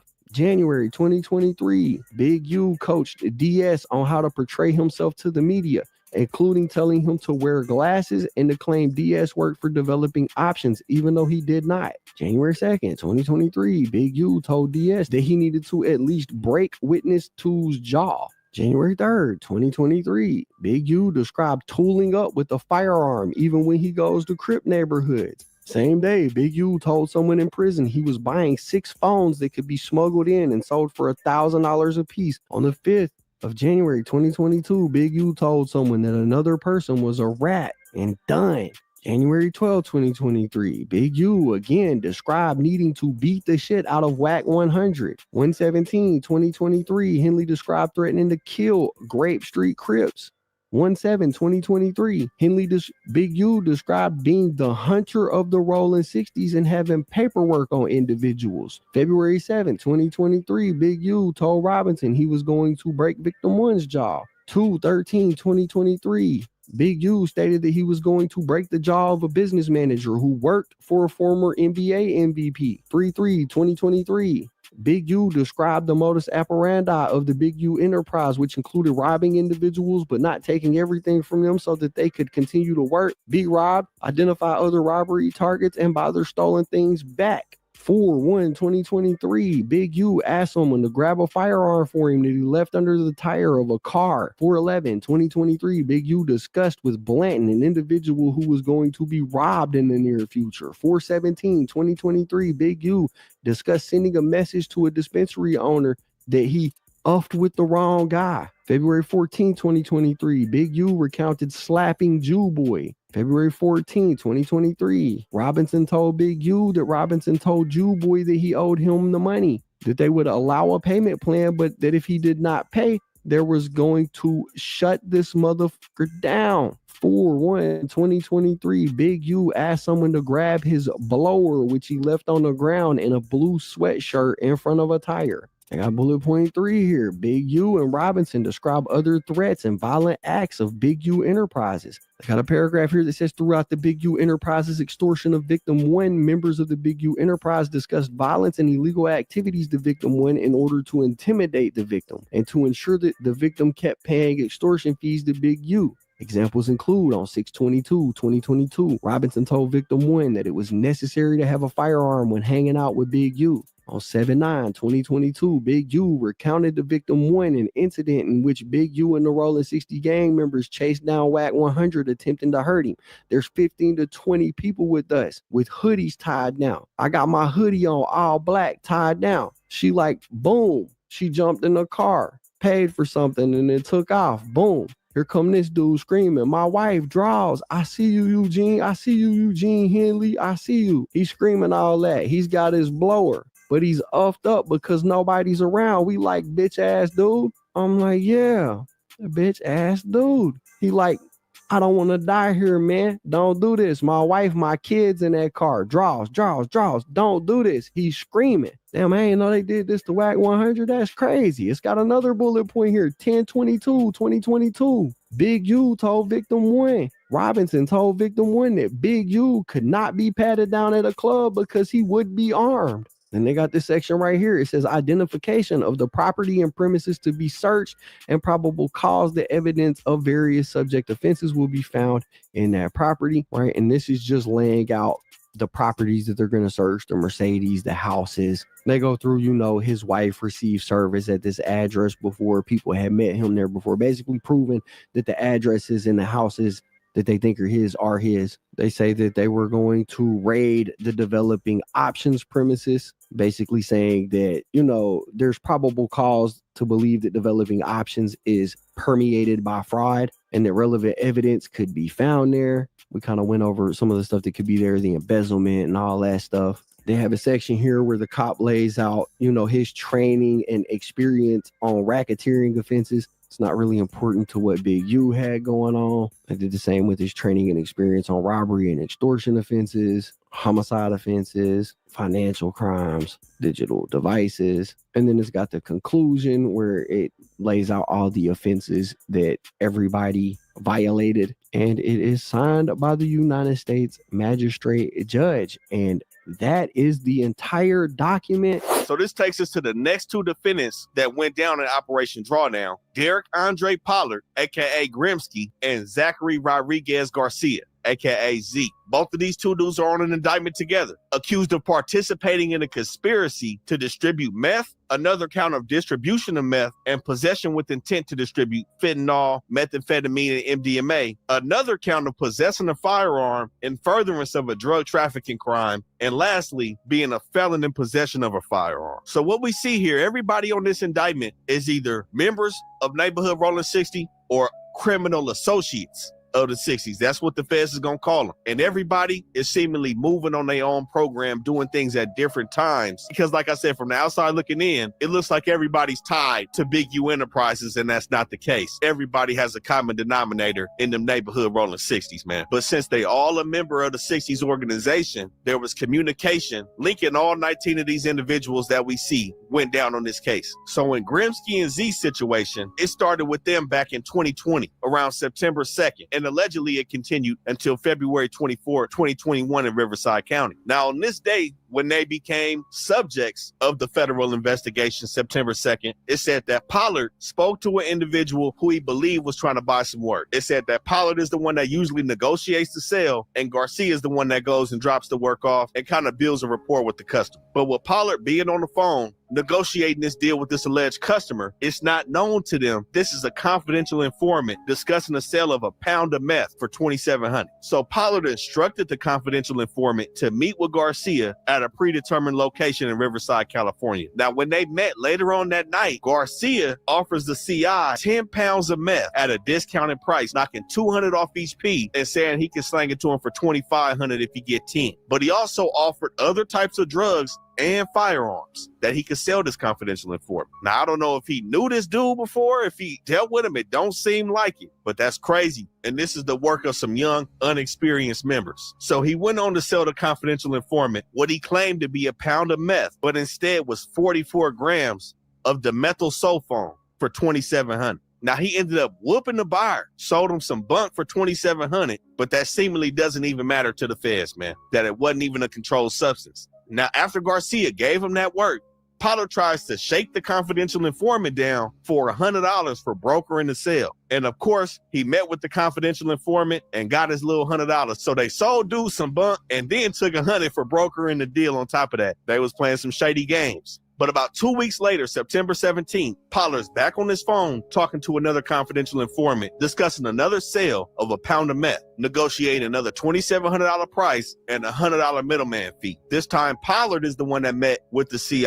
and they sell him some bunk again, 446 grams, and they short of dimethyl sulfone. So the feds, after this, they kick back and they cool on these dudes for 3 months. They circle back around December 15th, 2020, hit him up again for another pound. Pollard talking on the phone again, but using quote-unquote coded language. They negotiate a price, and this time Garcia meets with the confidential informant and gives him a short P, 438 grams of pure methamphetamine for $3,000 this time. That third time was a charm. Now, in between that 3-month cool down period, on October 14th, 2020, again still in Riverside County, Grimsky is said to have knowingly possessed a Glock 40. He was already a felon, so now he's a felon in possession of a firearm. That's where that count comes from. That was alleged at the top of the indictment. It said that in Arizona, he had a solicitation to commit forgery back in 2018. Now, the indictment doesn't necessarily say how they know he got caught with it, but we know Grimsky been on the phone this whole time, and we know that wiretap has been popping. Now, a couple months after they made that final sale of actual meth to the CI, it said that in February 2021, they were in possession of a key of fentanyl, and they also had another 189 grams of meth and some MDMA with them as well. Now, the key thing is with this indictment kind of being bland, this is how confidential informants and snitches fill in the blanks. When they're not necessarily saying they were stopped with this work, they got caught with it, they was arrested with it, either they was talking on these wiretaps, saying how much work they got, or somebody's telling. And this is how these two dudes got their faces on this Operation Drawdown board, due to their connection with the 60s. Now, the next person that's also in custody on this indictment is Joshua Holland. Now, he seems to be one of these criminal associates of the 60s that I spoke on. They're not putting him down as a full-fledged member, but he also went down for the same thing as Grimsky and Zeke. Distribution of methamphetamine, carrying a firearm during and in relation to, and possessing a firearm in furtherance of a drug trafficking crime. I think the only thing working for this dude is he wasn't a felon in possession of a gun. But on March 11, 2021, they got him, presumably on wiretap, knowingly and intentionally distributing at least 50 grams, which came out to be 423 grams of meth. Now, the indictment doesn't allege that he was dealing with a confidential informant or a confidential witness in this case. So again, I have to stress that the wiretap and the hundreds of hours of conversations that they have is going to play a pivotal role in pushing these guys towards a plea deal when they see exactly how much evidence they have against them. April 1st, 2021 looked just like March 11, 2021, where they got this dude selling 435 grams of methamphetamine. Both of those situations were in LA County. And on the April 1st incident, it's alleged that he possessed a firearm while he was selling that work to somebody. They have him again on April 27th, selling 443 grams of meth. So as you can see, they've really been building this case for a long time. Again, they started watching Big U February of 2021, but they already had these wiretaps set up on these dudes back in 2020. And I'm going to say, if Big U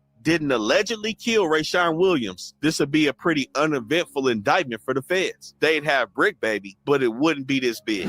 Now, the next person that went down on this case was Ron Antoine Britton, aka Ronnie Mac. The feds are alleging that he was possessing with intent to distribute cocaine. And like many other people in this indictment, he was in possession of a firearm, in furtherance of a drug trafficking crime, and also a felon in possession of a firearm and ammunition. So we have Ronnie Mac on January 31st, 2024, for allegedly intentionally possessing with the intent to distribute cocaine. Now, it doesn't say he sold it to anybody, so more than likely he was caught with it. And he was probably somebody that also participated in conversations on the wiretap, so they glued him into this federal indictment. But even if he wasn't, being a member of the 60s and being a felon in possession of this firearm, they was gonna throw him in there anyway, because they caught him with the gun when they caught him with the powder. Now, he had multiple firearms. He had a Glock 26 and another Ruger 9mm when he went down. Now, just like Bricc Baby, they charged him with the ammunition as well. He had over 30 rounds of 9mm ammo while being a felon. Now, this dude right here, this is a fraudulent dude right here. I don't know the details of this situation, but Ronnie Mac was previously convicted of having sexual intercourse with a minor and 2 counts of false imprisonment. Now, this the second sexual predator in this case so far. In reality, because they described a sexual predator earlier, and then this nigga. Like, the counts in this case isn't about his previous charge, but that's just crazy. He's a sexual predator, bro. Well, as just like Cowboy. So there's already 3, and we got one more that's coming up in another live stream. Attempted possession of a controlled substance. I don't know what an attempt in the possession is, you know what I'm saying? But the minor charge, what was he even doing in this mix anyway? Maybe that's why he's on an indictment on his own. But yeah, Ronnie Mac on some foul shit. Now, the next 2 dudes that we saw also go down on this indictment are Denavian Hughes and Lamont Green. Now, both of them had the same charge, but they are charged separately on their own individual indictments. And that charge is the same as probably 80% of everybody that was outside of the Rico, a felon in possession of a firearm and ammunition. Now, yeah, if you rewind, there was paperwork on Cowboy, Luce Cannon. Like, the only thing that Luce ever said that I respected was, and I don't know how many people knew this, clearly you didn't know it, Bell, but Cowboy is a fucking sexual predator, bro. Like, if you rewind the video and shit, in a video where a clip where Luce Cannon was talking, he put up I put up Cowboy's paperwork because he was talking about it. I went and looked his ass up, like, no, he ain't. And sure enough, yes, he is. It's crazy. We almost done. No, we got 2 minutes left. Denavian Hughes was found to have 2 9mm pistols and 20 rounds of 9mm ammunition. Yeah, I have forgot that you came in late, bro. My bad. May 9th, 2023. Now it's alleged that he knowingly possessed these firearms, despite the fact of previously being convicted of forgery in 2001, possession with intent to distribute a controlled substance in 2008, and the unauthorized use of personal identifying information in 2008. And on January 31st, 2024, Lamont Green was in possession of a .38 revolver, and for some reason he had hundreds of rounds of different types of ammunition, not just the .38. But he had previously been convicted of possession of a controlled substance in 95, second-degree burglary in 97, and assault with a semi-automatic firearm in 2000. So he's seemingly been out of trouble for the last 25 years. But they got him going down for affecting interstate and foreign commerce. Now, there is an individual on this case, Tion Devon Jones, aka Blueface, who seemingly has only went down for a violation based on a federal charge that he caught in 2009 on a conspiracy to distribute a controlled substance and possession with intent to distribute methamphetamine. Now, he also had a violation in 2019. So the details surrounding his current situation and being a part of Operation Drawdown is somewhat mysterious at this moment. But 2 dudes on this case are 2 people that I would put my money on that are going to end up snitching. We got the starter everybody's been paying attention to, Fuck Juan and Bryan Perez Mejia. Those 2 dudes, now, I don't want to necessarily put a jacket on nobody, but everybody else other than Jaquan Lee Smith, JJ, has some paperwork. Now, I don't know where Fuck Juan's paperwork is or Bryan Mejia, but it's something about these 2 dudes that's rubbing me the wrong way, man. They're not fitting in. So I wouldn't be surprised if these 2 dudes, if anybody takes this to trial, you may see one or both of these individuals. I'm going to just put my money on that. Jaquan Lee Smith, you know, he's also a mysterious character in this situation. I'm not going to say anybody is snitching other than the confidential informants that we know exist without name right now. But Jaquan Smith is also somebody that's mysterious in this case, man. So shout out to Rap News and Street Politics for that, as well as KB Goes Live. Y'all, that was a lot of information that we just went through in the case. And can you believe, like I said, there's a number of things going on in the case.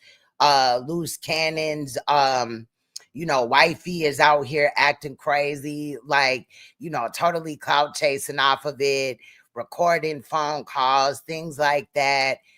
Like I said, Luce Cannon was moved from the Las Vegas Federal Holding Facility to the one in Los Angeles, and now him and Bricc Baby are cellmates, and they in there fighting.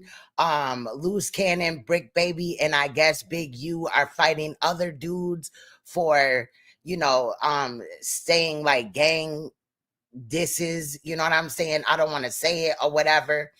But yeah, the shit is crazy as hell. Thank you guys. I appreciate it. Shout out to those that gave commentary in the video and things like that. That's why I kind of didn't, because I agreed with what was being said, and I thought that they did a good job bringing forward what they brought forward. Of course, everybody was, credited in the video as well as in the description. So if you like somebody's content from this video, go check out their page and stuff like that. There's some other good content creators that I want to highlight, like Point and Shoot, that will come up in video number 3. If y'all don't know, I spent a lot of time, like over the last 3 weeks, investigating into this situation, as well as editing and stuff like that. So we just went over 3 hours and 26 minutes of basically 7 hours and 40 minutes of edits. The next edit will be on Luce Cannon and his wifey, kind of what the streets was saying in a recent live stream, and some more information about Luce Cannon. Then the next video is going to be again about Luce Cannon, because some information was brought to me about an incident that happened at No Jumper. So me and the team kind of did our due diligence behind the scenes to locate certain clips. So you will see that as well. The part of the reason why I did do a lot of editing and stuff is because I hate being gone for 2-3 weeks and stuff. But y'all know I like to research over here. You know what I mean? Shout out to Miss Lasonder. How you doing? How are you doing? Shout out to you. Shout out to everybody that rode with me today. I appreciate you guys. Definitely. I would drop the link, but it's already late. Y'all let me know if anybody wants to hit the link. But I kind of thought that video was a lot, going through all the paperwork and stuff like that. But again, I wanted to give a full detailed understanding of the case.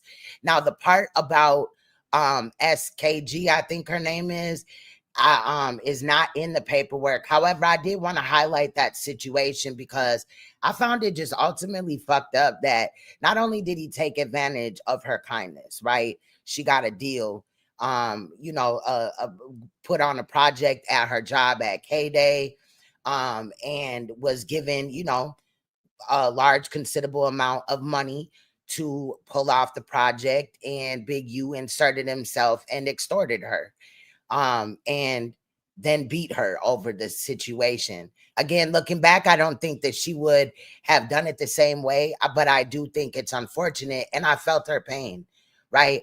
I feel like she just wanted to do what's right and help somebody else out. Ultimately, it ended up backfiring in her face. I do feel like initially, Adam wasn't really concerned about it. He kind of just chucked it off.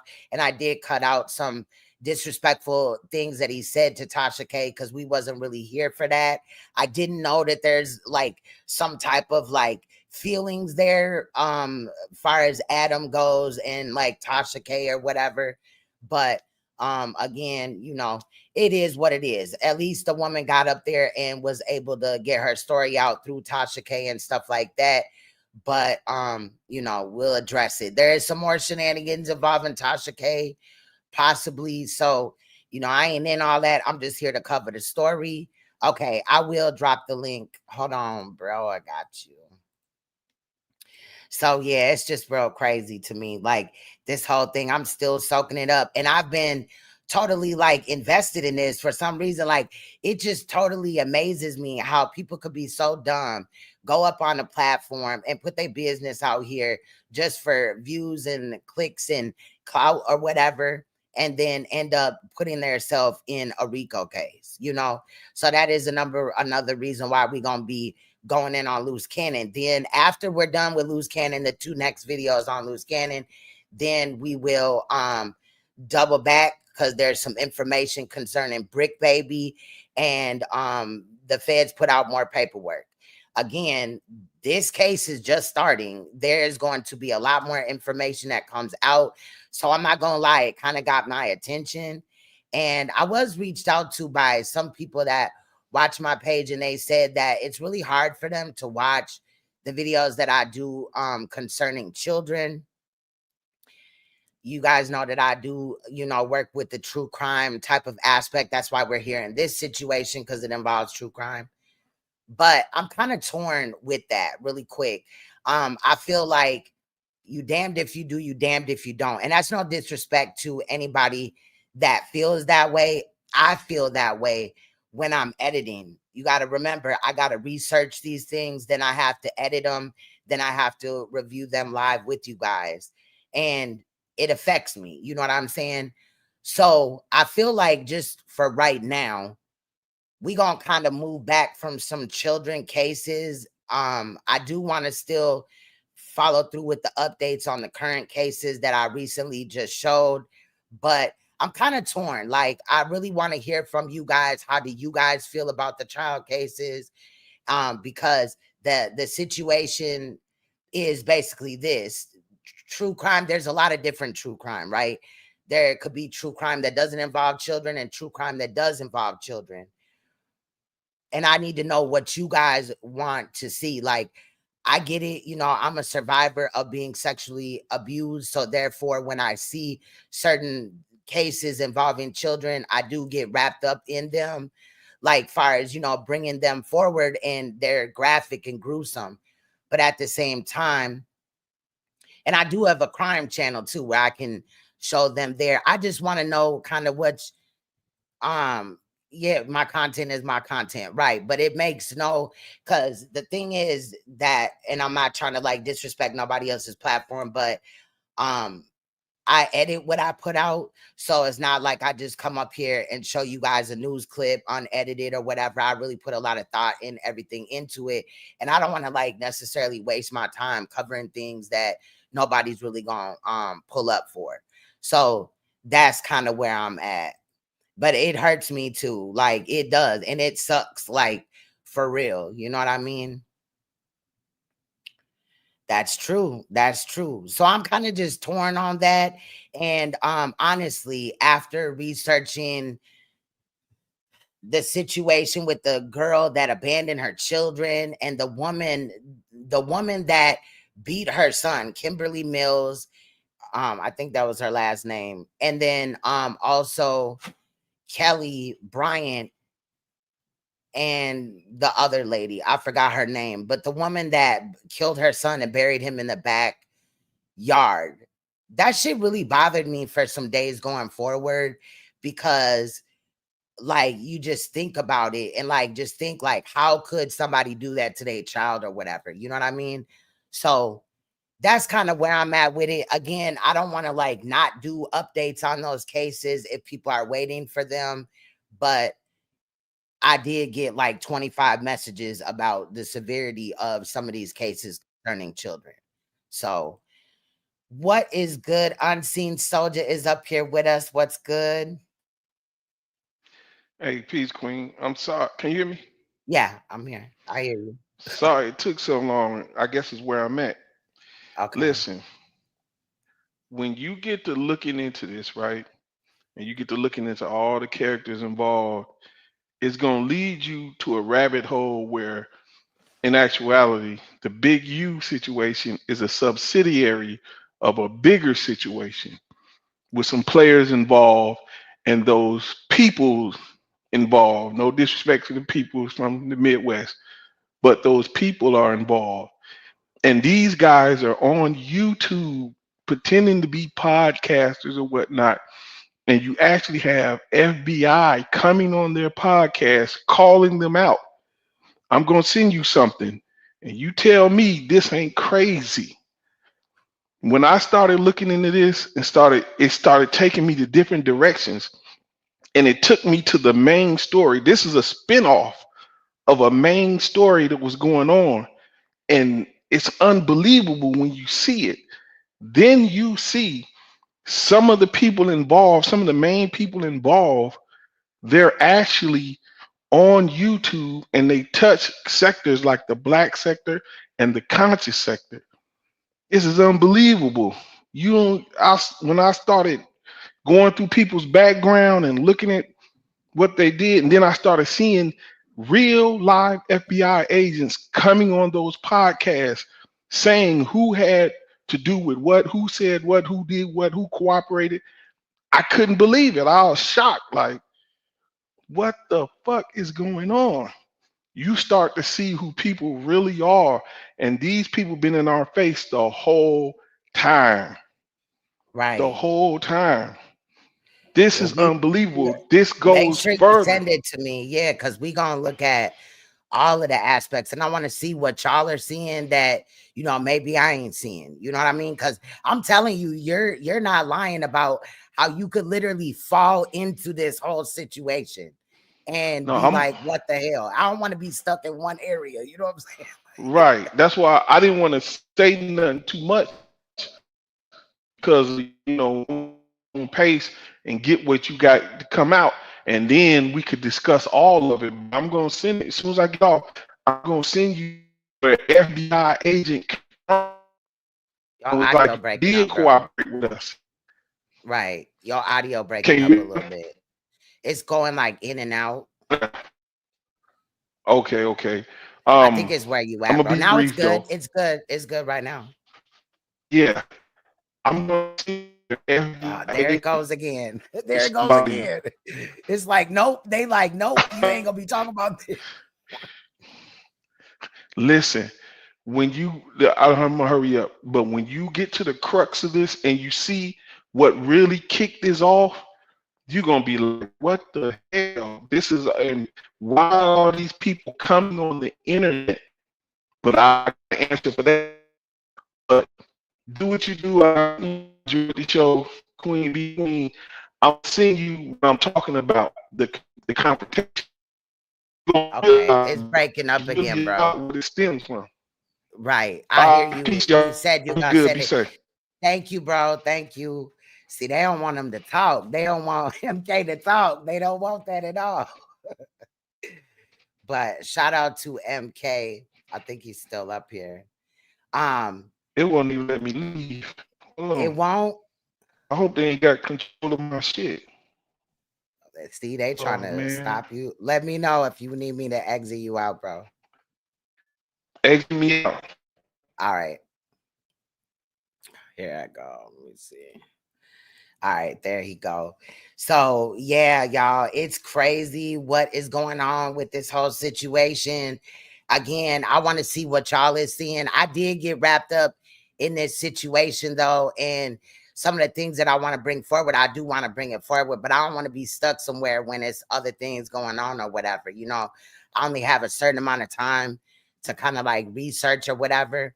But this situation, like, I done fell in a rabbit hole, y'all, for real. Like, I can't really understand why somebody would just get up there and divulge that type of information besides clout or whatever.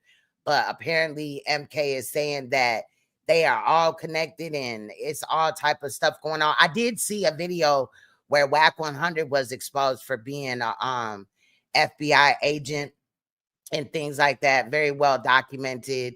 And I also cannot believe that WAC 100 with the whole Christmas thing. I mean, not WAC 100, Big U with the whole Christmas thing. Like, he literally just tried to extort them over the gifts, child. You cannot make this up at all. But like I said, I will be live on Saturday night. I'll set up the live tomorrow. When I wake, well, today now, because it's after 12. But I'll set it up so that you guys will know the time. I'm thinking about 9:30, the normal time that I normally go live, Central, that is. So y'all can catch it. The next live we're gonna do on, like I said, Luce Cannon, his wifey, and then we gonna see what's cracking with the real wife of Luce Cannon, because that shit gets deep. Then after that, we gonna look at the whole situation that played out on No Jumper with 2 people getting jumped, right? It's just crazy. The channel is named No Jumper, but people are literally getting jumped. Them men almost lost their life, but there is a plot twist at the end of that. So make sure that y'all are tapped in, hit the notification bell and all that and stuff like that, y'all. Shout out to everybody. I will see you guys in the next live stream. I did get a couple of donations. I appreciate that. And I will see you guys soon. I'm not even going to play no music on the way out because I got to go to work at 8 and it's almost 2 right now. But much love, you guys, and I will see you guys soon. MK, make sure you send that over to me, bro. I want to see what you seeing. Much love, y'all. Stay you, stay royal, stay uncompromisable, and please stay woke, because you will see me or hear my voice in an upcoming edit or live stream, even though there's 2 live streams coming right after this. Stay in tune. Much love, y'all. Bye-bye.